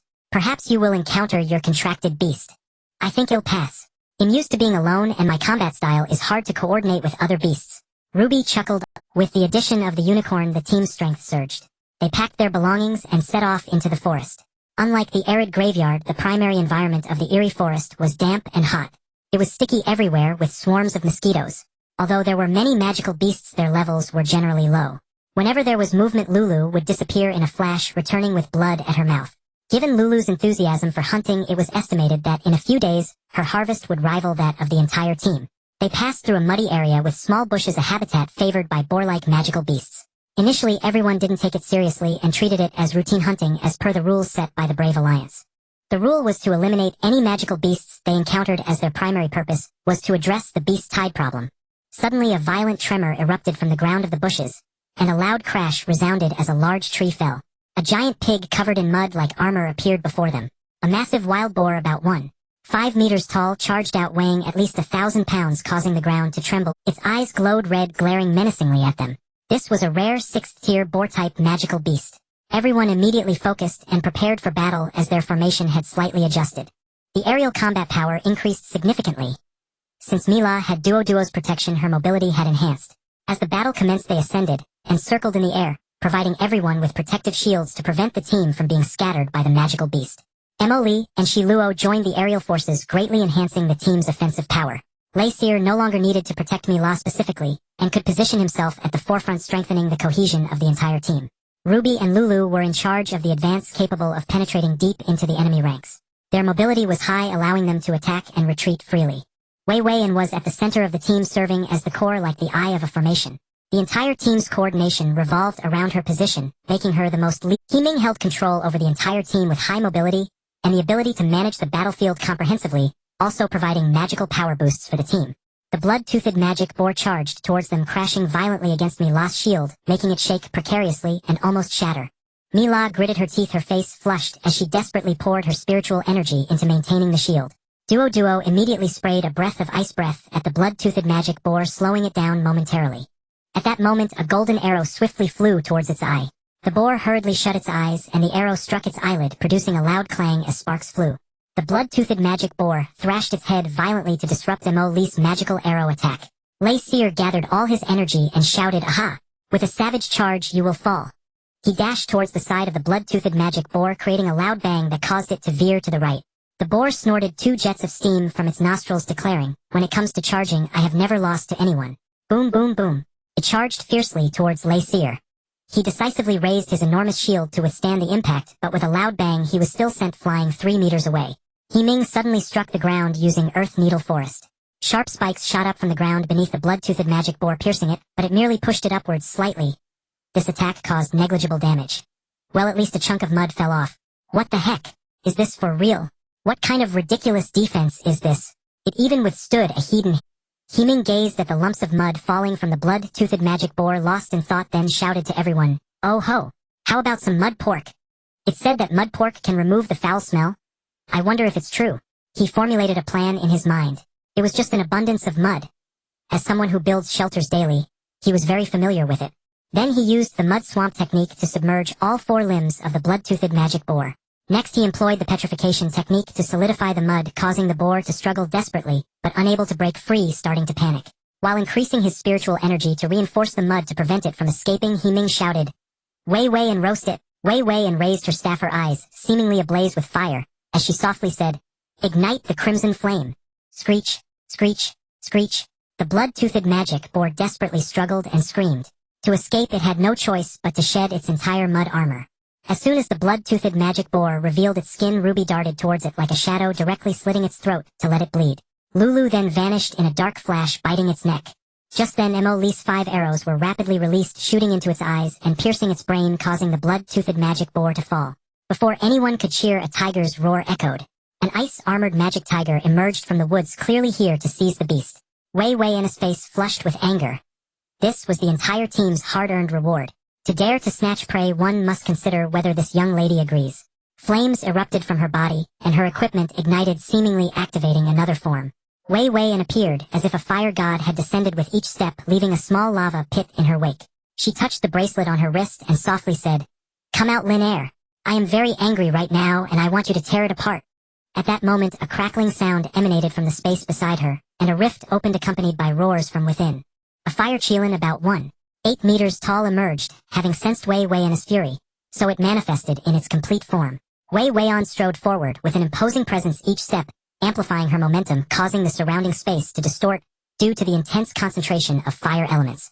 The magical equipment on her body underwent a dramatic transformation, as if the seals had been lifted. The red gem on her forehead, reacting to Wei Weian's shifting emotions, seemed to shed its disguise, transforming into a blazing flame spirit stone.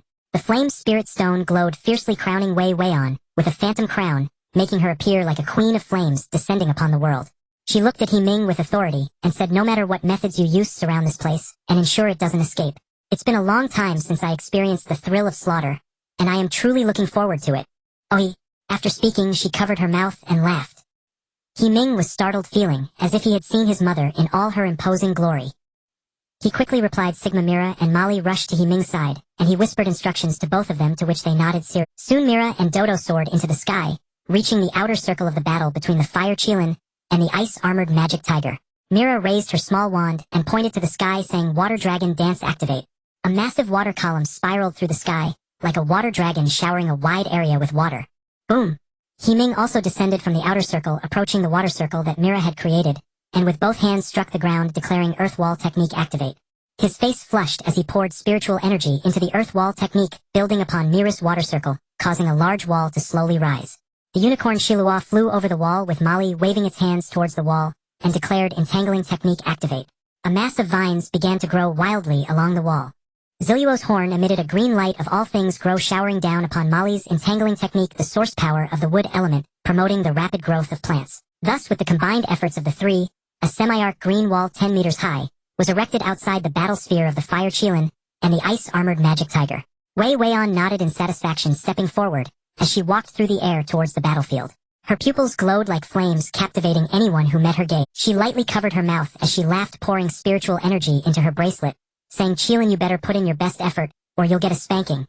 Oi! With that, a wave of pressure surged toward the battlefield. Mira and Molly huddled together in fear and exclaimed to Ming, "Yikes! Why has Wei Weian transformed like this? Why do I feel she resembles your mother so much? It's terrifying." Ming was also stunned, slumping to the ground and muttering to himself, "Dad, women are so frightening, I want to go home." If Jun were here, he would definitely say, "No, you wouldn't want to go home, because the one at home is even scarier." Alas, this is fate. Upon hearing this, the fire Qilin shivered in fear. It had never sensed such a terrifying aura from its master, yet this unfamiliar yet familiar feeling was perplexing. Qilin focused intensely, glaring fiercely at the ice-armored magic tiger. It slightly lowered its body, and with a powerful push from its hind legs it lunged at the tiger with all its might, claws swiping fiercely at its face. The ice-armored magic tiger ducked its head to evade the attack, then leaped upward with slightly bent hind legs, its claws gleaming with cold light as they pounced towards Qilin. The fire Qilin struck the air with its left paw, doing a sharp turn, and with a powerful kick against the tiger it soared into the sky. Adjusting its form in midair, it dove down towards the tiger. Boom! The tiger was knocked down, rolling 2 meters, its claws dragging deep grooves into the ground. The ice-armored magic tiger shook its head to regain focus, slowly circling around the fire Qilin. Cold air began to gather around it, and the temperature suddenly dropped to freezing point. It snarled fiercely, baring its teeth as it charged toward the fire Qilin. With a swipe of its paw against the ground, it activated cold ice spikes, laying down an icy carpet that protruded beneath the fire Qilin, forming a cluster of ice spikes 3 meters high. The fire Qilin leaped and performed a backflip, evading the ice spike attack, but the tiger anticipated its move and unleashed several swirling ice blades from its mouth, just as the Qilin reached the apex of its jump. The fire Qilin turned its head and unleashed flame roar, shattering the ice blades. It soared down from above, launching itself fiercely at the ice-armored magic tiger. At the same time, a pillar of fire ignited in the sky, activating crimson flame, celestial light, following the fire Qilin as it charged towards the ice-armored magic tiger. This crimson flame, celestial light, moved in sync with its actions, directly blocking the tiger's escape route.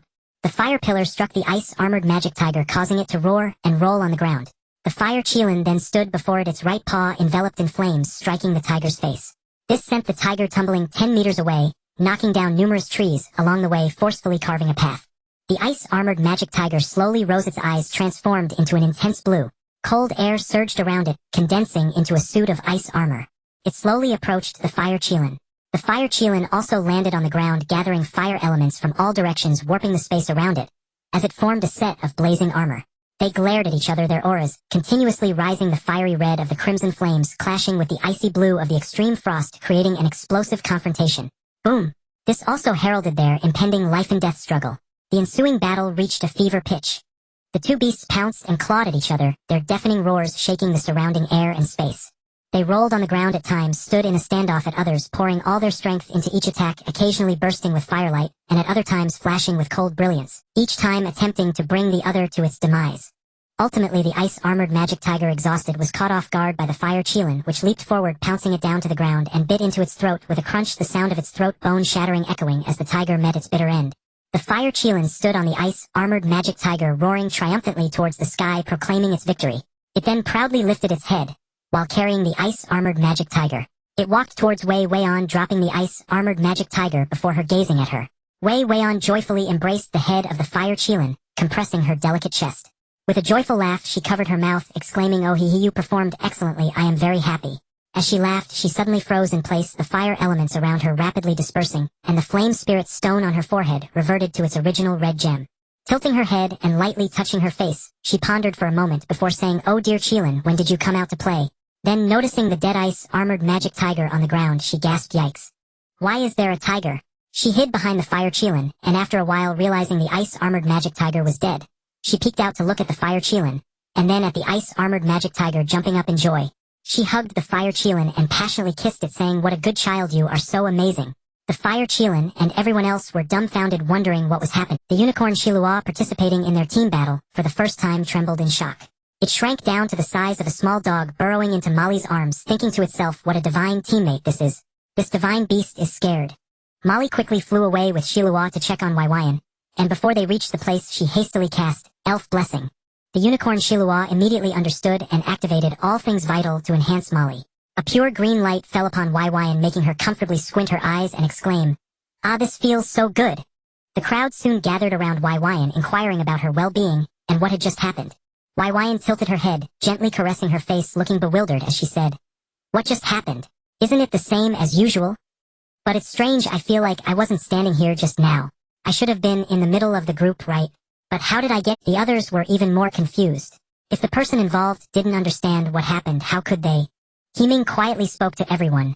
"Let's analyze the situation. First, we can rule out the possibility that someone cursed her. Just now Molly had already cast the elf blessing spell on Waiwayan, and those sparkling items on her were not mere decorations. Secondly, from the current situation, it appears that Waiwayan is unharmed, as all her bodily functions are intact and her spirit seems fine. Thirdly, everyone has their own little secrets, right? Whether she has really lost her memory or just doesn't want to say, we must respect her. Don't you all agree?" Seeing everyone nodding in agreement with Ming's perspective, he continued, "The most important thing in front of us now is to leave this place first. After all, the commotion just now was quite loud. If it attracted some strange magical beasts, it would be troublesome." Everyone quickly began to clean up the area and leave. They tidied up the battlefield, which consisted merely of the corpses of two magical beasts, and then ventured deeper into the dense forest. The sunset cast a crimson glow on the horizon, and the clouds shimmered brilliantly under the setting sun. They found a spot at the foot of a green mountain, surrounded by towering cliffs covered in vines, which was the perfect location for a shelter, highly concealed. Time returned to the moment they had just left.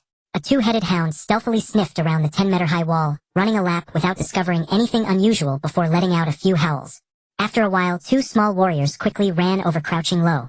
Their movements were swift and precise, and after checking the area and finding no danger, one of them whistled into the sky. Chirp, chirp. Soon a large group of people gathered around the two brothers. The sounds of clanking armor and weapon collisions filled the air. A tall warrior surveyed the surroundings and asked, "Tommy, what's the situation now?" Tommy removed his hat, took a sip of water, and replied, "I scouted the area and there's no one or any animals around. Based on the tracks, they must have left not long ago. But this environment is a bit strange. Look at this wall, it's very sturdy, but if you observe closely you'll find that the soil is fresh, almost as if it has just sprouted from the ground. It's quite incredible. And look at these vines. Every single one is covered in new leaves. The tender leaves seem to have just grown from the soil, which is hard to believe. This wall appears to be about 10 meters high and covers a large area. If it's the work of a magician, it raises some chilling." Before he could finish, a companion shouted loudly, "Sir, there are signs of a fight here." The group that arrived was a medium-sized adventurers party called the Storm Adventurers. They had experienced dozens of battles or hunts, both big and small. The leader, Sean, was somewhat well known in the Adventurers Alliance for his cautious nature, which made his team structure exceptionally reasonable. This time, while on the road, Sean discovered flickering lights in the distance, accompanied by sounds of explosions and roars. Based on the commotion, it seemed like two medium-sized beasts were battling. So they waited until the battle was nearing its end before sending a scout to investigate. The best outcome would be a mutual destruction, which would be splendid. He approached the high wall that Tommy mentioned and was immediately shocked. From the overall structure of the earthen wall, it was evident that it had been artificially created. But that wasn't the main point. The key question was who the hell would be so insane as to expend such great spiritual energy to build a wall for hunting magical beasts. This is treating magicians like they are not human. Even a large adventurer group would never go this far, would they? Truly extravagant. From a distance, it looked like a massive curved wall. What does that remind you of? This is undoubtedly an arena for... Then he noticed the signs of the battle, with some areas burned and others frozen over. A bit of frost by the roadside hadn't even melted yet. Looking at this devastated ground, one could conclude that these two magical beasts must be below the 8th rank. Goodness, 8th rank beasts. Just like their medium-sized team, they would turn around upon seeing this. Who the hell would build a beast-fighting arena? Who would duel like this? This is absurd. It's truly ridiculous. The more Sean looked, the more alarmed he became. The battlefield had been cleaned up quite well. Since there was nothing to gain, he quickly called for a retreat. This place was not safe. Ming and the others were very satisfied with the mountain. It was a perfect hiding place. Ming took a deep breath and forcefully slapped the ground with his hands. A rumbling sound emerged from the mountain, and after a while a cave appeared before everyone. Inside the usual 6 rooms, a hall, a bathhouse, and a kitchen were all arranged. The unicorn Shilua looked at Molly with a puzzled expression. Is this a shelter? Do you have some misunderstanding about shelters? Molly smiled at Shilua and said, Isn't this great? We have fantastic labor here, and we can even take a bath. She emphasized the words take a bath. Shilua thought, is this okay? Alright, you win. Ming felt exhausted and thought something was off. Is this really what they call a shelter? Why is building this shelter so labor-intensive? However, it seems even better than the home he lived in. As a result, amidst the praises of the girls, he became enchanted. Over time, he began to believe that this was how a shelter should be built. His old father Hee-jun, who saw it, was moved to tears. Truly bad people must be tempered by girls. The bathhouse was filled with the sounds of laughter from the girls, which was their favorite time of the day. All the fatigue of the day washed away in that moment, as if their bodies and souls were elevated. Mira forcefully dragged a struggling Dodo in to wash up. Molly used a soft towel to wipe Ziluo's back as it squinted its eyes in bliss. Ruby was playing with Lulu, splashing around in the water. Waiwayan looked on with a frown, thinking, who are they looking down on? Doesn't everyone have pets? Humph, she wanted to give her pet a bath too. Just as she was about to place her hand on the bracelet, the girls rushed over, holding her hand to calm. It was then that she suddenly realized that her pet was a fire Qilin. Yes, she needed to draw a line when it came to this. After dinner, everyone returned to their rooms to rest. The next morning, a series of tremors suddenly shook the shelter, waking everyone up. Ming quickly shot up to check what was happening. He discovered that not far from the shelter, a massive grassland was home to several hundred mountain cattle. The cause of their agitation was a group of griffins hunting in the sky. Their roars echoed through the clouds, driving the mountain cattle into a panic and breaking up their fur. Ming smiled. His plans for today were about to bear fruit. If the griffins weren't hunting, he wouldn't dare to think about the mountain cattle. Now is a once-in-a-lifetime opportunity. They are currently in a state of panic, so it wouldn't be excessive to hunt a few. As for the griffin, it belongs to a species that should not be provoked. Once they fly away, it will be Ming's team's time to shine simply perfect. Ming and his companions lay in ambush beside the massive rocks at the foot of the mountain, watching the griffins hunting the mountain wild cattle. In the sky, the griffins circled and soared, roaring, as they split the large herd of cattle into 3 groups. Then, based on their size, they selected prey suitable for their hunting. In the herd, they swiftly circled and unleashed powerful death roars, rendering the cattle unconscious. Next, they plunged down fiercely, using their sharp claws to seize the mountain wild cattle and dragged it into the sky. Then, from great heights, they dropped the cattle, causing it to crash to its death. Finally, they returned to their nest, clutching the dead cattle.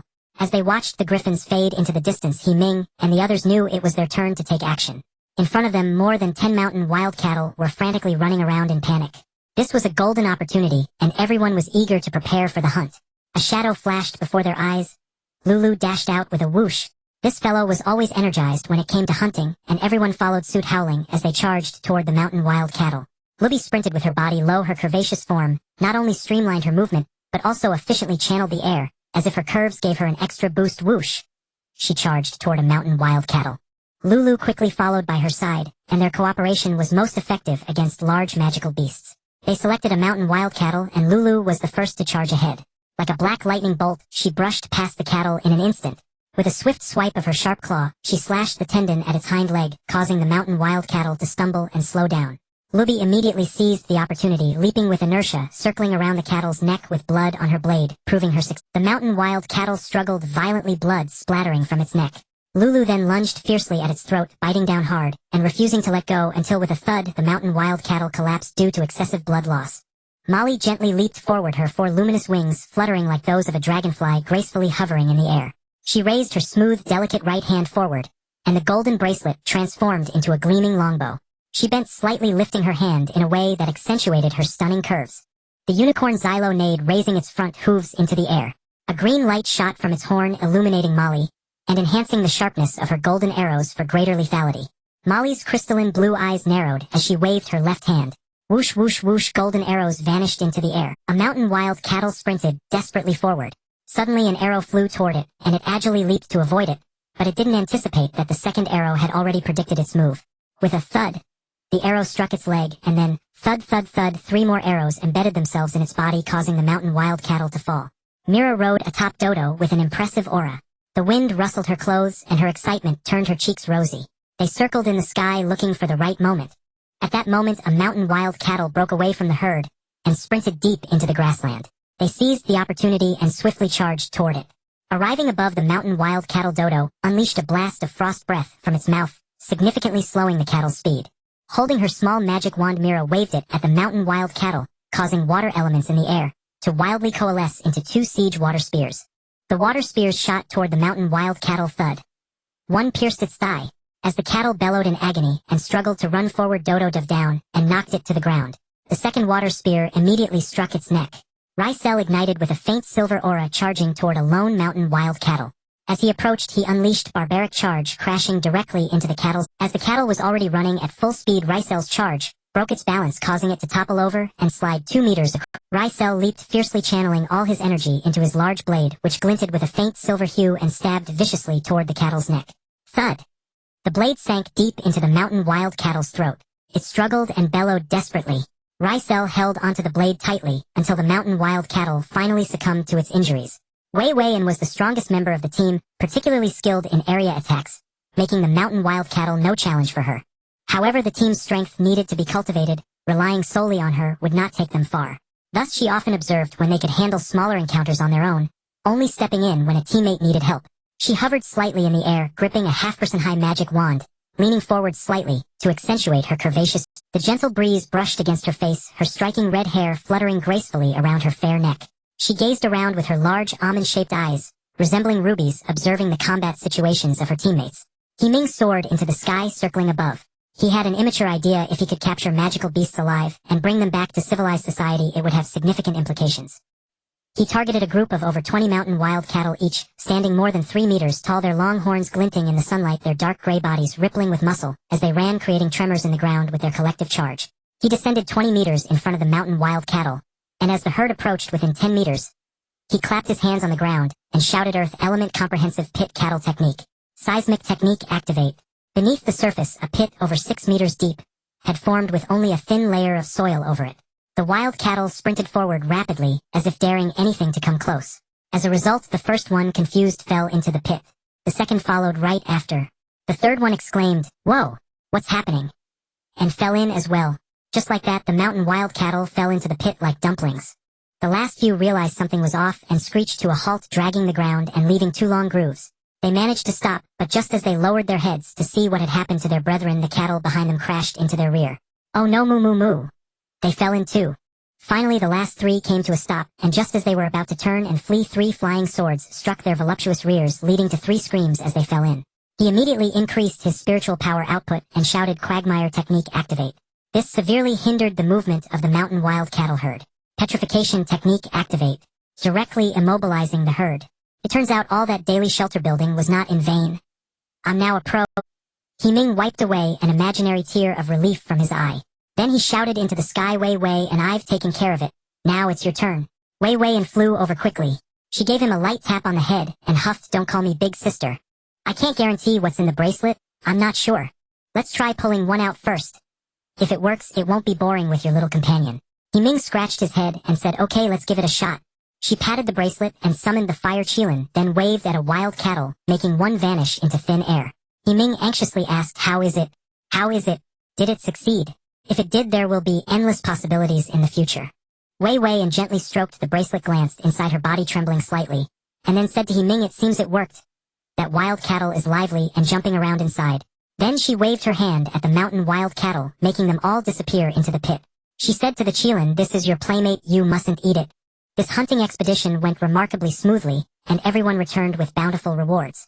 Deep within the shadowy forest, the howling of wolves shattered the silence of the night. A golden armored bear was sprinting through the dense thicket with its cubs, navigating through thick foliage and leaping over streams, desperately trying to escape the relentless pursuit of the spectral wolves behind them. In its panic, the golden armored bear knocked down several trees. He Ming, holding a large chunk of beef in his left hand and a mug of ale in his right, boisterously proclaimed, "To celebrate our bountiful harvest today, raise your cups and drink up." Everyone responded with enthusiastic cheers, filling the great hall with laughter and joy. Mira, bouncing with a pout, shouted, "Brother He Ming, I want to drink that. That's ale, not a drink for children." "Brother He Ming, you're lying. Don't you always say you're a kid? How can you?" He Ming's face flushed with embarrassment as he awkwardly replied, "What nonsense are you talking about? Are you listening?" Mira, with her big cute eyes, nodded seriously. Very good. Then listen well, you can't drink now. Kids who sneak drinks will become foolish." Annoyed, Mira jumped up to bite He Ming, but he skillfully dodged and swiftly offered her the beef instead. She took a bite and found the taste surprisingly delightful, squatting on the ground and savoring the big chunk of beef, mumbling, "Annoying brother He Ming, I'll settle the score with you after I finish eating." Him biting it, so delicious. Such a naive little foodie, once you finish eating you might even forget. We should prepare some juice, otherwise it'll be hard to cover it up. He Ming stroked his chin, deep in thought. Meow meow. Ruby was squatting on the ground, teasing Lulu with the beef. Lulu, sitting on the ground, rolled her eyes at Ruby, speaking in a babyish voice. "That Ruby sister, I can talk, and I don't quite understand your cat dialect, meow." "Ah, I've been talking for so long and you didn't understand. That's so disappointing." Ruby awkwardly covered her reddened face. Lulu stood up, raised her paw, and gently patted Ruby's head with her cute little pat, a piece of beef floating in front of her. "Ruby sister, it's okay, do you want to eat some meat? Although I prefer it raw, but eating some cooked is also quite delicious." Meow. Ruby touched, snuggled against Lulu's head, and Lulu helplessly patted her head with her pink little pad.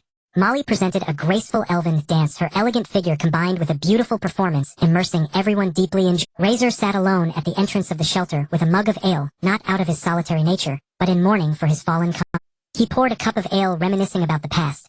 When they were full of vigor now, they quietly lay within his storage ring, a poignant reminder of life's unpredictability. He was unfortunate, having lost his companions in this perilous environment, experiencing a harrowing escape from death. During the days of fleeing while carrying Ruby, he even considered giving up, but remembering Ruby, he persevered. At the same time, he was fortunate. Recalling the moment He Ming descended from the sky made his knees ache.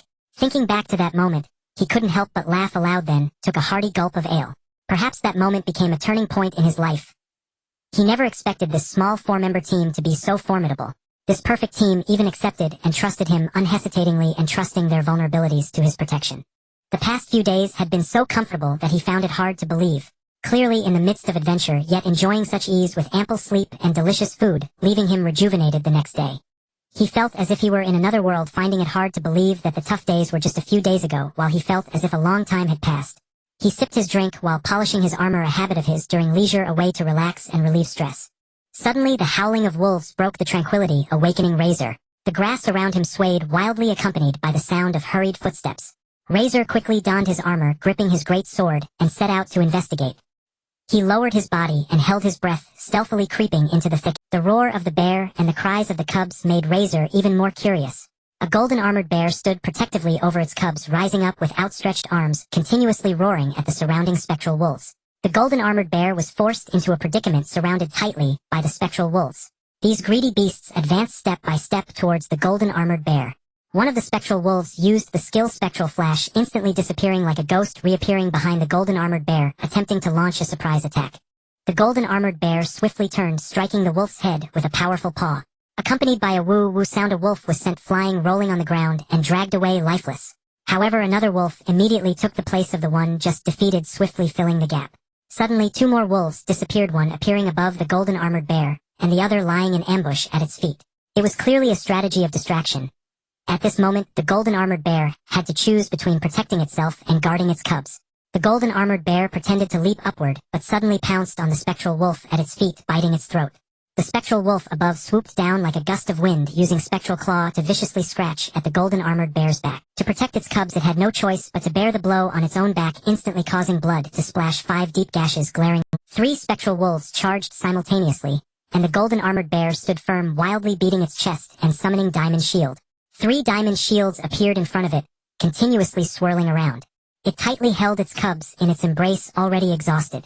At that moment, Razor happened to arrive, witnessing all of it. This scene reminded him of his own days of escape, and without hesitation he charged out. He used Brutal Charge to knock several spectral wolves away.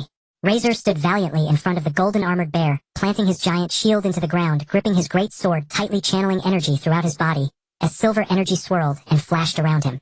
The little golden armored cub opened its big adorable eyes, curiously watching Razor, wondering why this bipedal beast was saving them, silently memorizing the figure of their savior. A deep wolf howl echoed, causing the wolf pack to become restless, each wolf closing in on Razor. Suddenly a spectral wolf lunged at him, and Razor quickly raised his giant shield, slightly shrinking back behind it, tightly gripping his sword. The first spectral wolf lunged at him, and he thrust upward with force, hurling the spectral wolf into the air. In an instant he stabbed upward, fiercely hitting its neck. He swung the sword sideways, repelling the wolf that attempted to sneak attack him. With the left hand he pushed the giant shield forward, repeatedly thrusting the sword through the hole in the shield, causing the wolves to howl in agony as they slightly retreated. At that moment another shrill wolf howl pierced the sky. Lighthearted looked up sharply and saw a massive wolf behind the pack, far larger than the others commanding them. It was undoubtedly the Wolf King. Lighthearted turned to look at the 2 bears. The giant bears were covered in wounds and could no longer fight. Dragging this out any longer would only harm him. He had to take a risk. Fortunately, there was a large tree behind the 2 bears, serving as a barrier. An idea struck Lighthearted.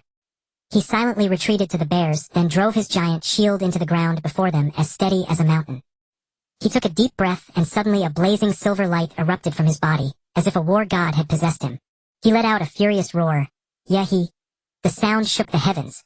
Then, like a bolt of lightning, he circled around the shield and charged forward, his broadsword tracing dazzling arcs, as he plunged into the wolf pack, fighting in a sea of blood. Barbaric charge, get out of my way! Lighthearted bellowed, his entire strength exploding in an instant. Like a blazing meteor, he crashed into the wolf pack. With a thunderous bang, the wolf pack was forced back several steps by the immense power. Then Lighthearted swung his broadsword, cutting through the air with a fierce whistle. He roared, "Sweeping 1,000 troops! Strike!" In an instant, a silver blade light streaked across the void like lightning, slashing forward with unparalleled might. The blade light was razor sharp. Wherever it passed, wolves fell like chopped vegetables, their heads severed and blood splattering. The scene was gruesome, the air thick with the stench of blood, sending chills down one's spine. Lighthearted shot forward like an arrow, leaping lightly as a bird, landing before the giant Wolf King in an instant. He pointed his blade at the beast and roared, "Ahahaha, beast, dare you fight me?" The wolf pack stirred, baring fangs and adopting defensive stances. But the giant wolf raised its head and howled a sound like thunder, and the pack cowered, retreating step by step. Now Lighthearted seemed like a war god descended. His eyes blazed with determination and courage. He swung his broadsword, the blade glittering with a chilling light. Each stroke carried boundless might, terrifying the wolves. The wolves withdrew, clearing a wide space. It seemed the Wolf King had accepted his challenge. The aura of man and wolf rose steadily, burning like a blazing fire. They faced each other, circling slowly, their eyes like torches, as if trying to pierce through each other's bodies, searching for weaknesses. Just then the giant wolf leaped high, diving toward Lighthearted with ferocious momentum, unstoppable. Lighthearted dared not be careless. He instantly activated his barbaric charge skill, his body flashing aside, narrowly dodging the deadly strike. He moved swiftly, turning to execute, sweeping 1,000 troops. A fierce blade light swept backward, carrying the sound of splitting wind like a whirlwind. That strike forced the Wolf King back, defusing the immediate crisis. Then Lighthearted leaped high, soaring like an eagle spreading its wings, and plunged down toward the Wolf King with lightning speed. His broadsword gleamed with cold light, slashing down with the force of a thunderbolt. At the same time he roared, "Heavenly blade fall!" With a thunderous crash, the ground seemed to explode, leaving a huge crater, dust and stones flying everywhere. The strike was devastating, as if it could tear the world apart. The Wolf King was blasted backward, but the beast agilely leapt up, dodging the fatal blow. It lowered its body, instinctively sensing that Lighthearted posed a great threat. In an instant, the Wolf King vanished like a ghost into the night, executing the nether flash. Lighthearted reacted quickly, performing a neat backflip to barely avoid the attack. Then he charged forward without hesitation, activating barbaric charge. Just as his blade was about to touch the Wolf King, he immediately executed continuous chop with leaping steps, blade light flashing like lightning in a series of cuts. The Wolf King was not to be outdone, parrying with its sharp claws and fangs. Their attacks interlaced like a storm, each clash sending sparks flying breathtaking. Lixier would not miss this chance. He pressed forward relentlessly, giving the Wolf King no breathing room. Then he unleashed, sweeping continuous chop, blade light swirling like a cyclone impenetrable. In an instant, the Wolf King was wounded, yet it fought on stubbornly. Seeing this, Lysier's energy surged again. He roared, mighty double slash. Die! The roar was like a thunderclap shaking the soul. The Wolf King was driven back, its posture faltering, front leg bleeding, blood dripping onto the ground. Lysier knew this was the moment. He shouted, Yehi! And exploded with all his strength, leaping into the air. He executed his ultimate technique, Heavenly Blade Fall, descending upon the Wolf King like a mountain crushing an egg, while adding, mighty double slash, aiming for a killing blow. He roared, die! This strike gathered all his strength and killing intent, as if it would tear the very space apart. With a thunderous boom, a deep crater appeared on the ground. The Wolf King lay lifeless in the pit, no longer breathing. Seeing the Wolf King's brutal death, the wolves were terrified. They began to retreat, trying to flee. Just then, a figure descended from the sky, landing on one knee with a thud. The pose was a bit cool because he had secretly made himself a knee pad. Ming said arrogantly, want to leave, without asking me. But before he could finish, Lulu and Ruby had already charged into the wolf pack. The wolves kept letting out mournful howls. Can't you let me finish? Fine, you win. Hey, calm down, don't be rash. Leave some wolf heads for me. Ming rushed toward the pack, but halfway there. Swoosh, swoosh, swoosh. Arrows of light rained down from the sky, thudding accurately into the wolves' necks. Ruby, while cleaning up the battlefield, said, this is what happens when you talk too much. Lulu nodded. Ming wailed and fell to his knees. Ah, how can you do this? Give me a chance. The women turned in unison and said, no, Naya. The unicorn Shilua descended from the sky and immediately went to check on the golden armored bear's condition. Clearly Shilua had known the bear for a long time and now faced a parting of life and death. Shilua gently touched the bear with its head and a green light bloomed. But the bear shook its head, using its last strength to push its cub toward Shilua, then passed away peacefully. An ethereal sorrowful cry pierced the sky. Shilua looked up to the heavens, its long howl seeming to bid farewell to an old friend. Molly flew over and gently embraced Ziluo's head. They communicated telepathically for a moment, then she spoke. The golden armored bear, once the guardian of the jungle, had found it difficult to control the beasts ever since a sinister in energy descended. The beasts grew unruly and even sparked a rebellion. It investigated privately and discovered that underworld creatures had appeared, bringing with them in energy that corrupted most beings, slowly turning them savage. This was the cause of the chaos. Ming supported Lysier as they arrived. Looking at the mother and cub, Ming was filled with regret. At that moment, the cub lying on its mother looked at Lysier, crawled toward him, and rubbed against him. Molly continued, the golden armored bear expressed its hope that we would take good care of this child. It is the descendant of a king. But now it seems the cub has already found its place. For the golden armored bear cub had voluntarily formed a soul contract with Lysier. Molly waved her hand slightly, and a green light spread over Lysier, visibly healing his injuries. Lysier picked up the golden armored azure bear cub. Their gazes met as if they instantly understood each other's hearts. Lysier quietly extended his finger, gently touching its hard armor. The golden armored azure bear lowered its head, allowing Lysier to feel its strength and warmth. Then Lysier closed his eyes, focusing his spirit to connect with the golden armored azure bear. The tacit understanding between them deepened, as if an invisible force flowed between them. When Lysier opened his eyes again, he saw a glimmer of light flickering in the golden armored azure bear's eyes. It was a symbol of a pact, a promise of mutual trust. From that moment on, the golden armored azure bear and Lysier became inseparable partners. They would fight side by side, facing future challenges and adventures together. Lysier was so excited that tears filled his eyes. He finally had his own. He raised the golden armored azure bear cub high and declared, from now on you shall be called Gula. Everyone decided to properly bury the mother golden armored azure bear. At that moment, the unicorn Shilu shot out a green light from its horn, piercing the head of the golden armored azure bear. In no time, a shining red blood crystal was drawn out. Shilu handed the red blood crystal to Lysier. This is the heritage of the golden armored azure bear, entrusted to you for safekeeping. Currently, the golden armored azure bear Gula is still young. Let it inherit the glory of its ancestors when it reaches the appropriate level. Molly conveyed Xylus words. Lysier solemnly accepted the red blood crystal, placing it on his chest, and saying, I, Lysier, will not let you down. The golden armored azure bear Gula was heartbroken, raising its head to the sky and letting out a mournful long howl. Ming dug a deep pit 10 meters deep to properly bury the golden armored azure bear. The group returned to the shelter and began planning for their future journey. The little golden armored azure bear sat listlessly on the ground, quietly watching Lysier and the others discuss. The unicorn Shilu approached gracefully, followed closely by a group of lively and adorable magical pets. Shilu carefully touched Gyula's little face with its head, then gently picked it up and placed it in front of the other magical pets, seemingly introducing this new member to everyone. First to step forward was the eldest sister Lulu, who walked elegantly to Gyula, gently licking its face, her eyes filled with Dodo, not wanting to be outdone, quickly ran over and rubbed against Gyula's little face as if greeting it. Wei Ennis' bracelet shimmered with mysterious light, and she seemed a bit dazed until she saw the magical pets suddenly recalling the existence of Lin Air. At that moment, a buzzing sound emanated from a space fissure, drawing everyone's attention.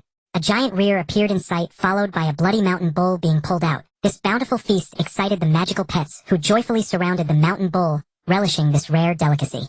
Dodo, you stand right there. If you don't dress up beautifully, you won't be a good dragon, you know.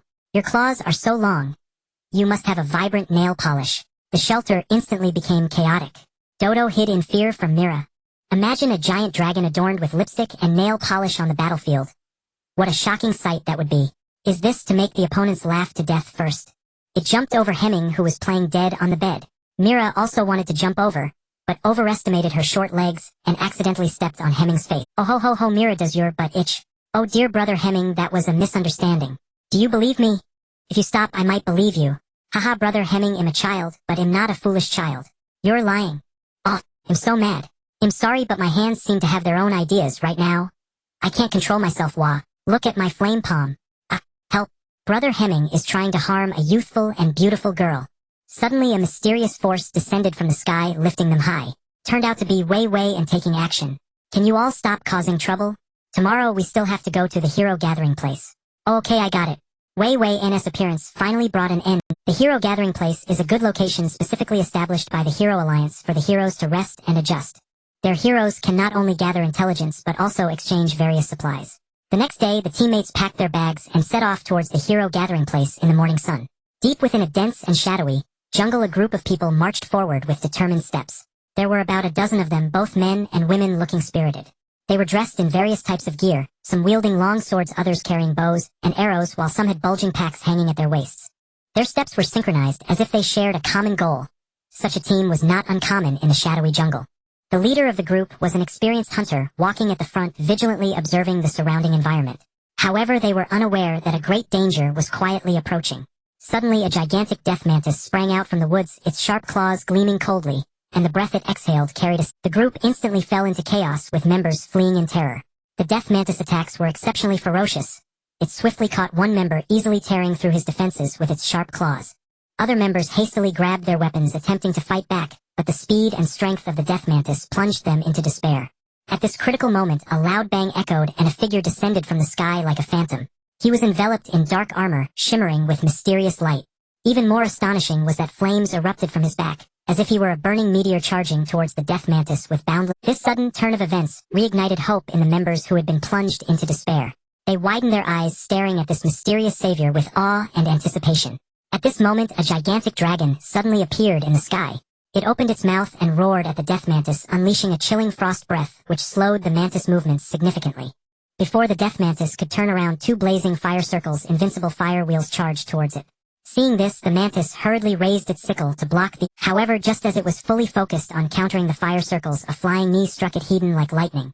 The force of this knee was so great that the death mantis was sent retreating repeatedly. Time rewinds back to the moment before Ming's team was ambushed by the Brave Squad. They wove through the jungle surrounded by trees, as far as the eye could see, not knowing how much longer they would have to walk on this endless path. Watching Mira leisurely flying in the sky on a giant dragon, Ming felt a pang of envy and jealousy. Turning to look at Lulu, who was napping on his shoulder, his frustration grew even more. Lulu seemed to sense something, suddenly opening her eyes to find Ming staring at her with ill intent, and instantly puffed up in alarm. She jumped out suddenly, only to be caught midair by a pair of large hands. Oh Lulu, don't be nervous. Just look at Dodo, so well behaved, always carrying Mira around, while you keep making me carry you. Just look at yourself, you need to learn from Dodo. I don't want to. I'm still a baby. A childish voice came from Lulu's mouth, and she immediately shouted, Sister Ruby, help. Someone is trying to mistreat a child.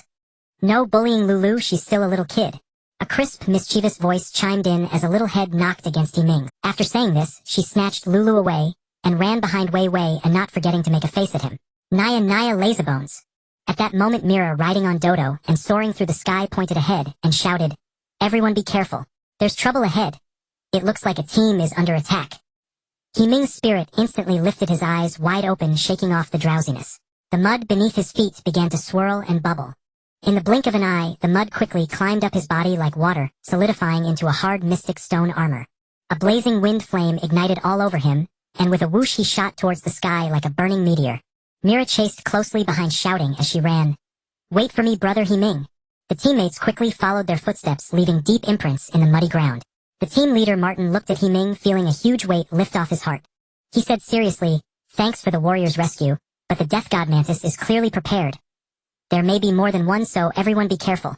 As soon as he finished speaking, the bushes suddenly shook violently. Following that, 4 death god mantises sprang out. Their menacing faces appeared even more terrifying in the dim light, and their sharp scythe-like claws glimmered with a chilling light. At that moment the ground began to tremble slightly, and with a dull thud a man clad in full armor charged out like a war god. His gaze was resolute, and the armor he wore shimmered with a cold light. The man unleashed a brutal charge, rushing towards the death god mantises like a swift wind, crashing into them fiercely. Then with a fierce expression he roared, "You vile creatures, do not harm anyone." Afterward the man put down the golden armored bear cub, and gently stroked its head, saying, "Gula, find a safe place to hide and grow quickly. We will fight side by side soon." His voice was filled with anticipation. Next he charged towards the death god mantises like a bolt from the blue, then leaped high into the air. "Aha! Watch my heavenly blade fall!" he shouted in midair. Instantly a colossal golden blade formed from his energy appeared above, striking down fiercely at the death god mantises. The mantis hurriedly used its scythe-like claws to defend, but the power of the giant blade still knocked it backward, leaving deep grooves on the ground. Suddenly Razor heard the sound of wings flapping. Oh! He reacted swiftly, performing a backflip to narrowly escape. Just where he had jumped away, another death god mantis appeared. "Oh ha, relying on having many bugs, huh? Then don't blame me." Ming hovered in midair, cracking his knuckles, and then raised his arms high as the wind elements in the sky surged towards him like a tide. He suddenly gathered his energy, and a series of high-pitched screams erupted. "Ugh, hey Stinky, Ming, what nonsense are you doing again? Can you be more reliable? At least give a heads up. Look at our hairstyles, they're all messed up." Wei Wei and pouted, stomping her feet in annoyance. It turned out that Ming felt the girls were too slow, and directly used the wind elements to forcibly pull them over. "Look, there are so many magical beasts. If you don't come, we'll be crying." Wei Wei glanced at the few death god mantises around and gave him a big eye roll. She thought, are these few even worth calling for help? Surely they're not enough for you to handle, right? Still complaining. "Oh, since you don't want the chance to fight, when there are no magical beasts left for you to fight, don't come crying to us to leave some for you. Sisters, grab your weapons."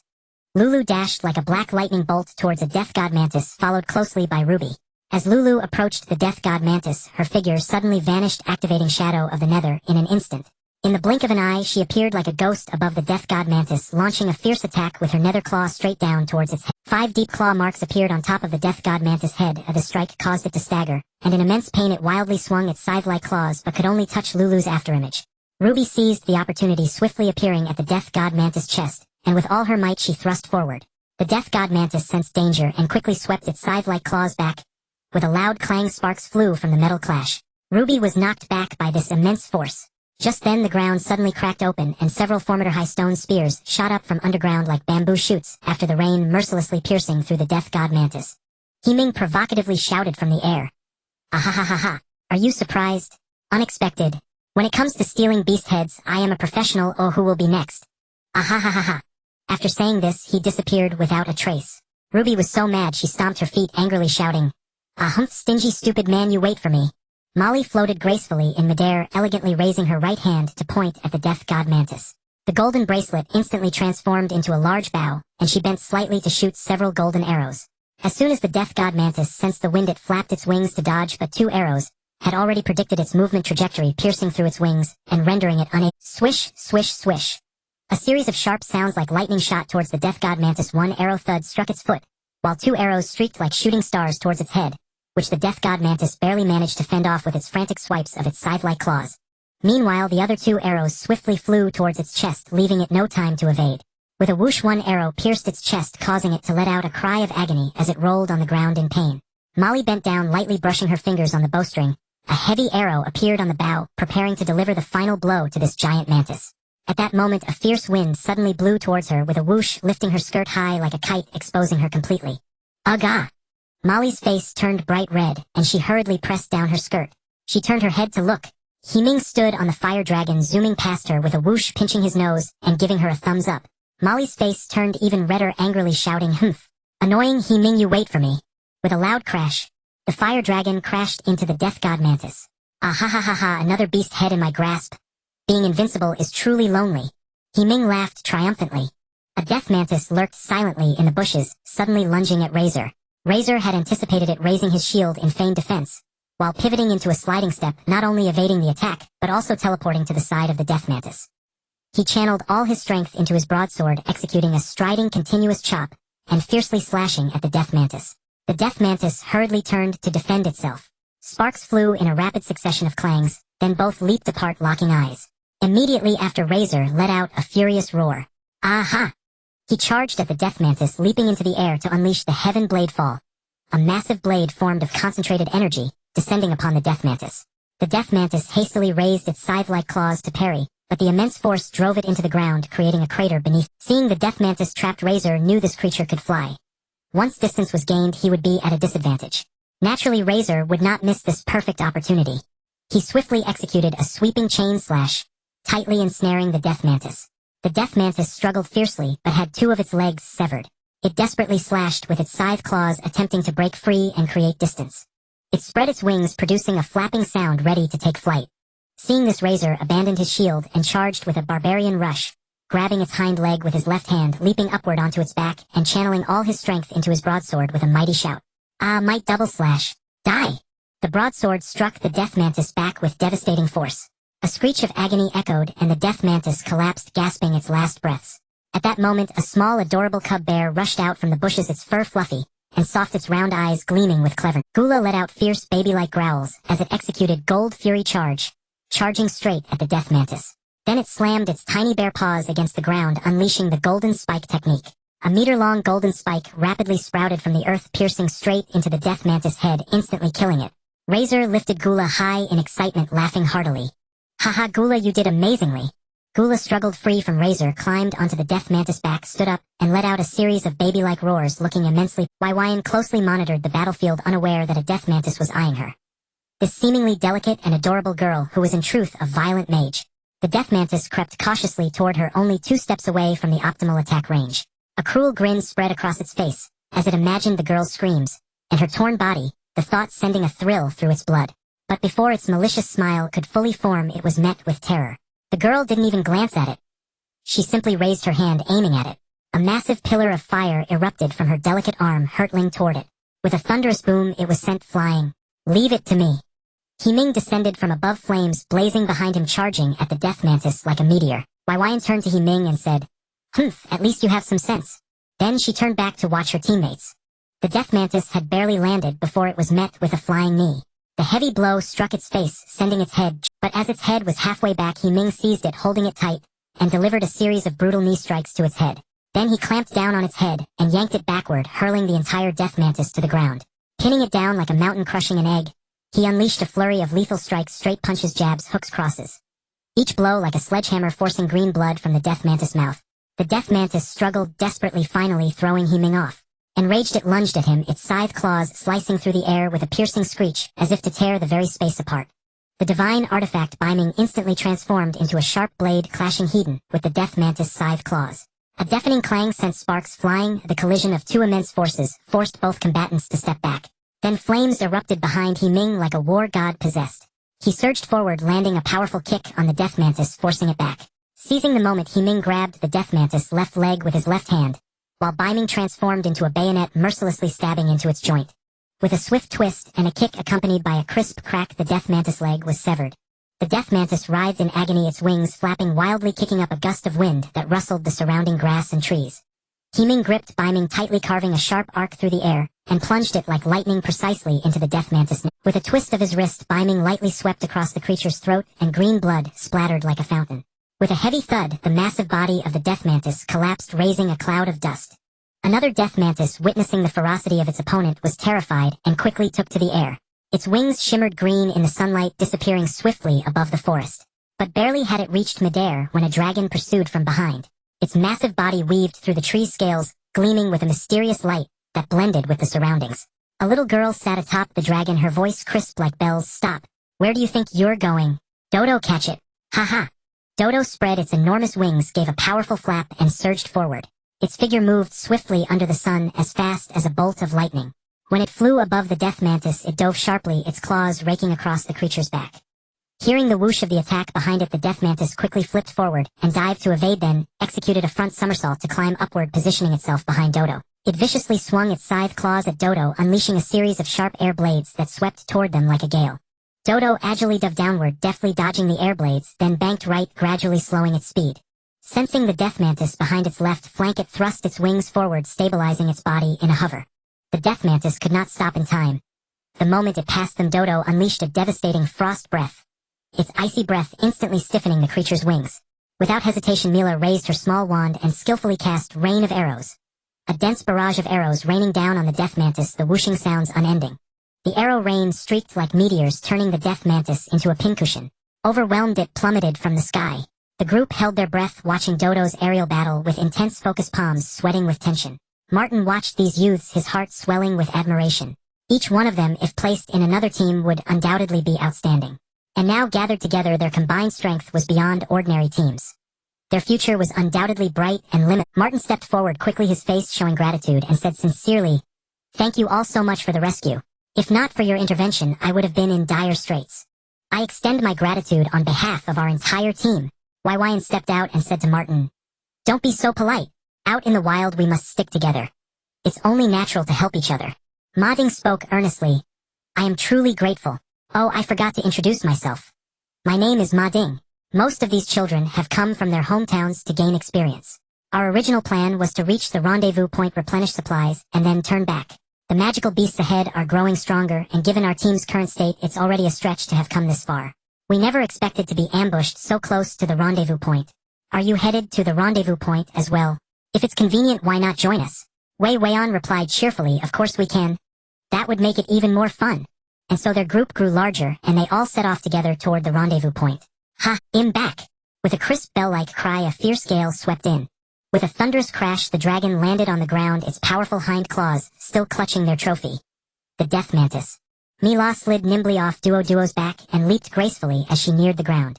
"Ha ha ha, Wei-Wan, look how amazing I am." Wei-Wan reached out and flicked her forehead gently. "If you won't call me teacher, at least call me sister. Don't always copy that rascal Ming. But you did well this time. He'll get you a new wand later." Wei-Wan said softly, gently ruffling Mila's hair. "Really? That's wonderful." Mila danced with joy.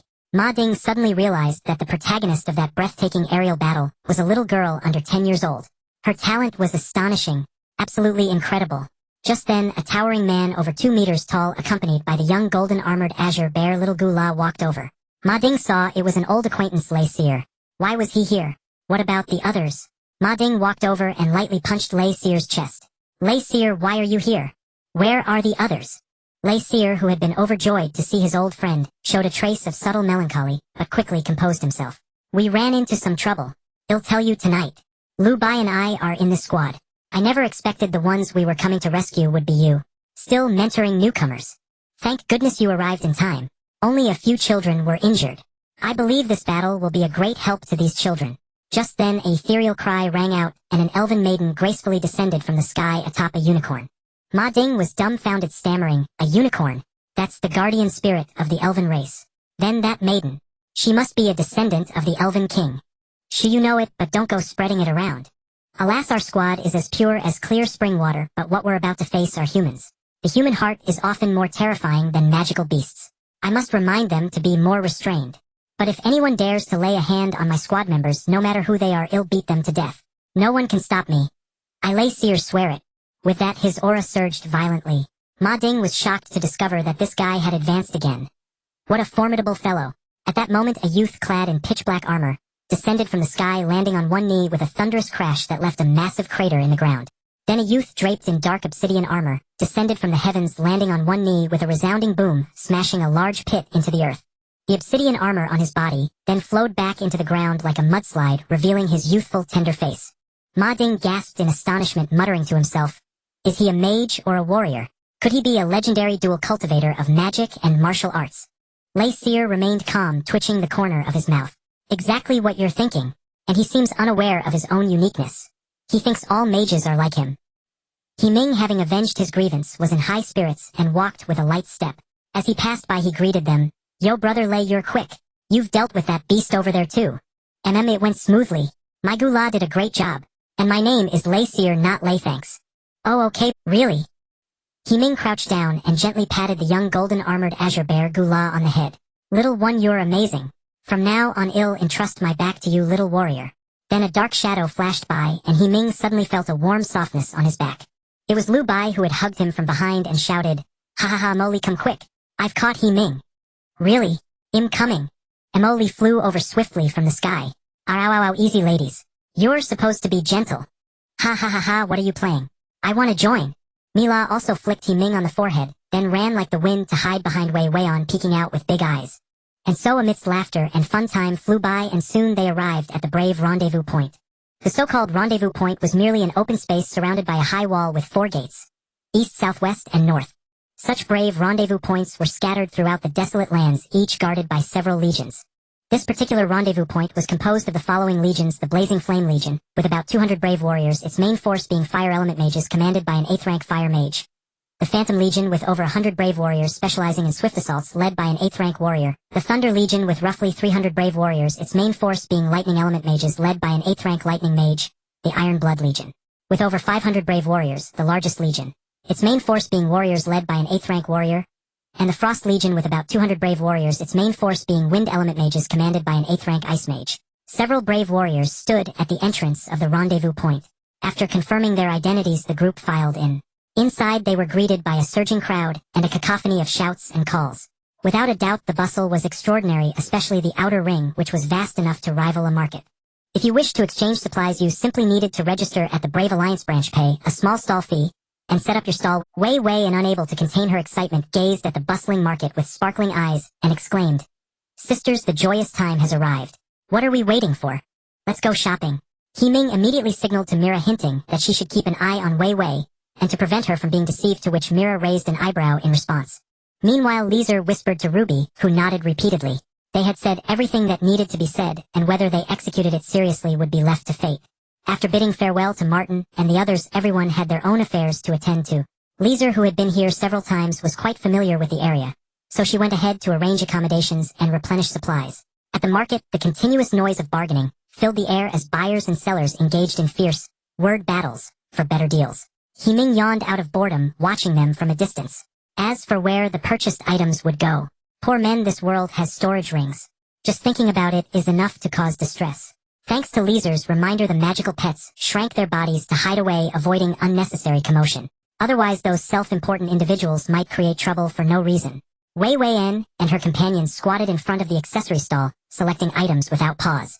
Do girls ever consider practicality when shopping? For Wei Wei, and whose equipment was of the highest quality, what accessory could possibly compare to her entire set of gear? What they were buying was a kind of happiness, a sentiment. The stall owner was very pleased. He loved having girls as customers. As long as they had a bit of patience, the success rate of transactions was generally high. Suddenly more people gathered around the small stall. The owner was initially quite happy, but when he looked up he found himself surrounded by burly men. One of the blonde men, who thought of himself as handsome, kept flipping his hair and approached the stall, noticing it was filled with beautiful women. He crouched down, pretending to select accessories, while intentionally getting closer to Molly, feigning a nonchalant demeanor as he gently sniffed near her hair. Ruby kept her gaze alert, paying attention to every movement around them. When she noticed a man beside Molly acting strangely, Ruby stood up without hesitation, forcefully pushing him away and swiftly moving to block Molly. Her voice carried authority as she scolded, "Step away. Why do you keep getting close to Molly? What exactly are you The man was taken aback for a moment, then revealed a malicious smile. He eyed Ruby up and down, a glint of greed flashing in his eyes as he muttered, "Oh ho! So it's a cat girl. What a figure, tsk tisk, truly superb. Little fairy, your name is Molly, right? What a lovely name, ha ha ha." He introduced himself saying, "I am the leader of the Storm Brigade. My name is Kenishi. I am very interested in you. Come with me, and I'll show you my collection. It's far superior to what you see here. Ha ha ha."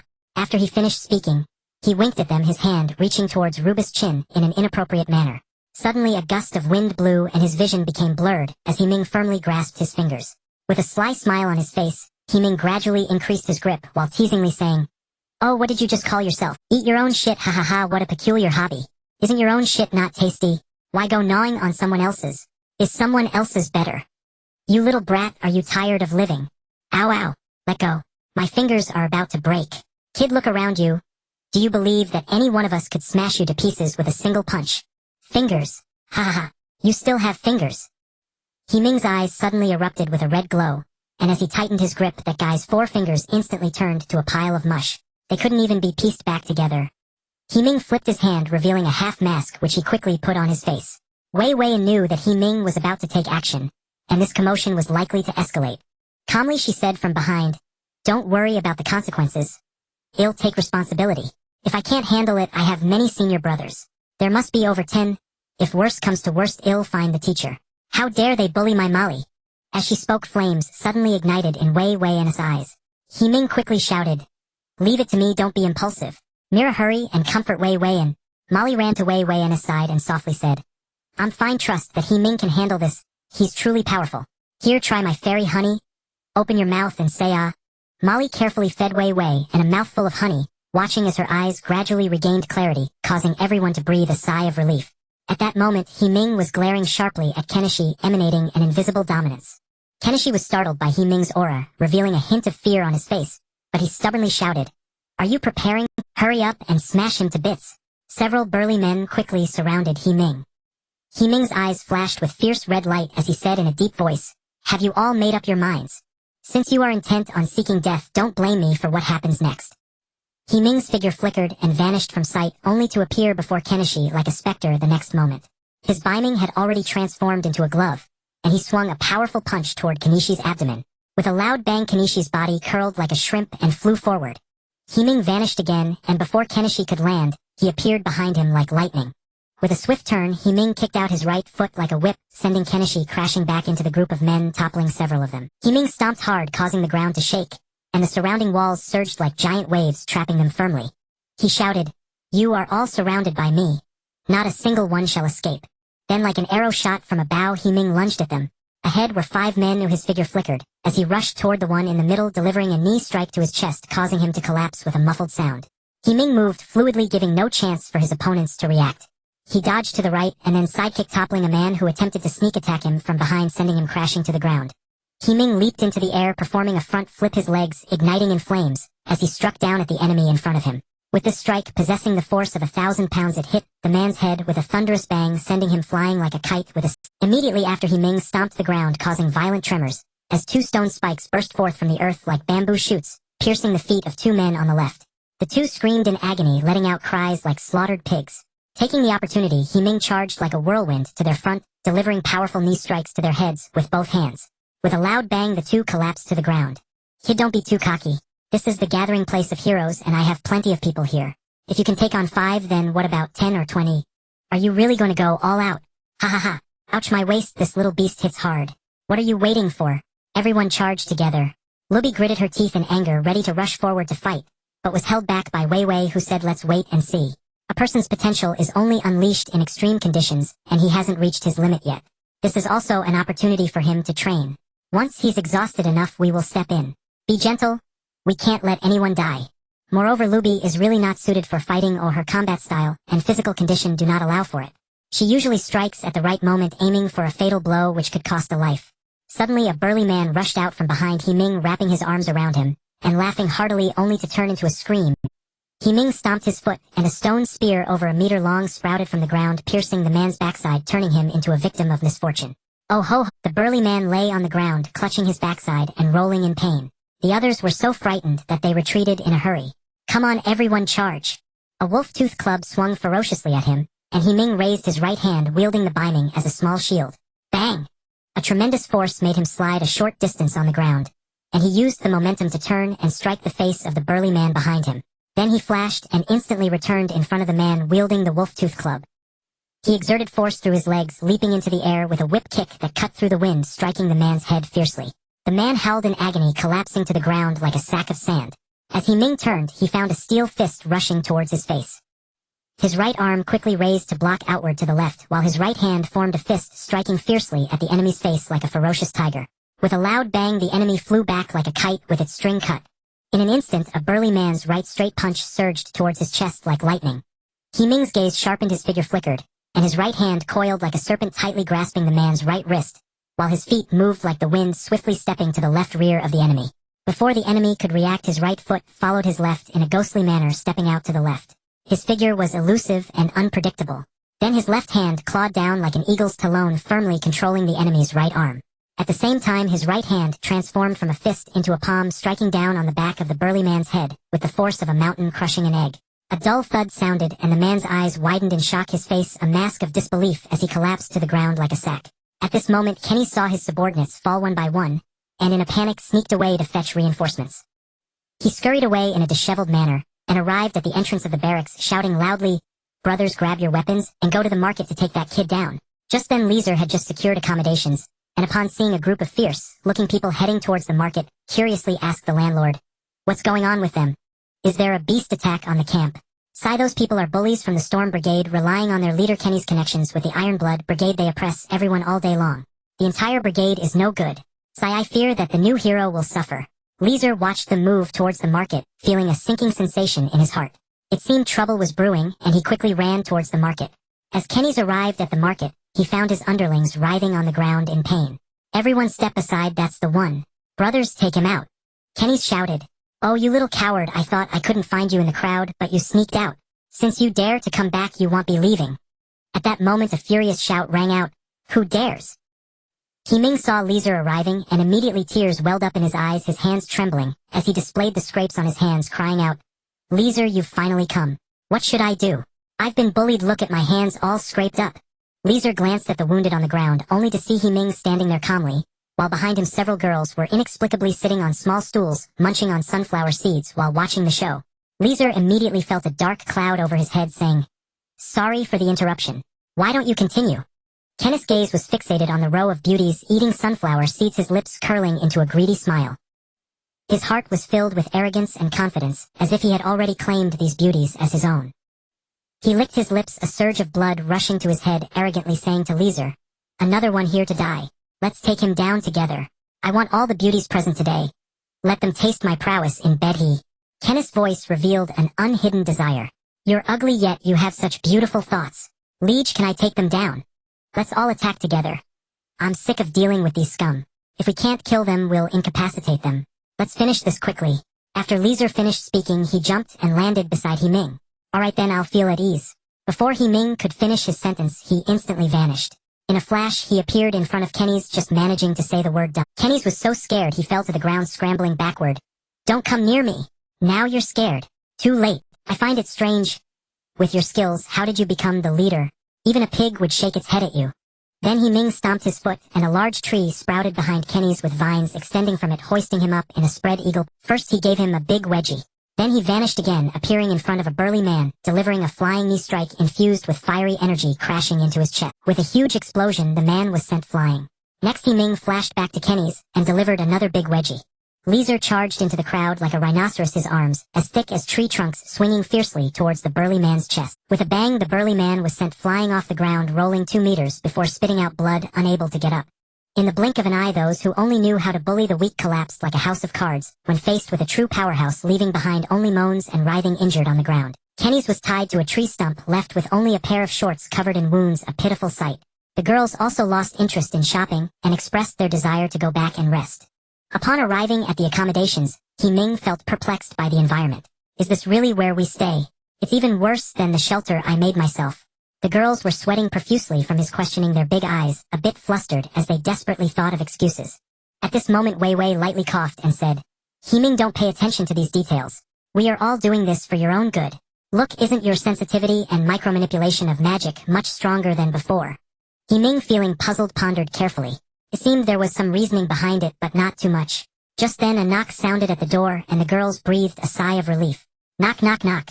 The sound of knocking echoed as the girls excitedly opened the door, leaving Ming in a daze, wondering why they were so eager to answer today. Oh, it turns out Ruby has returned with news. This time she had 2 important tasks: to uncover the truth behind Kenny Sure, and to assess the situation of the Brave Alliance branch and various military corps after the incident. When the results came out, it was no surprise. In an era where strength speaks volumes, what could a few small fish stir up? A 30-person corps was actually taken down by just 2 people. If this got out, it would be the laughingstock of the town. Such a useless group was simply a wrap. Now look at Ming's team. They were exceptional, equipped with archers, mages, tanks, and fast attackers. Everything one could desire. Then there's that so-called Storm Corps which had nothing but knew how to bluster forward without even a single mage. They dare to call themselves a corps. The Ironblood Corps ignored them, probably thinking they couldn't afford to associate with such trash. The Brave Alliance branch did say they had clarified the situation, but tomorrow they still needed to report and go through the motions and recount what had. Now everyone felt at ease. They had initially considered sneaking away tonight. The next day, Ming and his group arrived at the Brave Alliance branch. Along the way, people cast curious glances at them, making them feel somewhat uncomfortable. Upon entering the branch, it was bustling inside. Ming was puzzled, wondering if these people were here for business or seeking a sense of security. They were then led into a spacious room, as it was said the branch president wanted to see them. They were quite confused. After all, they had merely defeated a gang of thugs. Was it really necessary to make such a fuss? The branch president was a middle-aged man named Brandon with a particularly shiny head and 2 rows of sparse hair growing stubbornly. Upon meeting, Brandon burst into a hearty laugh to greet them, as if his laughter would add friendliness. This magical approach did indeed ease Ming and the others' nerves considerably. Truly impressive for such young individuals. I never expected you to be so powerful at such a young age. Brandon praised. You flatter us, President. We have merely grown through continuous adventure and training, nothing extraordinary, replied Wei Wei, and with a smile. Wei Wei and then asked, may I inquire if the President has any instructions? Surely it isn't regarding those useless corps, right? What are you talking about? That trash of a corps is not even worth my mention. It would simply taint the air here. The matter is that due to the outstanding performance of you 2 young men yesterday, the 5 major corps are quite interested in you. Let me first gauge the waters. Are you interested in experiencing the major corps? Of course, I'm just asking casually. Upon hearing this, Lizel immediately stood up to respond. Thank you, President, and the leaders of the major corps, for your kindness. We have no intentions regarding other corps. This team is my home and my teammates are my family. I will never join another corps, please understand. He then firmly nodded at his teammates. At that moment, a thunderous bell rang out, followed by someone rushing in a panic saying, President, it's bad. The beast tide is coming. Will please, President, hurry to take charge of the situation. What? How could there suddenly be a beast tide out of nowhere? Brandon asked in shock. President, I have urgent intelligence that may be related to this beast tide. Wei Wei and solemnly explained the situation regarding the goblins and the lich. After listening, the president took it very seriously, stating, I will report this matter immediately. However, the urgent issue at hand is to resolve the beast tide. With that, he and Ming quickly made their way to the entrance of the Brave Assembly grounds to assess the situation outside.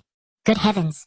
Ahead was a massive herd of gigantic mountain bull, at least several thousand of them charging toward them with overwhelming ferocity. Following these mountain bulls and rajaks were thousands of fierce spectral wolves, and behind the spectral wolves were the agile ironback lizards and the massive crimson flame giant apes. Of course, this was just the leading pack. Far behind were the rage magic bears, abyssal earth scorpions, bloodthirsty giant spiders, blood pythons, and more, all pouring forth. A great swarm of magical beasts surged toward them like a tidal wave, shaking the ground violently, as if it would tear apart.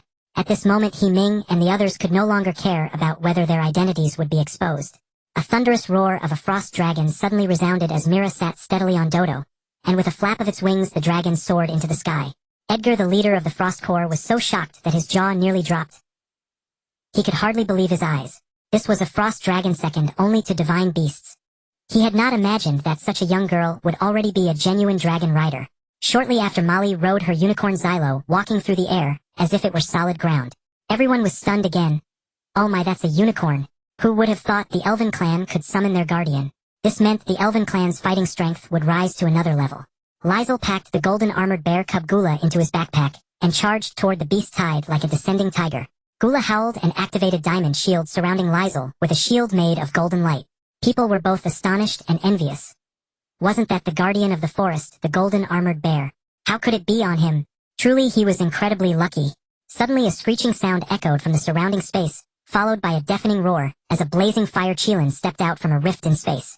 It ran up to Wei Wei and affectionately rubbing against her before angrily charging toward the beast tide.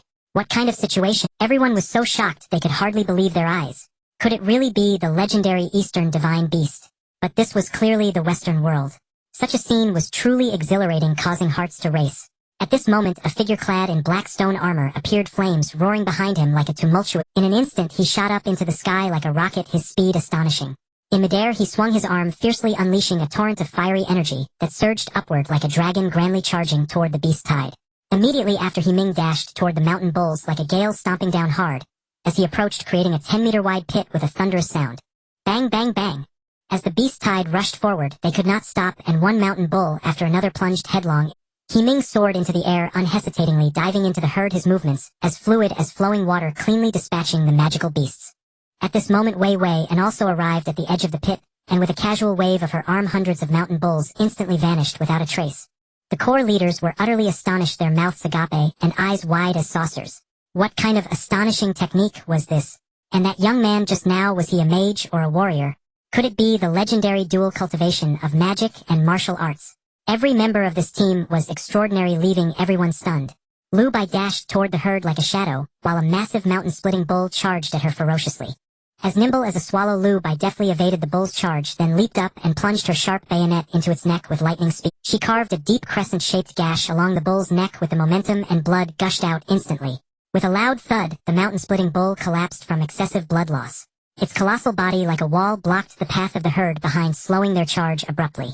Now moving like the Grim Reaper, Lu Bai weaved through the herd with ease. With each bull she passed her bayonet, precisely severed its tendons, rendering them immobile in an instant, as skillfully as a butcher dissecting a carcass. Her movements were fluid and effortless, buying precious time for the warriors behind. Helen, the commander of the Phantom Corps, observed every move Lu Bai made. Her eyes grew brighter, and a faint smile curled at the corners of her lips. Deeply intrigued by Lu Bai's performance, she licked her lips unconsciously and said with a smile, "Oh, this little girl is truly formidable." Suddenly a low droning sound filled the sky, as if millions of bees were beating their wings simultaneously. Looking up, they saw a dark cloud rapidly approaching. It was a swarm of death mantises and bloodthirsty bats descending upon them like a plague. At this tense moment, a deafening dragon roar erupted. A majestic frost dragon soared into the sky like an arrow from a bow, charging straight at the enemy.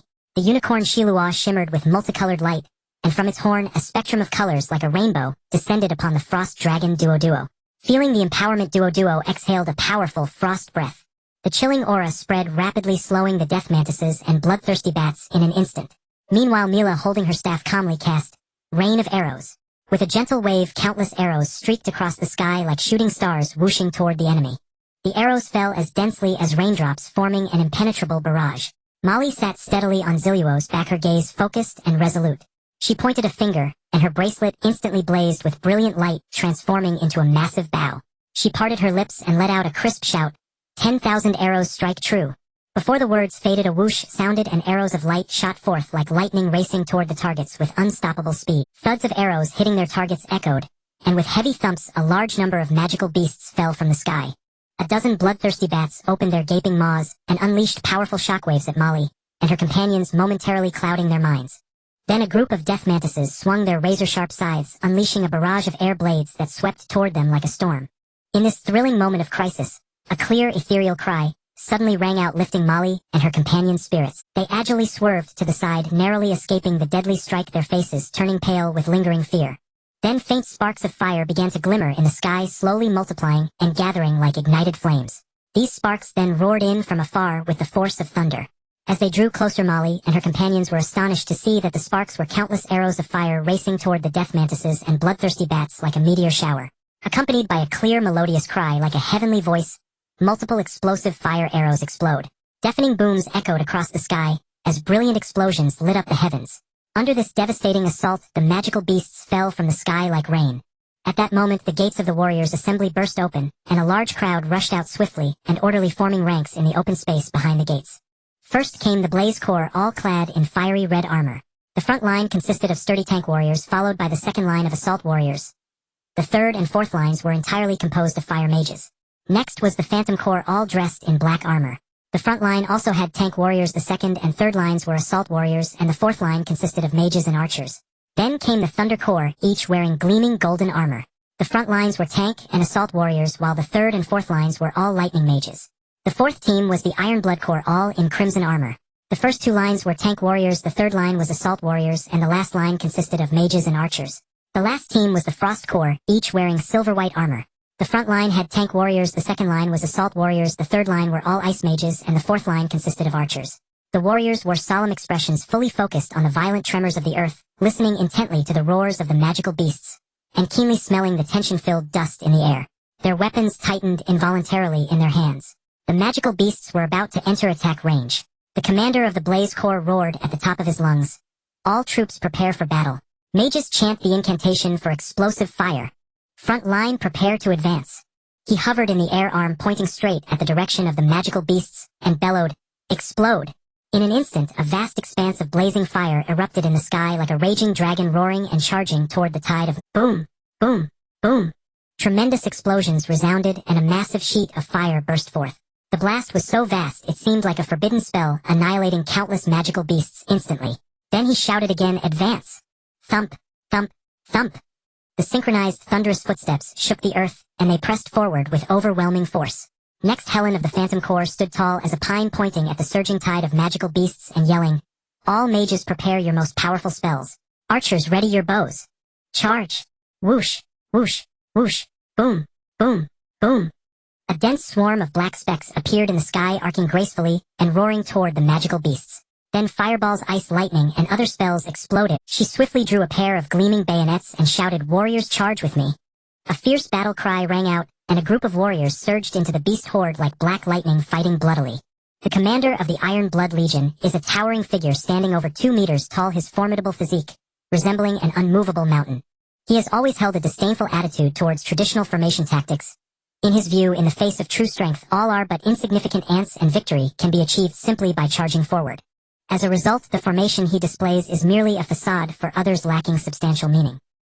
He stands firmly at the forefront of the ranks, his heavy sword glinting with a cold light under the sunlight.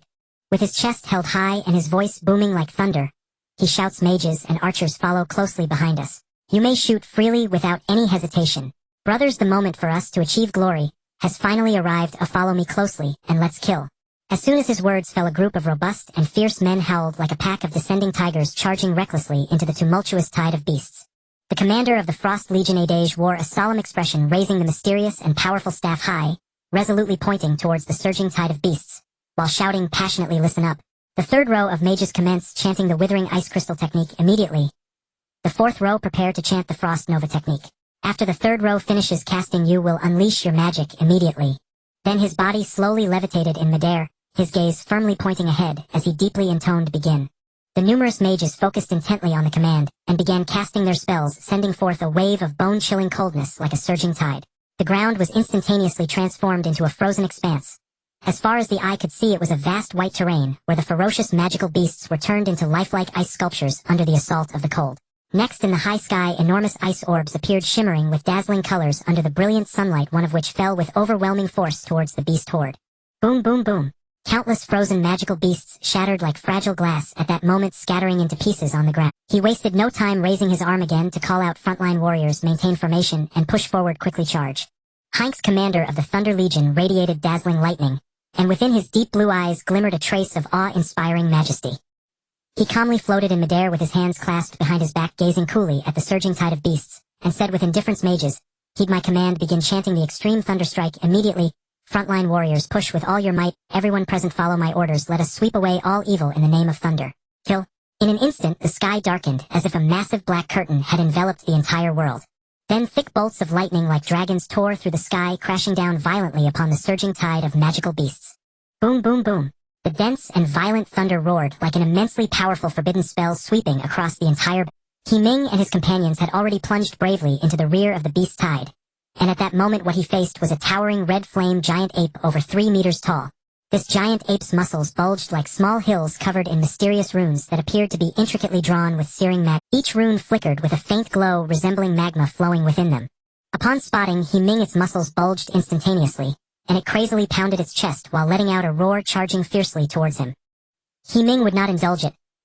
He raised his arm, and in an instant unleashed a massive water column shooting towards it, saying, "You're seriously overheated, old buddy. Let me cool you down. No need to thank me, it's the least I can do." In an instant, an exceptionally powerful steam surged forth, resembling a grand outdoor sauna. Aurora. The red flame giant ape writhed in agony on the ground, rolling frantically. Once the water ceased, it glared at Ming with a ferocious expression, as if nothing had happened. It continued to roll on the ground while howling, and once the water stopped, it acted like nothing had happened, repeating this several times. He soon realized that this method could not kill it, akin to being pinched by a girlfriend. It hurts terribly, but after a while it's as if nothing happened. It seems he must engage it in a true battle. Ming charged towards the red flame giant ape like an arrow released from a bow, agilely leaping into the air, twisting mid-flight, his feet transforming into massive blades as he struck down at it. Bang! The giant ape merely blocked the strike with one hand, then seized his foot. It slowly rose, forcefully slamming him down into the ground. Boom! A massive crater was created upon impact, causing Ming to spew blood. Immediately after, a colossal figure rushed towards him like the wind. He quickly flipped and evaded. Boom! Dust filled the air as the giant ape stomped fiercely into the crater.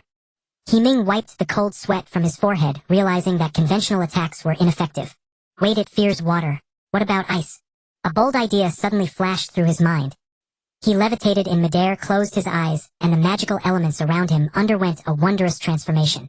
When he opened his eyes again, they were filled with piercing coldness. As he declared in a deep voice, "Activate extreme ice." His original dark armor immediately enveloped in layers of ice crystals, appearing as solid as rock and indestructible. He forcefully flung his arms, sending 2 circles of ice blades racing towards the red flame giant ape. The Qi Yuan lunged at Ming like a streak of red lightning. Ming stared in bewilderment. He was hovering some 10 meters above the ground. Could it possibly fly? In an instant, a massive fist surged toward him.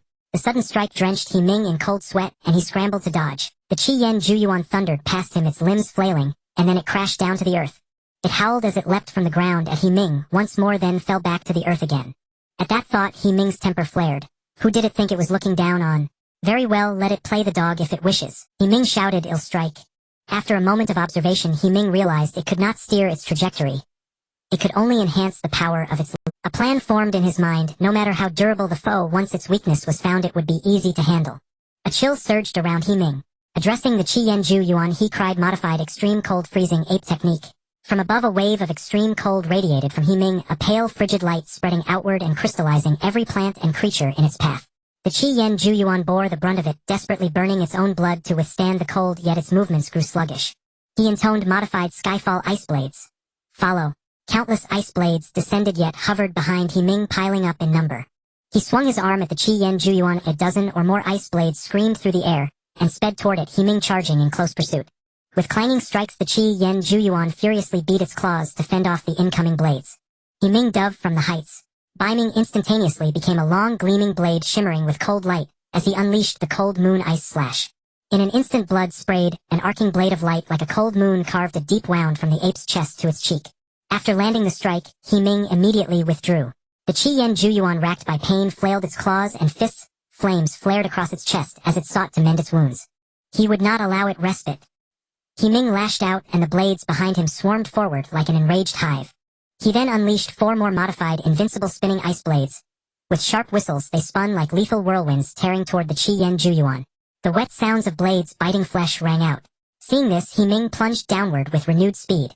He poured all the ice elements into Ming and roared modified extreme cold ice blade ape cutting technique. Slash. The Qi Yuan was already battered and bleeding. Panic-stricken, it crossed its claws and threw itself into a desperate defense against his earth-shattering assault. Reflected in its terrified pupils was the image of Ming plummeting like a meteor from on high, growing larger by the moment.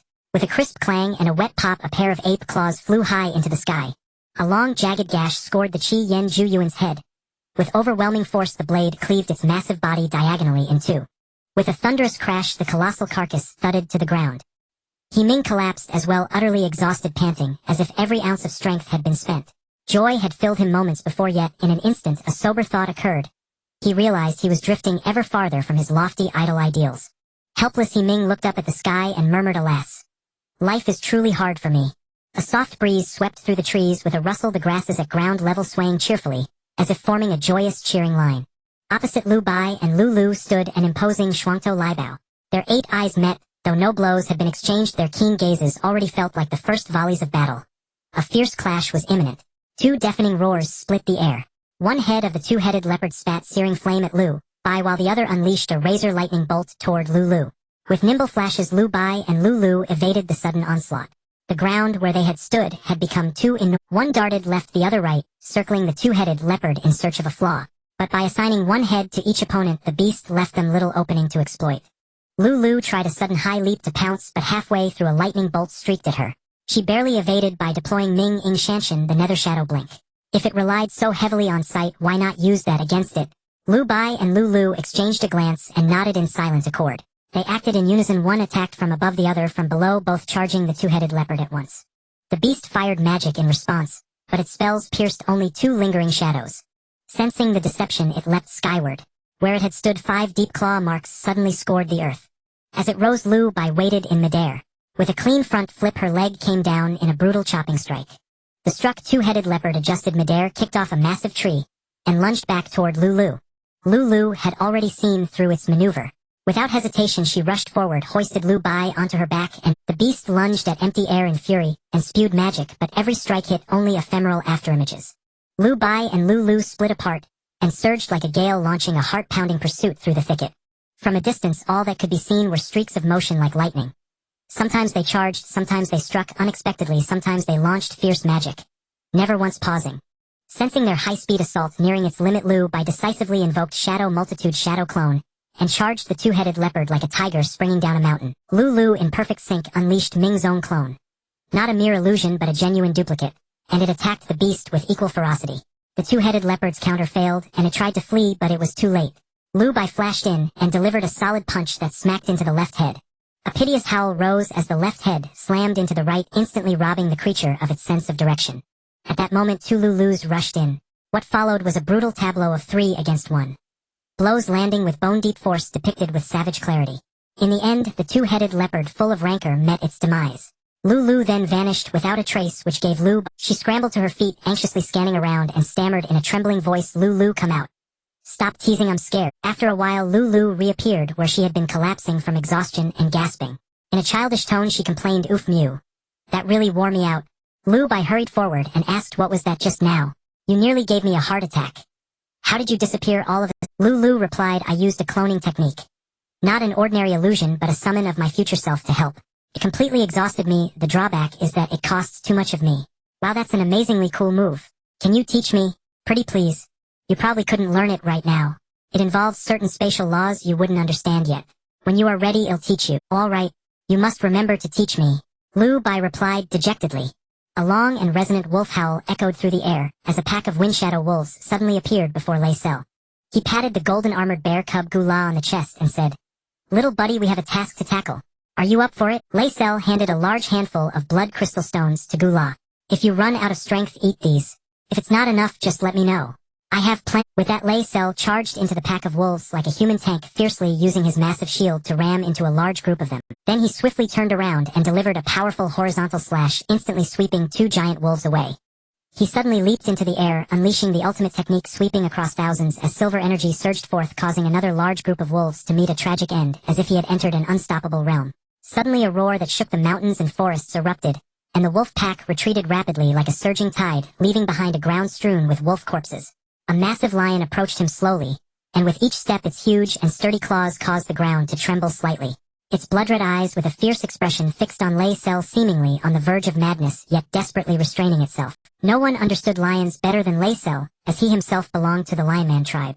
This giant lion posed an extremely dangerous feeling to him, presenting a great threat that required him to give his all.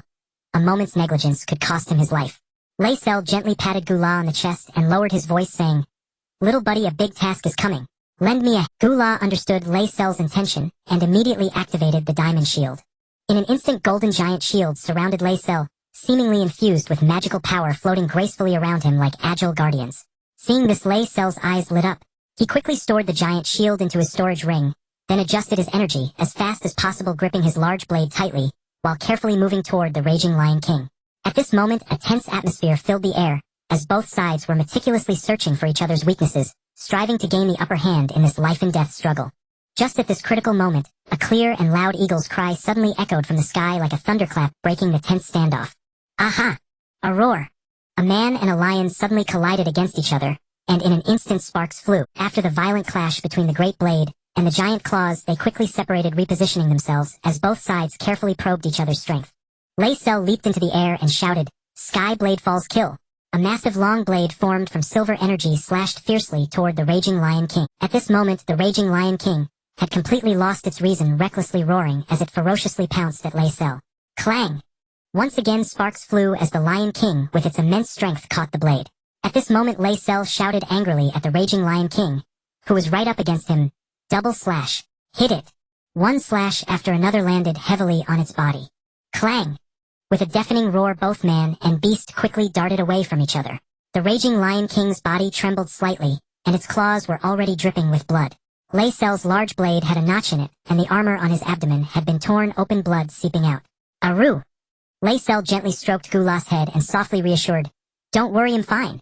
As he spoke, he summoned his silver energy, forming a solid shield that securely protected Gula within. Then he fixed a determined gaze on the raging Lion King and shouted, "Wild charge."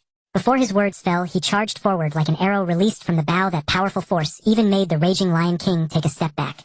Laysel seized the moment and shouted, "Sweeping slash." He glowed with dazzling silver light as his great blade flew like a torrential storm toward the raging Lion King. The Lion King was not to be outdone, swinging its sharp, bloodthirsty claws to engage in fierce combat with Laysel. Just then, a baby-like roar suddenly rang out and sharp golden spikes shot up from the ground. They grew rapidly like bamboo shoots after rain, piercing toward the raging Lion King, forcing it to retreat in surprise. Laysel immediately understood and charged toward the Lion King, like a tiger descending the mountain, roaring, "Double strike! Bang bang pow!" 3 consecutive sounds followed, first a collision sound, then a retreat sound, and finally the sound of a blade sinking into flesh. He then concentrated all his energy onto the great blade, roaring, "Double strike! Die for me! Pow pow!" A flash of silver light zipped by like lightning. In an instant, Laysel was behind the Lion King. A wave of intense fatigue washed over him, and Laysel's legs weakened as he collapsed to the ground. The Lion King's massive body suddenly burst apart, blood spraying into the sky. Boom! Accompanied by a loud sound, the raging Lion King fell to the ground. Laysel couldn't contain his joy, laughing heartily as he patted Gula, saying, "Ha ha ha, we won! We won!"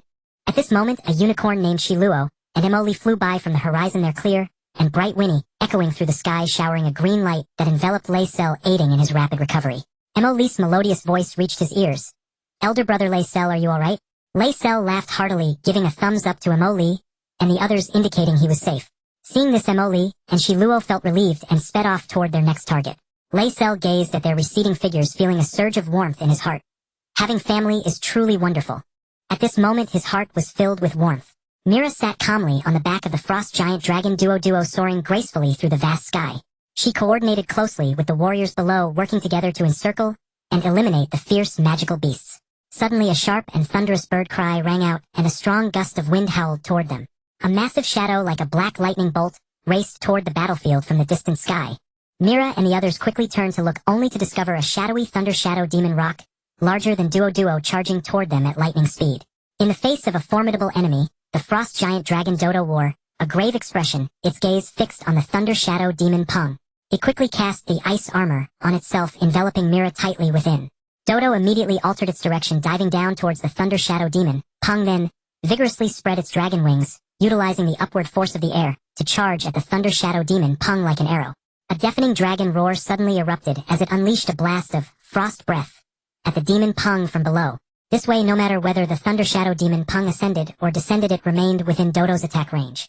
Seeing this, the thunder shadow demon Pung immediately spread its wings, desperately pressing down its right wing, causing its body to plummet rapidly, while circling slightly, ready to counterattack Dodo. With this maneuver, it not only successfully dodged the attack but also managed to launch a counterstrike. It brought its wings together, extending powerful claws that shimmered with a chilling light and viciously slashed at Dodo. Rather than retreating, Dodo suddenly flapped its right wing as the thunder shadow demon Pung charged forward, tilting its body to the right at a slight angle to deftly evade the attack. The two beasts brushed past each other in the sky, while Mira's siege water spear had long been prepared, shooting towards the thunder shadow demon Pung with a whoosh, narrowly missing as it zipped past its wings, startling it into frantically flapping its wings, sending feathers flying in all directions. Mira even made a face at it, saying, "Nyanyanya." The thunder shadow demon Pung soared high above, roaring angrily as it faced Mira and the others, furiously flapping its wings, causing a storm of swift wind feathers to sweep towards them like a torrential downpour. Faced with this overwhelming area attack, Dodo could not dodge and immediately cast the ice shield, as a massive ice barrier appeared before them like an indestructible wall. Countless feathers followed like a dense rain of arrows, the sound of clashing resonating endlessly. Mira and the others burst through the feather barrier, charging towards the thunder shadow demon Pung like arrows, simultaneously roaring out, "Frost Ray." A dazzling beam of light swept towards it at an incredible speed. The thunder shadow demon Pung, realizing it could not evade the light that was about to strike its wing, hurriedly tilted its body to block with its tough claws. A piercing and mournful cry suddenly rang out as the light had already injured its left leg, leaving it to weakly dangle its left foot while struggling to fly. This was undoubtedly a once-in-a-lifetime opportunity, and they had to seize this chance to take it down.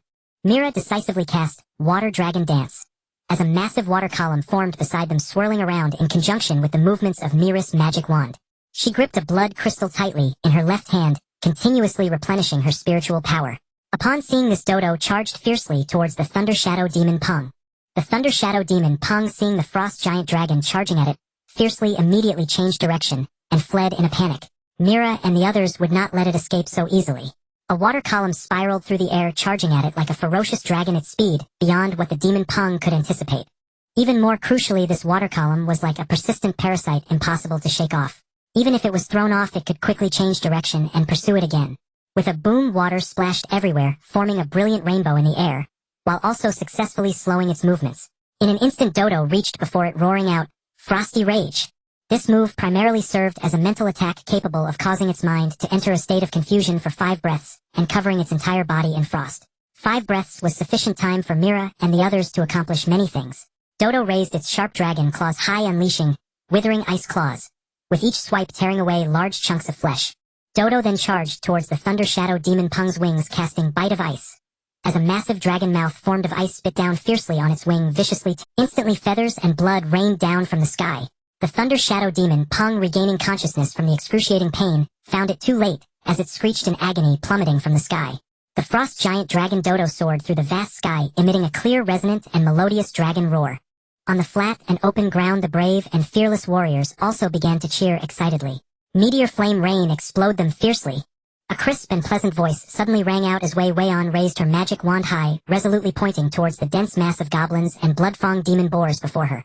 In the sky, a vast expanse of dazzling starfire emerged, rushing forth like a torrent of flames towards the target, reaching them in boom, boom, boom. The sounds of explosions echoed continuously, filling the battlefield with the sounds of anguished cries and shattered limbs. The fire Qilin accompanied her, lazily yawning and casually breathing out flames.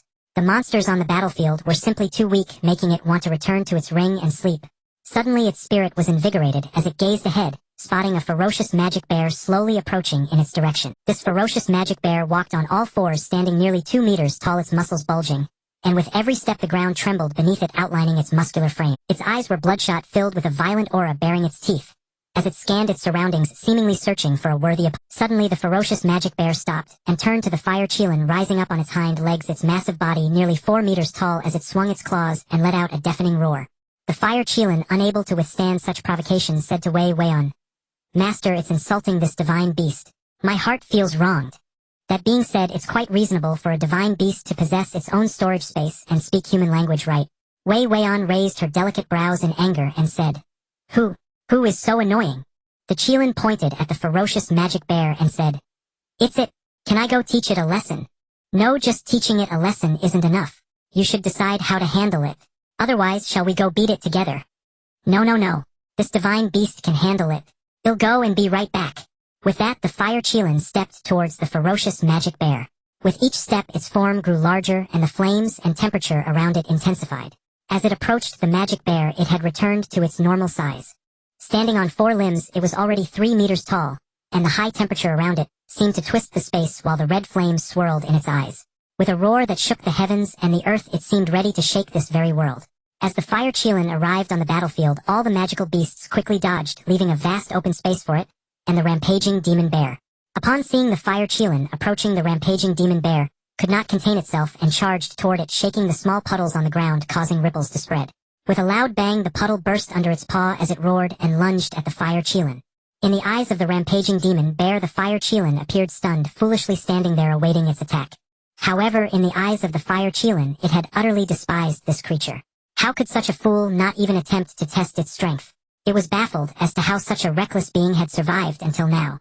It stood firm until the rampaging demon bear charged right in front of it, then gently sidestepped, effortlessly avoiding the attack. They brushed past each other, and even the demon bear could clearly see the condescending gaze of the fire Qilin. This only drove the rampaging demon bear further into a frenzy. As soon as its front paw hit the ground, it immediately turned around and charged at the fire Qilin once more.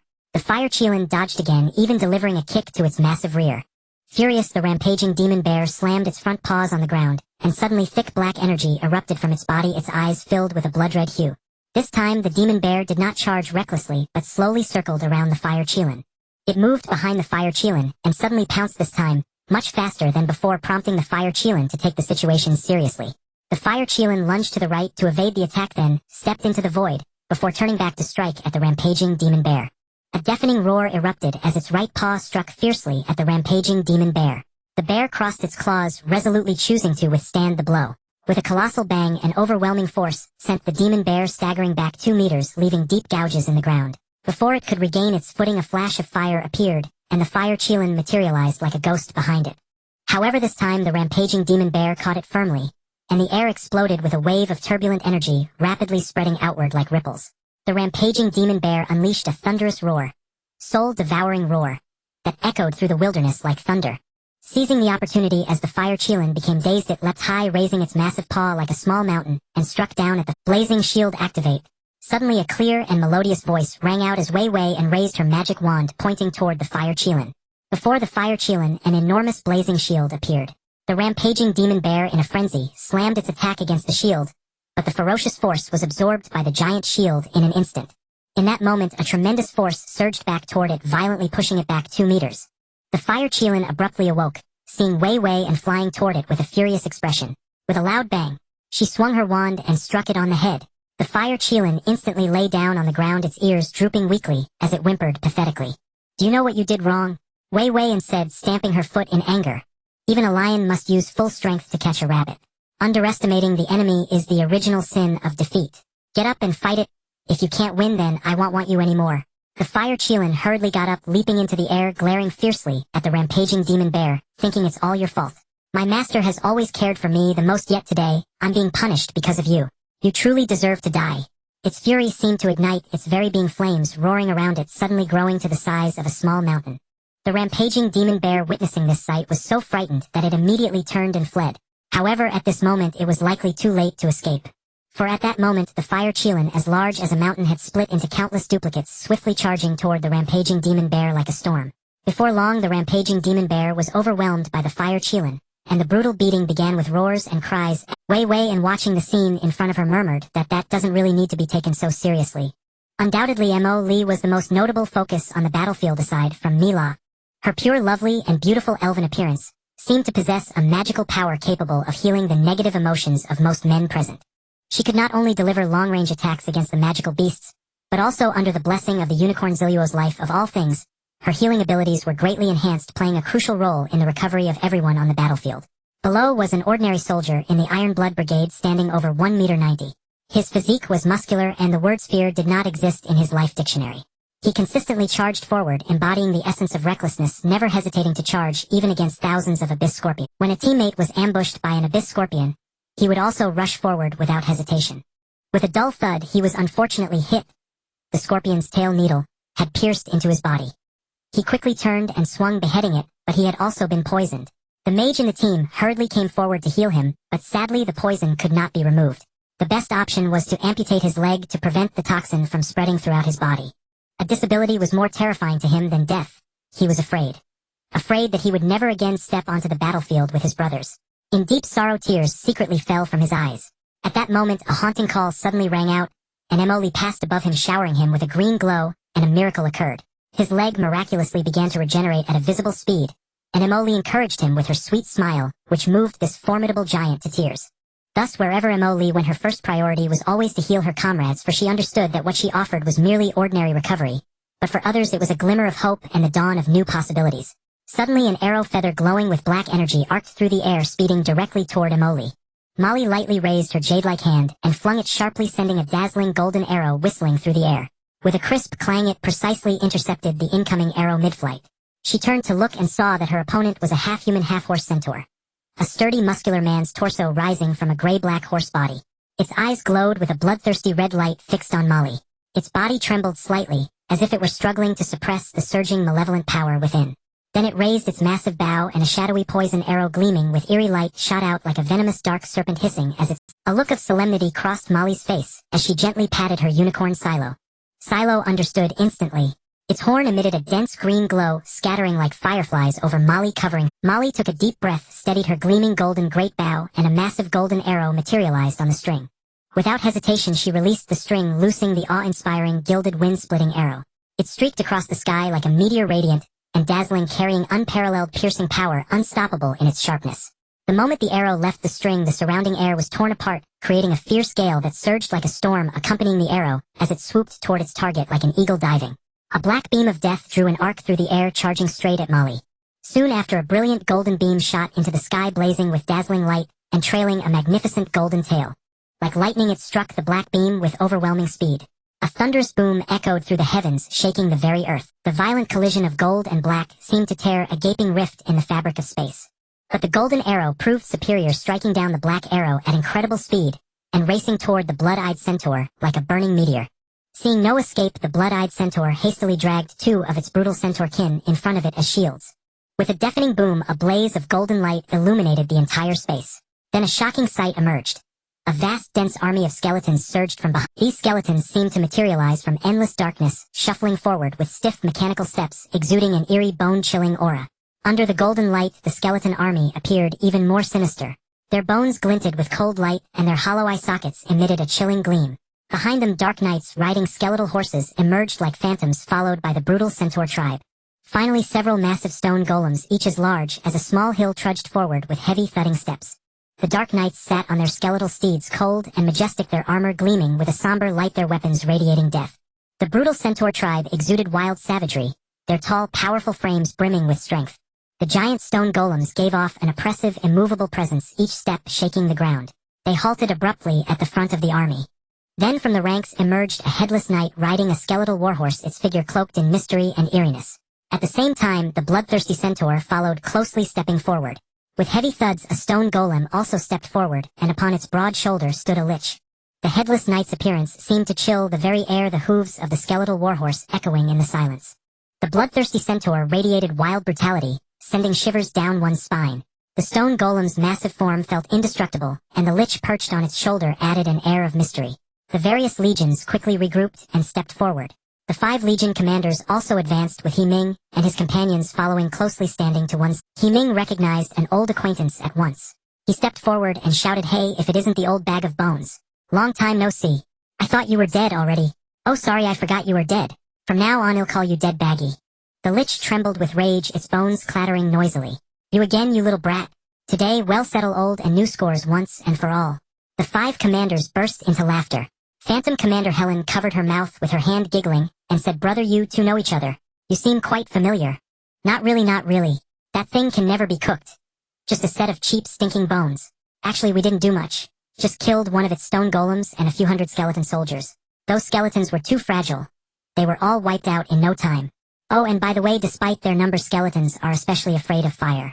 The lich howled in fury, "Shut up, you little brat. Wait till I smash you to pieces. They'll tear your mouth apart." Blaze Commander Robin laughed and replied, "Oh ho, so that's how it is. If you say that, I'm wide awake now. They're nothing but a bunch of walking firewood." The lich was beside itself with rage, roaring and pointing at the skeleton soldiers. "My warriors, tear them apart." Then the last row of skeleton archers swiftly acted, drawing their bows and releasing a dense swarm of arrows like locusts, flying toward them like a raging storm. The 5 legions responded without hesitation, each deploying their defensive shields. These shields were colorful, red, blue, golden, each displaying its unique power, gleaming with dazzling light. The arrows clattered against the shields, all deflected and repelled. Then the skeleton army silently advanced with stiff, heavy steps, producing a rattling sound, surging toward them like a tidal wave. On this vast and boundless battlefield, Robin, the commander of the Flame Legion, stepped forward without hesitation, raising his wand high and pointing towards the dense cluster of skeleton soldiers, shouting hoarsely, "Mages of the 3rd and 4th ranks, chant the Starfire incendiary incantation together, and unleash your full power." Under the clear blue sky, suddenly a large expanse of firelight, shimmering like countless stars, erupted into view. They flickered with a faint glow, whistling through the sky, and falling at an astonishing speed. Boom, boom, boom. The earth-shattering explosions shook the entire battlefield, and the spectacle was comparable to a powerful, large-scale, forbidden spell. As far as the eye could see, the battlefield was littered with the shattered bones of skeletons. "Everyone charge with me." Robin led the way, bravely rushing forward. Behind him, the soldiers of the entire legion followed closely, without a moment's hesitation, surging forward like an unstoppable torrent. Meanwhile, in midair, the commander of the Thunder Legion, Heinrich, floated with an imposing demeanor. His voice echoed through the air like thunder. "Eradicating the evil of darkness is our sacred duty of thunder. All mages chant the furious thunder descends incantation together. In the name of thunder, eliminate all evil from the world and kill with me." In an instant, storm clouds gathered in the sky, lightning flashed and thunder rumbled, sending shivers down the spine. The skeleton soldiers began to fall into chaos, followed by countless bolts of lightning descending from the heavens. Boom, boom, boom. The thunder intertwined with flames, rapidly spreading across the battlefield. Then the mysterious Phantom Legion surged forth like a pitch-black whirlwind, dashing towards the densely packed skeleton soldiers with it. They charged unhesitatingly towards the rear, decisively eliminating the hidden archer skeletons, providing strong support to the brave warriors advancing boldly. The battlefield was immediately filled with the shouts of warriors, while the skeleton soldiers emitted the sound of cracking bones. The warriors of all legions pounced towards the skeletons like tigers unleashed. Although the combat effectiveness of the skeleton soldiers was relatively weak, their numbers were overwhelming, far exceeding the legion's size by tenfold. However, in this fierce battlefield, the situation showed a one-sided trend, with the number of skeleton soldiers rapidly decreasing. Ming gazed at the dazzling lightning, listening to the deafening thunder, and in an instant he immersed himself in an ethereal state of clarity. Countless lightning elements danced joyfully around him as he cautiously reached out to touch them, and in a flash a thunderous sound suddenly echoed in his mind. How does thunder appear? Why is it that the sound of thunder is only heard when it rains? It must have a certain connection with water and wind. Then he raised his left hand, making a crystal-clear water ball appear, while gathering wind with his right hand, and then tightly clasping both hands together. The wind and water swirled and rolled in his hands, merging together, and in the blink of an eye the water vanished without a trace. The water transformed into gas, merging with the wind to give birth to a dazzling lightning bolt, which flashed golden light and struck deep into his mind. The surrounding lightning elements instantly became extremely active, excitedly gathering around him. Ming suddenly opened his eyes wide, and his gaze shimmered with a gleaming flash of thunder. He couldn't help but laugh out loud, exclaiming, "I've mastered thunder, ha ha ha." With a straight finger pointing forward, a bolt of thunder charged like a galloping wild horse in the direction he indicated. Bang! A massive rock was shattered. Immediately the lightning surrounding Ming crackled, and with a whoosh, he vanished like lightning from his original spot, reappearing abruptly among the skeleton soldiers. Suspended in midair, he spread his arms wide and shouted angrily, "Furious thunder strike, thundernet! Explode for me!" In an instant his eyes emitted sharp rays of lightning, radiating a vast and intense thunderous zone centered around him. The thunder roared continuously like a deity from the heavens, raging, shaking the heavens and the earth. He slowly flew forward, with the thunder zone closely following him like loyal followers, relentlessly striking ahead. The surrounding skeleton soldiers felt the overwhelming power of thunder. Glowing with eerie light from their hollow eye sockets, they gripped their bone blades, emitting piercing shrieks, trembling as they retreated. Thunder was a nemesis to dark creatures, whether in the east or west. Ming descended like a thunder god from the heavens, with each of his attacks carrying the colossal might capable of obliterating the world. On the battlefield, he rampaged through the skeleton soldiers, as if entering an uninhabited realm. Every place he passed was surely filled with a cloud of bone dust. Heinrich, the commander of the Thunder Legion, was left dumbfounded, his jaw nearly dropping to the ground. He had never seen anyone able to comprehend thunder magic in an instant, let alone create their own thunder technique so swiftly. This was simply absurd. The term genius could no longer describe him. Wei and thought she had long since become accustomed to his extraordinary. However, in reality her heart was repeatedly shocked beyond its limits, and she couldn't help but scream inwardly, "Please be a normal person, leave some room for other mages." The Lich glared angrily at the skeleton soldiers collapsing in droves, stomping in fury, leaping madly, and shouted hoarsely at the Headless Knight, "What are you waiting for? Why aren't you all charging in together?"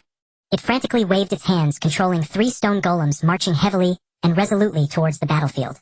The savage half-demon closely followed behind the stone golems, using them as moving shields, and continuously shooting dense arrows at the human vanguard.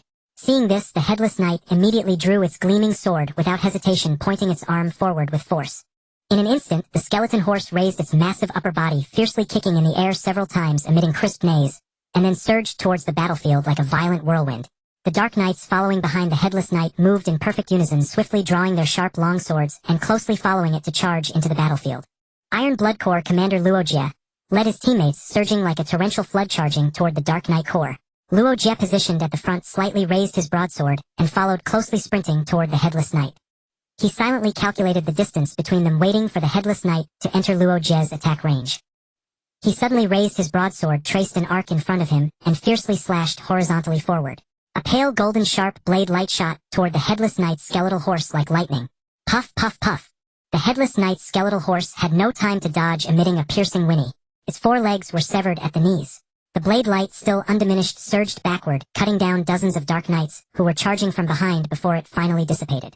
The Headless Knight leaped up abruptly, just dodging the blade light's attack, but Luojie had already rushed directly in front of it, swinging his blade fiercely. The Headless Knight raised its sword to resist with all its might. Clang! A deafening crash, sparks flying everywhere. The ground instantly exploded into a huge crater. A tremendous force pushed both of them outward. Retreat. For Luojie, that was impossible in this lifetime. He abruptly used his foot to halt the push and stomped hard. Boom! His foot sank into a large pit. Luo Jie leaped up and once again pressed close to the headless knight. He executed the horizontal arc slash, raising the broadsword high above his head, then swiftly slashing horizontally toward the target. At the same time, using the strength of his wrist and arm, he spun the blade, forming a huge circular blade light that directly cleaved toward the headless knight. Wherever the blade light passed, all objects were reduced to powder.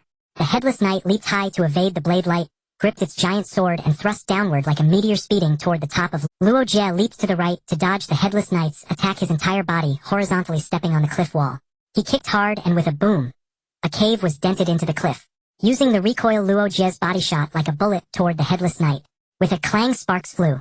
A powerful force pushed the headless knight backward, its feet sinking deep into the ground, carving 2 deep furrows as it was dragged. Luo Jie gripped the broadsword tightly, with both hands, veins bulging, and suddenly unleashed the whirlwind blade. This was a chain blade technique. His arms swung, each strike carrying a fierce wind, each blow stronger and faster than the headless knight, wielding the giant sword with both hands, used the dark giant sword slash, swinging the massive blade with all its might. The sword cut through the air, producing clang, clang, clang sound, sending sparks flying in all directions. The surrounding thickets were shattered and fell under the ravages of blade light and sword aura. The cliff wall was also cut to pieces, forming a huge deep pit. Just as they were locked in an intense battle, a stone golem suddenly lunged at them like a cannonball. With a thunderous boom, upon landing, the ground instantly split and cracked. The headless knight agilely leaped up, landing steadily on the stone golem's shoulder, as if scrutinizing Luo Jie. Then it lightly jumped backward like a ghost, swiftly vanishing from the battlefield. Clearly, it had no intention of engaging in a life or death duel with Luo Jie at this moment. Luo Jie's face was full of rage, his teeth clenched. The broadsword in his hand gleamed coldly, and he struck the stone golem with all his might.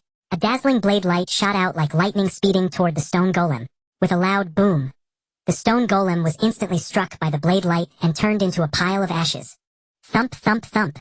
The stone golem, with heavy and clumsy steps like a moving hill, charged toward Frost Corps Commander. Adage calmly tapped the ground with his magic staff, and instantly a thick layer of ice spread rapidly across the ground.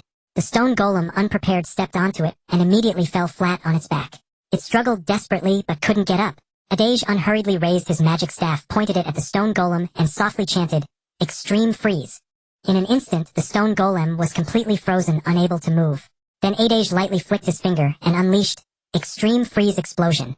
With a thunderous boom, the entire stone golem was blasted into countless ice particles fluttering down. Phantom Corps Commander Hyluan was like an invisible god of death on the battlefield, her figure ghostly and elusive. Facing each enemy, she only needed to swing her blade once, clean and swift, never lingering. On the battlefield, you could never find her figure. Wherever she passed, corpses littered the ground and blood filled the air. After successfully killing each enemy, she would vanish like a ghost without a trace, then silently stalk toward the next foe. A deadly assassin hidden in the darkness. A group of dark knights in black armor surged like a tide, charging toward Ming and the others. Seeing this, Leezer unhesitatingly picked up his huge shield, ready to block their path. Just then, the golden-armored bear Gula roared twice, "Ow, ow." And immediately 4 giant light shields materialized around Leezer. Leezer understood the intent and used Savage Charge, crashing into the dark knights like a tiger descending a mountain. With that charge, a large number of dark knights were knocked to the ground. Immediately after, he executed Sweeping Thousand Armies. A silver blade light shot toward the dark knights like lightning, instantly causing heavy casualties. The unicorn Shilua emitted a beam of emerald light which fell upon Molly. Molly took a deep breath, slowly raised her right hand, bent over, and knocked an arrow. With a swish, a giant arrow flew like a meteor toward the sky above the dark knights. Then with a boom, the giant arrow exploded in the sky, scattering a shower of golden arrows that rained down rapidly up. In an instant, another wave of dark knights fell, turning into corpses strewn across the ground. Mila sat steadily atop the frost dragon Dwadwa, circling high in the sky. Suddenly spotting a group of dark knights surging toward them, she immediately ordered Duo to dive down swiftly from the sky.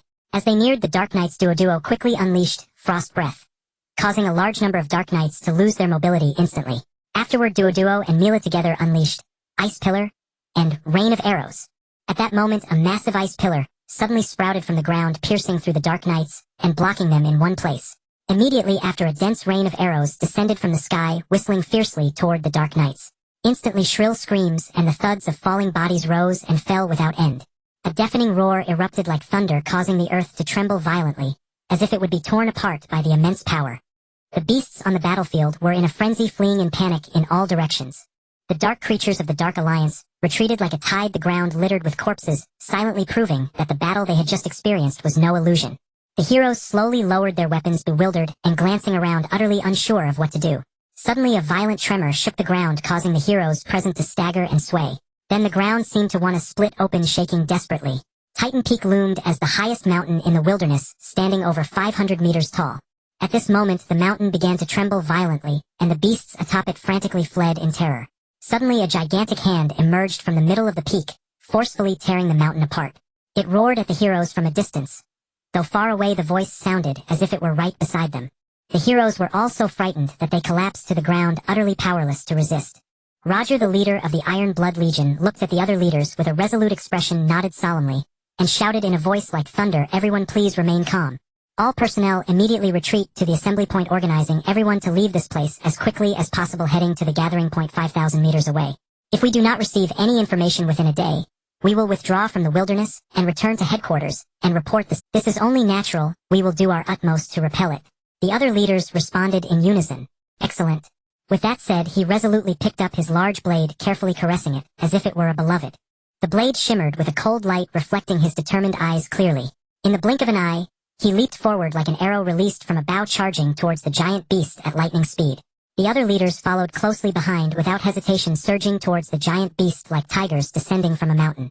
This giant beast resembled a moving mountain, its massive body blocking out the sun. Its skin was rough and tough, as indestructible as steel, covered in thick scales that glinted with a cold light under the sun. Its head was enormous, with spiraled horns. Its fearsome visage could send chills down one's spine. Sharp fangs protruded from the corners of its mouth, glistening with a deadly cold light, as if capable of easily tearing apart steel. The beast's limbs were robust and powerful. Each step it took shook the earth. Its claws were like gigantic sickles, sharp enough to easily tear through rock. On its back grew sharp bone spikes, resembling numerous sharp swords, trembling slightly with its movements. Its eyes burned like flames, revealing endless ferocity and savagery.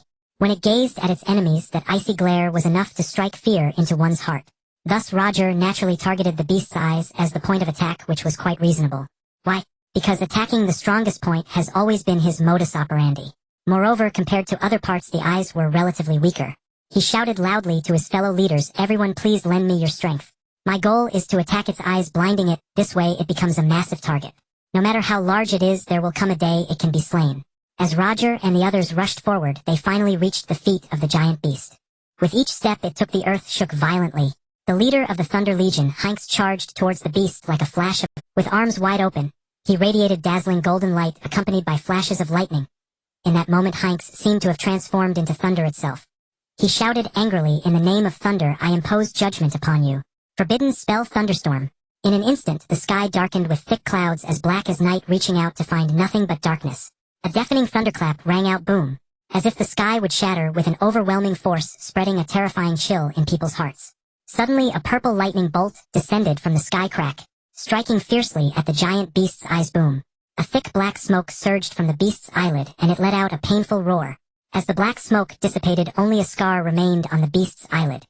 This angered the giant beast, which let out a tremendous roar at Heinz, instantly striking him in the head.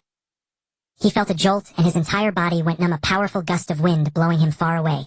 Immediately after, Edgar, the leader of the Frost Legion, had a solemn expression, gripping his staff tightly, then lifting it high.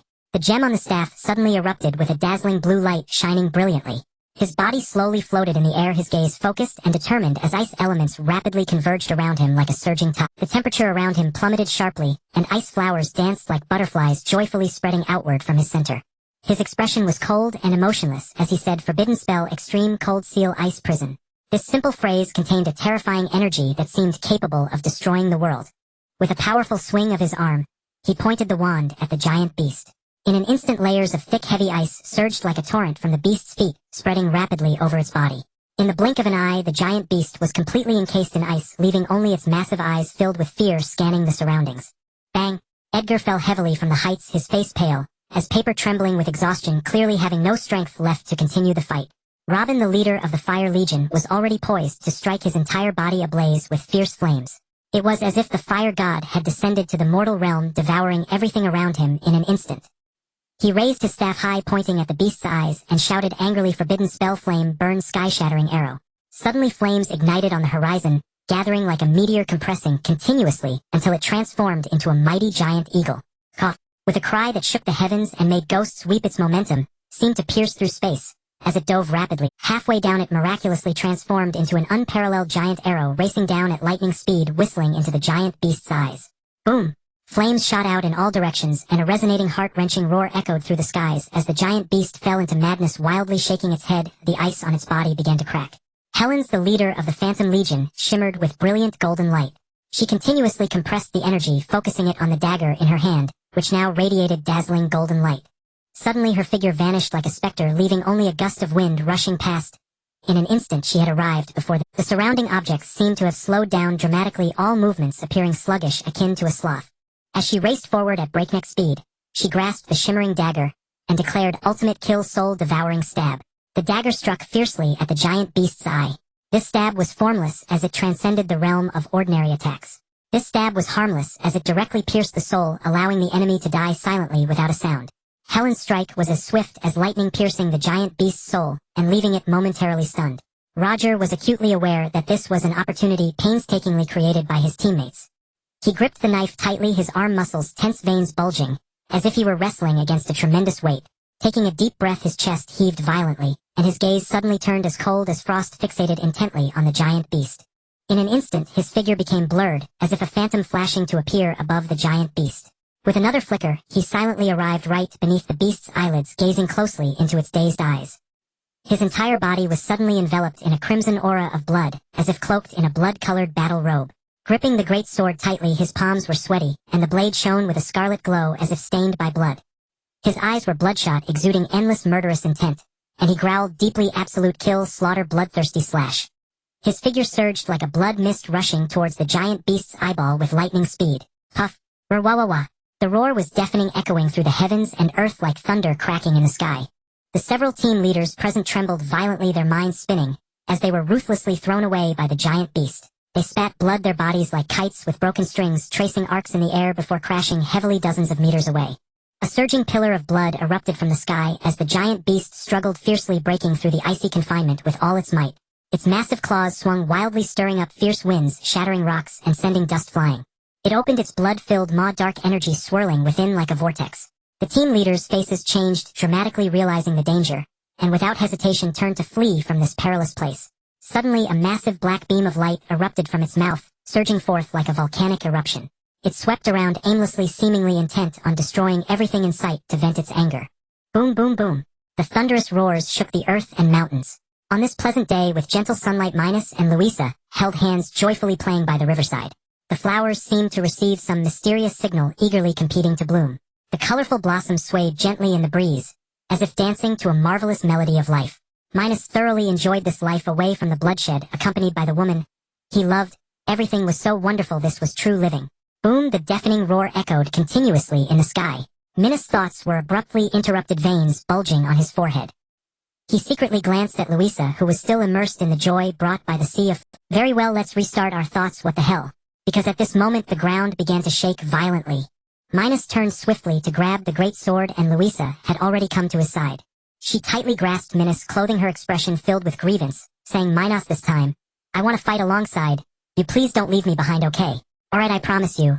Minos gently embraced Louisa's slim waist, and with a whoosh the two instantly disappeared from the spot. When they reappeared, they were already 3,000 meters away. In this way, they quickly arrived at the battlefield of the giant beast, just in time to witness several team leaders being swept away while the giant beast was rampaging wildly. It's that damned creature again. It seems that the lesson we gave it last time was far from enough, and now it has come out to wreak havoc again. Oh, look at that, it is even injured. This batch of heroes is truly remarkable. He then looked at Louisa with gentle eyes and softly said, "You stay here and wait for me, I will return soon. This vile creature I have fought before, there's no need to worry." With that, Minos gently placed a heartfelt kiss on Louisa's You must be careful, I will quietly wait for you to return here." Louisa's eyes were filled with concern. Minos smiled and nodded vigorously at Louisa. The moment he turned around, a chilling, murderous aura suddenly surged on his face, his expression filled with rage, as if he intended to devour the giant beast whole, staring intently at the beast before him. He stepped forward and his figure instantly arrived above the giant beast. Minos gripped the great sword tightly. With each slight unsheathing of the sword, a more powerful aura emanated from him, as if he had sealed all his strength and unparalleled momentum within that sword sheath. At the moment the great sword was fully drawn, the entire sky was instantly stained blood-red dyed by his unique and fierce murder. At this time the giant beast was completely unaware of the impending danger, still madly spewing dazzling beams of light and rampantly destroying everything around it. However, it suddenly felt a strange sense of foreboding, becoming uneasy and anxiously looking around. At this thrilling moment, a massive sword light condensed from crimson murderous aura struck fiercely towards the giant beast with an open. The giant beast was startled and panicked by the sudden massive sword light. It desperately wanted to dodge but was shocked to find its body, as if paralyzed, unable to move at all. However, the anticipated fierce slaughter did not occur. Instead, the great sword first delivered a heavy blow to the giant beast, seemingly wanting it to fondly remember those beautiful memories of the past. Boom! Before the giant beast could react, the sword light rushed forward at lightning speed again, carrying endless pressure, as if it sought to. Minus widened his furious eyes and shouted, "Vile beast, die! Absolute kill! Crimson Tempest slaughter slash!" The crimson great sword wielded a momentum that seemed capable of shaking the heavens and earth, striking fiercely at the giant beast. With each slash, a blade light appeared that seemed capable of destroying the heavens and earth. Dozens of blade lights wove together into an impenetrable net, surging towards the giant beast. The giant beast let out a deafening roar, exerting all its strength to conjure a solid shield in front of itself, attempting to withstand this deadly blade light. However, all these efforts were in vain, as the sword light effortlessly broke through its defenses and struck fiercely against its body. The giant beast emitted a heart-wrenching howl, its body carved with a deep wound from the sword light, blood gushing forth like a fountain. Minuosi stood before the enormous by Meng beast's snout, regarding the one-eyed monster with a mixture of pity and scorn, and sneered, "Does reverting to your true form always do damage to your mind? After thrashing you for so long, you still haven't realized who's been attacking you. Is it you, Minuosi?" Bai Meng scowled, and a tremendous voice issued from its body, as if a massive subwoofer had been buried beneath the earth. Then flame-laced breath burst from its nostrils, instantly igniting the surrounding undergrowth.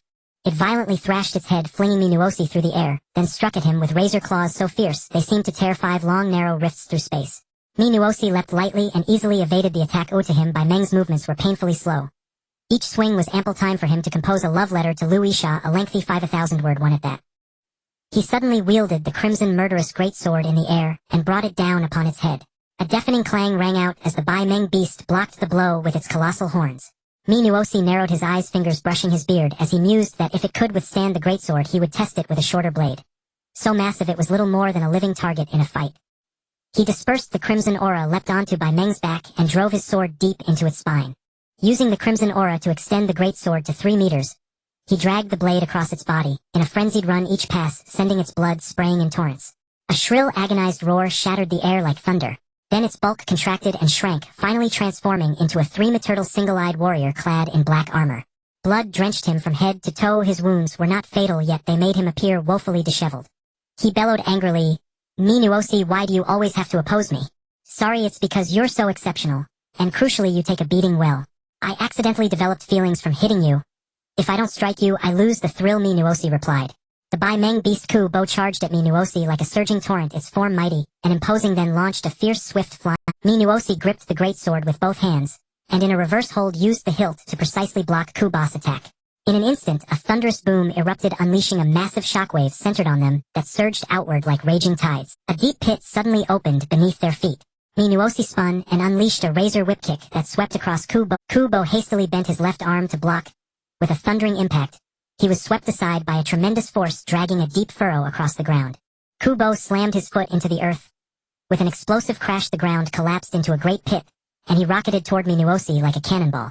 Minuosi crouched slightly, then drove upward with a bent knee, striking Kubo's chin like a rocket. The blow was so powerful it sent Kubo hurtling into the air. Kubo couldn't help but spit a mouthful of blood. Minuosi vanished from his spot, and in the next moment materialized like a wraith behind Kubo. He spun and swung the greatsword with thunderous force, battering Kubo so that he careened forward like a kite with its string. A series of explosions thundered as Kubo barreled through a thicket of trees, and finally plunged deeply into the mountainside. With a cataclysmic blast, the mountain erupted, choking dust and flying debris. Kubo burst forth from the mountainside, and in an instant streaked before Minuosi with lightning speed. His massive right claw, trailing a cutting gust, slashed at Minuosi. The claw wind ripped 5 shocking rifts through the... Taken unawares, Minuosi had no time to dodge, and could only lift the greatsword to brace himself. With a sharp clang, the overwhelming force drove him backward step after step. Then a sinister black energy quickly coalesced in Kubo's maw, surging like a black flood that sprayed down upon Minuosi in an all-consuming torrent. The black energy roared like an apocalypse. Wherever it swept, everything was reduced to shattered ruins. Minuosi sprinted to evade it, but the black energy waves pursued him like a shadow. If he slowed even slightly, the terrifying waves would strike him. Crimson murderous aura flamed up from Nuosi like burning fire surging around him. The great sword in his hands had taken on a sanguine scarlet sheen, vivid and dazzling. He fixed his gaze on Kubo and without hesitation swung the great sword with all his might. A scarlet blades of light like furious thunder, and suffused with lethal aura surged toward Kubo in an overwhelming onslaught. With deafening detonations, the ground cleaved under the force, splintering into chaos, as dust billowed and rocks flew in every... Kubo leapt with agility and deftly evaded the ferocious assault. At that moment the Wu Yao flashed like a specter, silently emerging from Kubo's shadow, and standing beside him to say that Lady Shiruya ordered them to retreat. Kubo snarled, "Humph, very well, I understand," then glared fiercely at Nuosi before leisurely retreating into the boundless darkness until his silhouette faded away. Why does he always flee when the fight is at its most exhilarating? And always with the same excuse. Nuosi sighed, helplessly, a trace of unwillingness lingering on his face. Minos strutted over to Louisa with an unmistakable swagger, a gentle smile blooming on his face as he murmured, "I'm back." Louisa's lips curled slightly upward, and she replied softly, You've worked hard." Then like a graceful butterfly, she slowly melted into Minos' warm and broad embrace. Just as the tender moment lingered, a sudden incongruous voice rang out. "Are you Lord Minos? In Luo Jie. Years ago you once gave me guidance." Excitement laced Luo Jie's voice. Minos inwardly sighed, lamenting why it was so difficult to enjoy a private moment with Luo. He replied helplessly, "No, you've mistaken me for someone else." Luo Jie was utterly bewildered, his eyes wide with disbelief as he stared at Minos. Then Minos turned to leave, pulling Louisa with him, but she gently tugged him back. She playfully pulled at his sleeve, cooing softly, "Minos, don't be like this. You must maintain the grace of a..." Minos rolled his eyes again at Luo Jie and said, "Fine, I am Minos." Luo Jie's face lit up with overwhelming excitement as he exclaimed, "I knew it. That awe-inspiring heroic stance when cutting down enemies. Only Lord Minos possesses it. If you can't praise, don't bother." Minos looked at Luo Jie in exasperation, inwardly noting how similar his attire and appearance were to his own. He continued, "What's going on here? How did you end up confronting this monster? Not bad though. You managed to wound one of its eyes." Luo Jie recounted the entire incident in meticulous detail to Minos, while Helen chimed in occasionally with necessary additions. Afterward, the various captains warmly invited Minos and Louisa to join them at the brave assembly point. The reason was that Hanks had already cast a spell conjuring a thunder eagle to swiftly notify the Braves to stand down from the crisis. By now the Braves had likely already arrived at the assembly point. Upon arriving, convention dictated that they should seek out the organization's highest leader to welcome such a distinguished guest, so they inquired about Brandon's whereabouts. A Phantom Brigade member replied that President Brandon had already returned to headquarters to report on the situation. A heavy silence fell over the group, for everyone knew that this man had merely come to pad his resume, so they paid him little heed. Ming and his companions had not retreated with the brigade but watched from a distance. After all, the intensity and danger of such a battle far exceeded their capabilities, making it difficult for them to participate. Yet they were reluctant to simply leave, so they harbored the thought if any captain was wounded in battle they could save at least one. For novices like them, the true clash became the most easily overlooked presence. And Lulu was their greatest asset. It possessed the ability to flash over long distances, giving it considerable confidence in rescuing lives. As the captains stepped through the assembly point's gate, they spotted Ming and his team, much to their pleasant surprise. The first to approach Ming was none other than the aloof Thunder Brigade Captain Hanks. He strode quickly to Ming, his face full of admiration, eyes blazing as he looked at him, and patted his shoulder saying, "You're Ming, right? I saw you fight on the battlefield before. I recall you didn't know lightning magic earlier. How did you suddenly acquire such talent? I'm genuinely curious about this." "Well, first of all, I'm a warrior who just happened to grasp a bit of magic. That's reasonable, isn't it? As for the insight into magic, if I said it was coincidental, would you believe me?" "Nonsense. What's this about being a warrior? Who taught you?" Ming, Waiwayan, and Mila chimed in together. "Master Zorn, the deputy head of the Night Guild, taught us." Then they high-fived each other in perfect sync. Hanks ground his teeth in frustration but dared not antagonize that man. "Don't listen to his nonsense. Lightning magic is supreme and fierce. Join my brigade. We have the most suitable lightning incantations, and all our mages are lightning type. That way we share a common language, cultivate together, and grow several times faster than usual." Before he could finish, Phantom Brigade Captain Helen eagerly stepped forward, grabbed Lube, and said warmly, "Little Lube, I've had my eye on you for a long time. Join our team. We're assassins without emotions. We'll definitely have plenty in common. And we can share many powerful killing techniques. Think it over, it'll be waiting for you anytime." Even the usually cold Ironblood Brigade Captain Luo Jie joined the scram. He approached Leeser, pleased to see that he was about the same height, and felt quite satisfied. Gula held in his arms had grown considerably stronger after several fierce battles, even daring to meet Luo Jie's gaze, which surprised and delighted him. Without any beating around the bush, Luo Jie said bluntly to Lizer, "Lizer, I really admire you. Join my team and I'll have your back." Just as the recruitment frenzy was in full swing, Minus and Louisa strolled over leisurely. Minus said, "Oh, what a lively recruitment convention. You've successfully caught my attention." The captains quickly rose and greeted respectfully. "Welcome, Lord Minus." All right, I don't like this formality. Just be natural." Minus waved his hand. Just then Louisa spotted Waiwayan. She rubbed her eyes, looked again, and confirmed it was her. With a delighted cry she shouted, "Waiwayan, little girl, what are you doing here?" Only then did Waiwayan notice Louisa bursting with joy. She threw herself into Louisa's arms, nestling like an adorable kitten, rubbing her face against Louisa's chest. This sight made Sword Saint Minus green with envy. "Senior sister Louisa, how did you end up here too?" Waiwayan. Hearing this, everyone suddenly understood and drew a sharp breath, realizing no wonder everyone in this team was extraordinary. It was the strongest junior sister Waiwayan's team. Everything made perfect sense. The originally clear sky suddenly darkened with flashes of lightning and booming thunder as ominous clouds gathered, seemingly ready to crush the entire earth.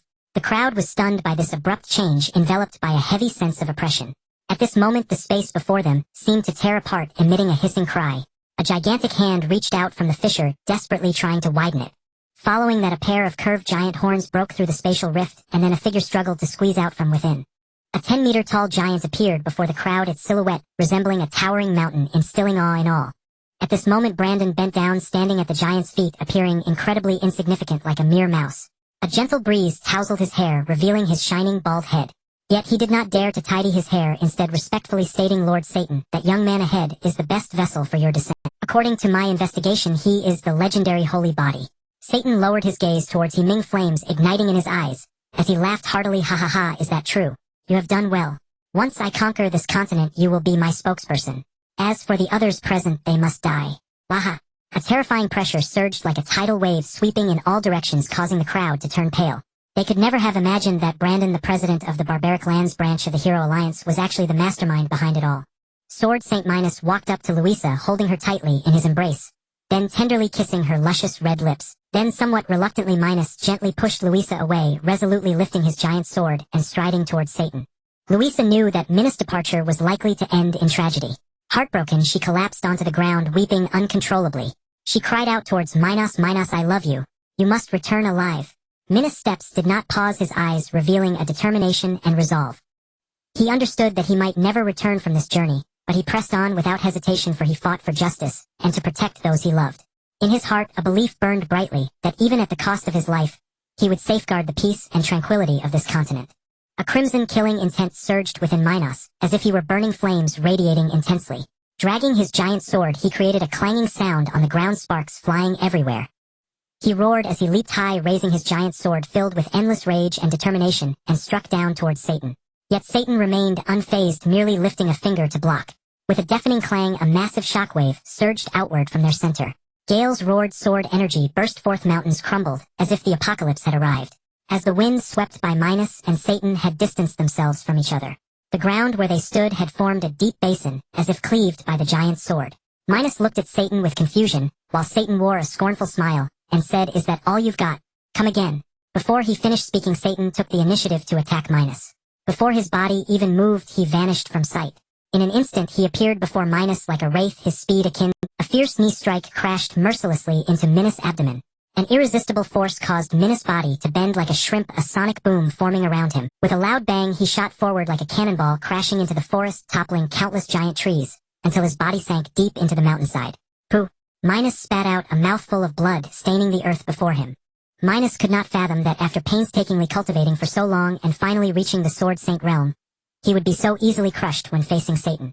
Seeing the despair in the faces around him, he gritted his teeth and struggled to stand up. Even if he were to die, he would tear off a piece of Satan's flesh. At that moment, a young man's shout broke the silence of the scene. "Everyone take action." Ming had contemplated many strategies, but all of them were swiftly dismissed in his mind. In the face of overwhelming combat power, all strategies seemed futile. Since the source of it all was within him, it was only right that he shoulder the responsibility.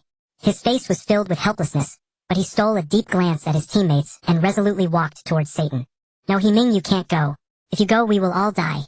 Wei Weian cried out with tears streaming down her voice, hoarse. The girls in the team were heartbroken, their tears falling like pearls from a broken string.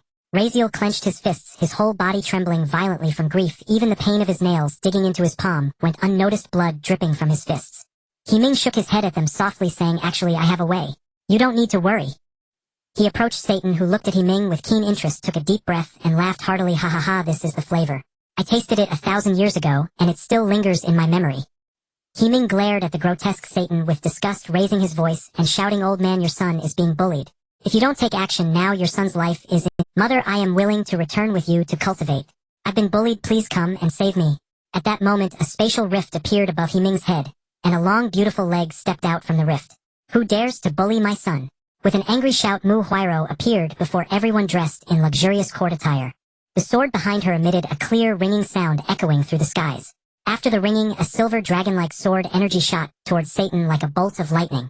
Satan, upon seeing Mu Huairou, revealed a lecherous smile, licking his lips as he laughed wickedly. "What a beautiful woman, you arrived just in time. Today I will take both of you, mother and son." Ha ha ha. Just as the flying sword was about to strike Satan, suddenly a shadow flashed past, grabbing the sword and tossing it back to Mu Huairou. Before Satan could react, a solid slap landed on his face with a crisp sound. A powerful force sent Satan flying, yet the man followed closely behind. Grabbing Satan's foot midair, he forcibly pulled him back. Then another fierce knee strike slammed into his abdomen. This blow sent Satan flying backward like a blade of grass in a storm, blood spraying from his mouth. The newcomer was Junwen. He had hurried over after receiving Lulu's transmission, arriving just in time, or otherwise, he would have missed the fight. At this moment, Mu Huairou was stamping her feet in the air, gritting her teeth as she glared at Junwen. He pretended not to notice and sternly said, "It's one thing to bully my son, but you dare to bully my wife. Have you lost your mind?" In an instant, Junwen vanished like a wraith, reappearing behind the airborne Satan. With a swift turn, he delivered a powerful roundhouse kick. With a bang, Satan was sent flying in another direction. Junwen reappeared before Satan, ready to teach him a lesson, when Satan quickly adjusted his stance, kneeling on one knee and plowing 2 deep grooves into the ground. He pressed both hands forcefully against the ground, and with a loud bang he used the rebound force to dissipate the impact. Then he raised his hand and shot a massive fireball towards Junwen like a burning meteor. However, Junwen merely waved his hand dismissively, and the fireball soared skyward like a rocket. "Oh, you dare to fight back? Even if Jesus himself came, he couldn't save you. Today you are definitely going to die." A hint of disdain laced Junwen's voice. Junwen then vanished once more, reappearing before Satan like lightning. He leaped high, grabbing Satan's grotesque head and forcefully smashing it down onto the ground. Boom! With a loud sound, the ground collapsed into a massive pit, and Satan slowly crawled out of the pit poo. He spat out another mouthful of blood, weakly asking, "Who exactly are you?" Junwen glanced impatiently at Mu Huairou, who was cradling Ming, and both looked at him with unusual expressions. This made Junwen's scalp tingle, as he inwardly thought, "No way, this kid wouldn't be talking bad about me in front of her again, would he?" Then Junwen turned his gaze back to Satan, inwardly cursing that this detestable guy had disrupted his wonderful vacation time. At this moment, another rift suddenly appeared in the air, and a pair of long, beautiful legs stepped out from within. "President, I finally found you. I have important matters to report to you." The newcomer was none other than Diana, the vice president of the Hero Alliance. Her face flushed and eyes filled with admiration fixed firmly on Junwen. Hiss. Everyone present collectively inhaled sharply. Suddenly, all confusion was resolved. The universally recognized leader of the Alliance was the strongest person on this continent, and at that moment he was mercilessly beating the god. The leader of the Hero Alliance had always been the faith in the hearts of all heroes, and even the Sword Saint was no exception. They stood straight, respectfully shouting in unison. Junwen helplessly waved at everyone, then shot an annoyed glance at Diana, who mischievously blew him a kiss. Seeing this, Mu Huairou immediately exploded in anger, shouting, "Junwen, what is going on?" "No, you heard it wrong. Let me explain. I am truly innocent." Junwen hurriedly explained. At this moment, Satan saw a chance and quietly prepared to slip away. However, Junwen had long anticipated his scheme, swiftly grabbing his neck, glaring at him, and saying, "I heard you're a god." Satan was terrified, shaking his head desperately, his phantom trembling, as he stammered, "No, this is all a misunderstanding. I regret to inform you one less god is about to be added to your number," Junwen said with a hint of regret, addressing Satan. Then an irresistible, immense force pressed down on Satan. His body began to collapse and shrink continuously. He didn't even have time to let out a scream before being forcibly compressed into a ball. Afterward, Junwen gripped tightly, and with a bang the meatball exploded, instantly turning into a cloud of ash. Junwen then approached Mu Huairou and Ming. Ming bid farewell to his teammates one by one, informing them that he was just going to the Eastern Immortal Realm and would return soon.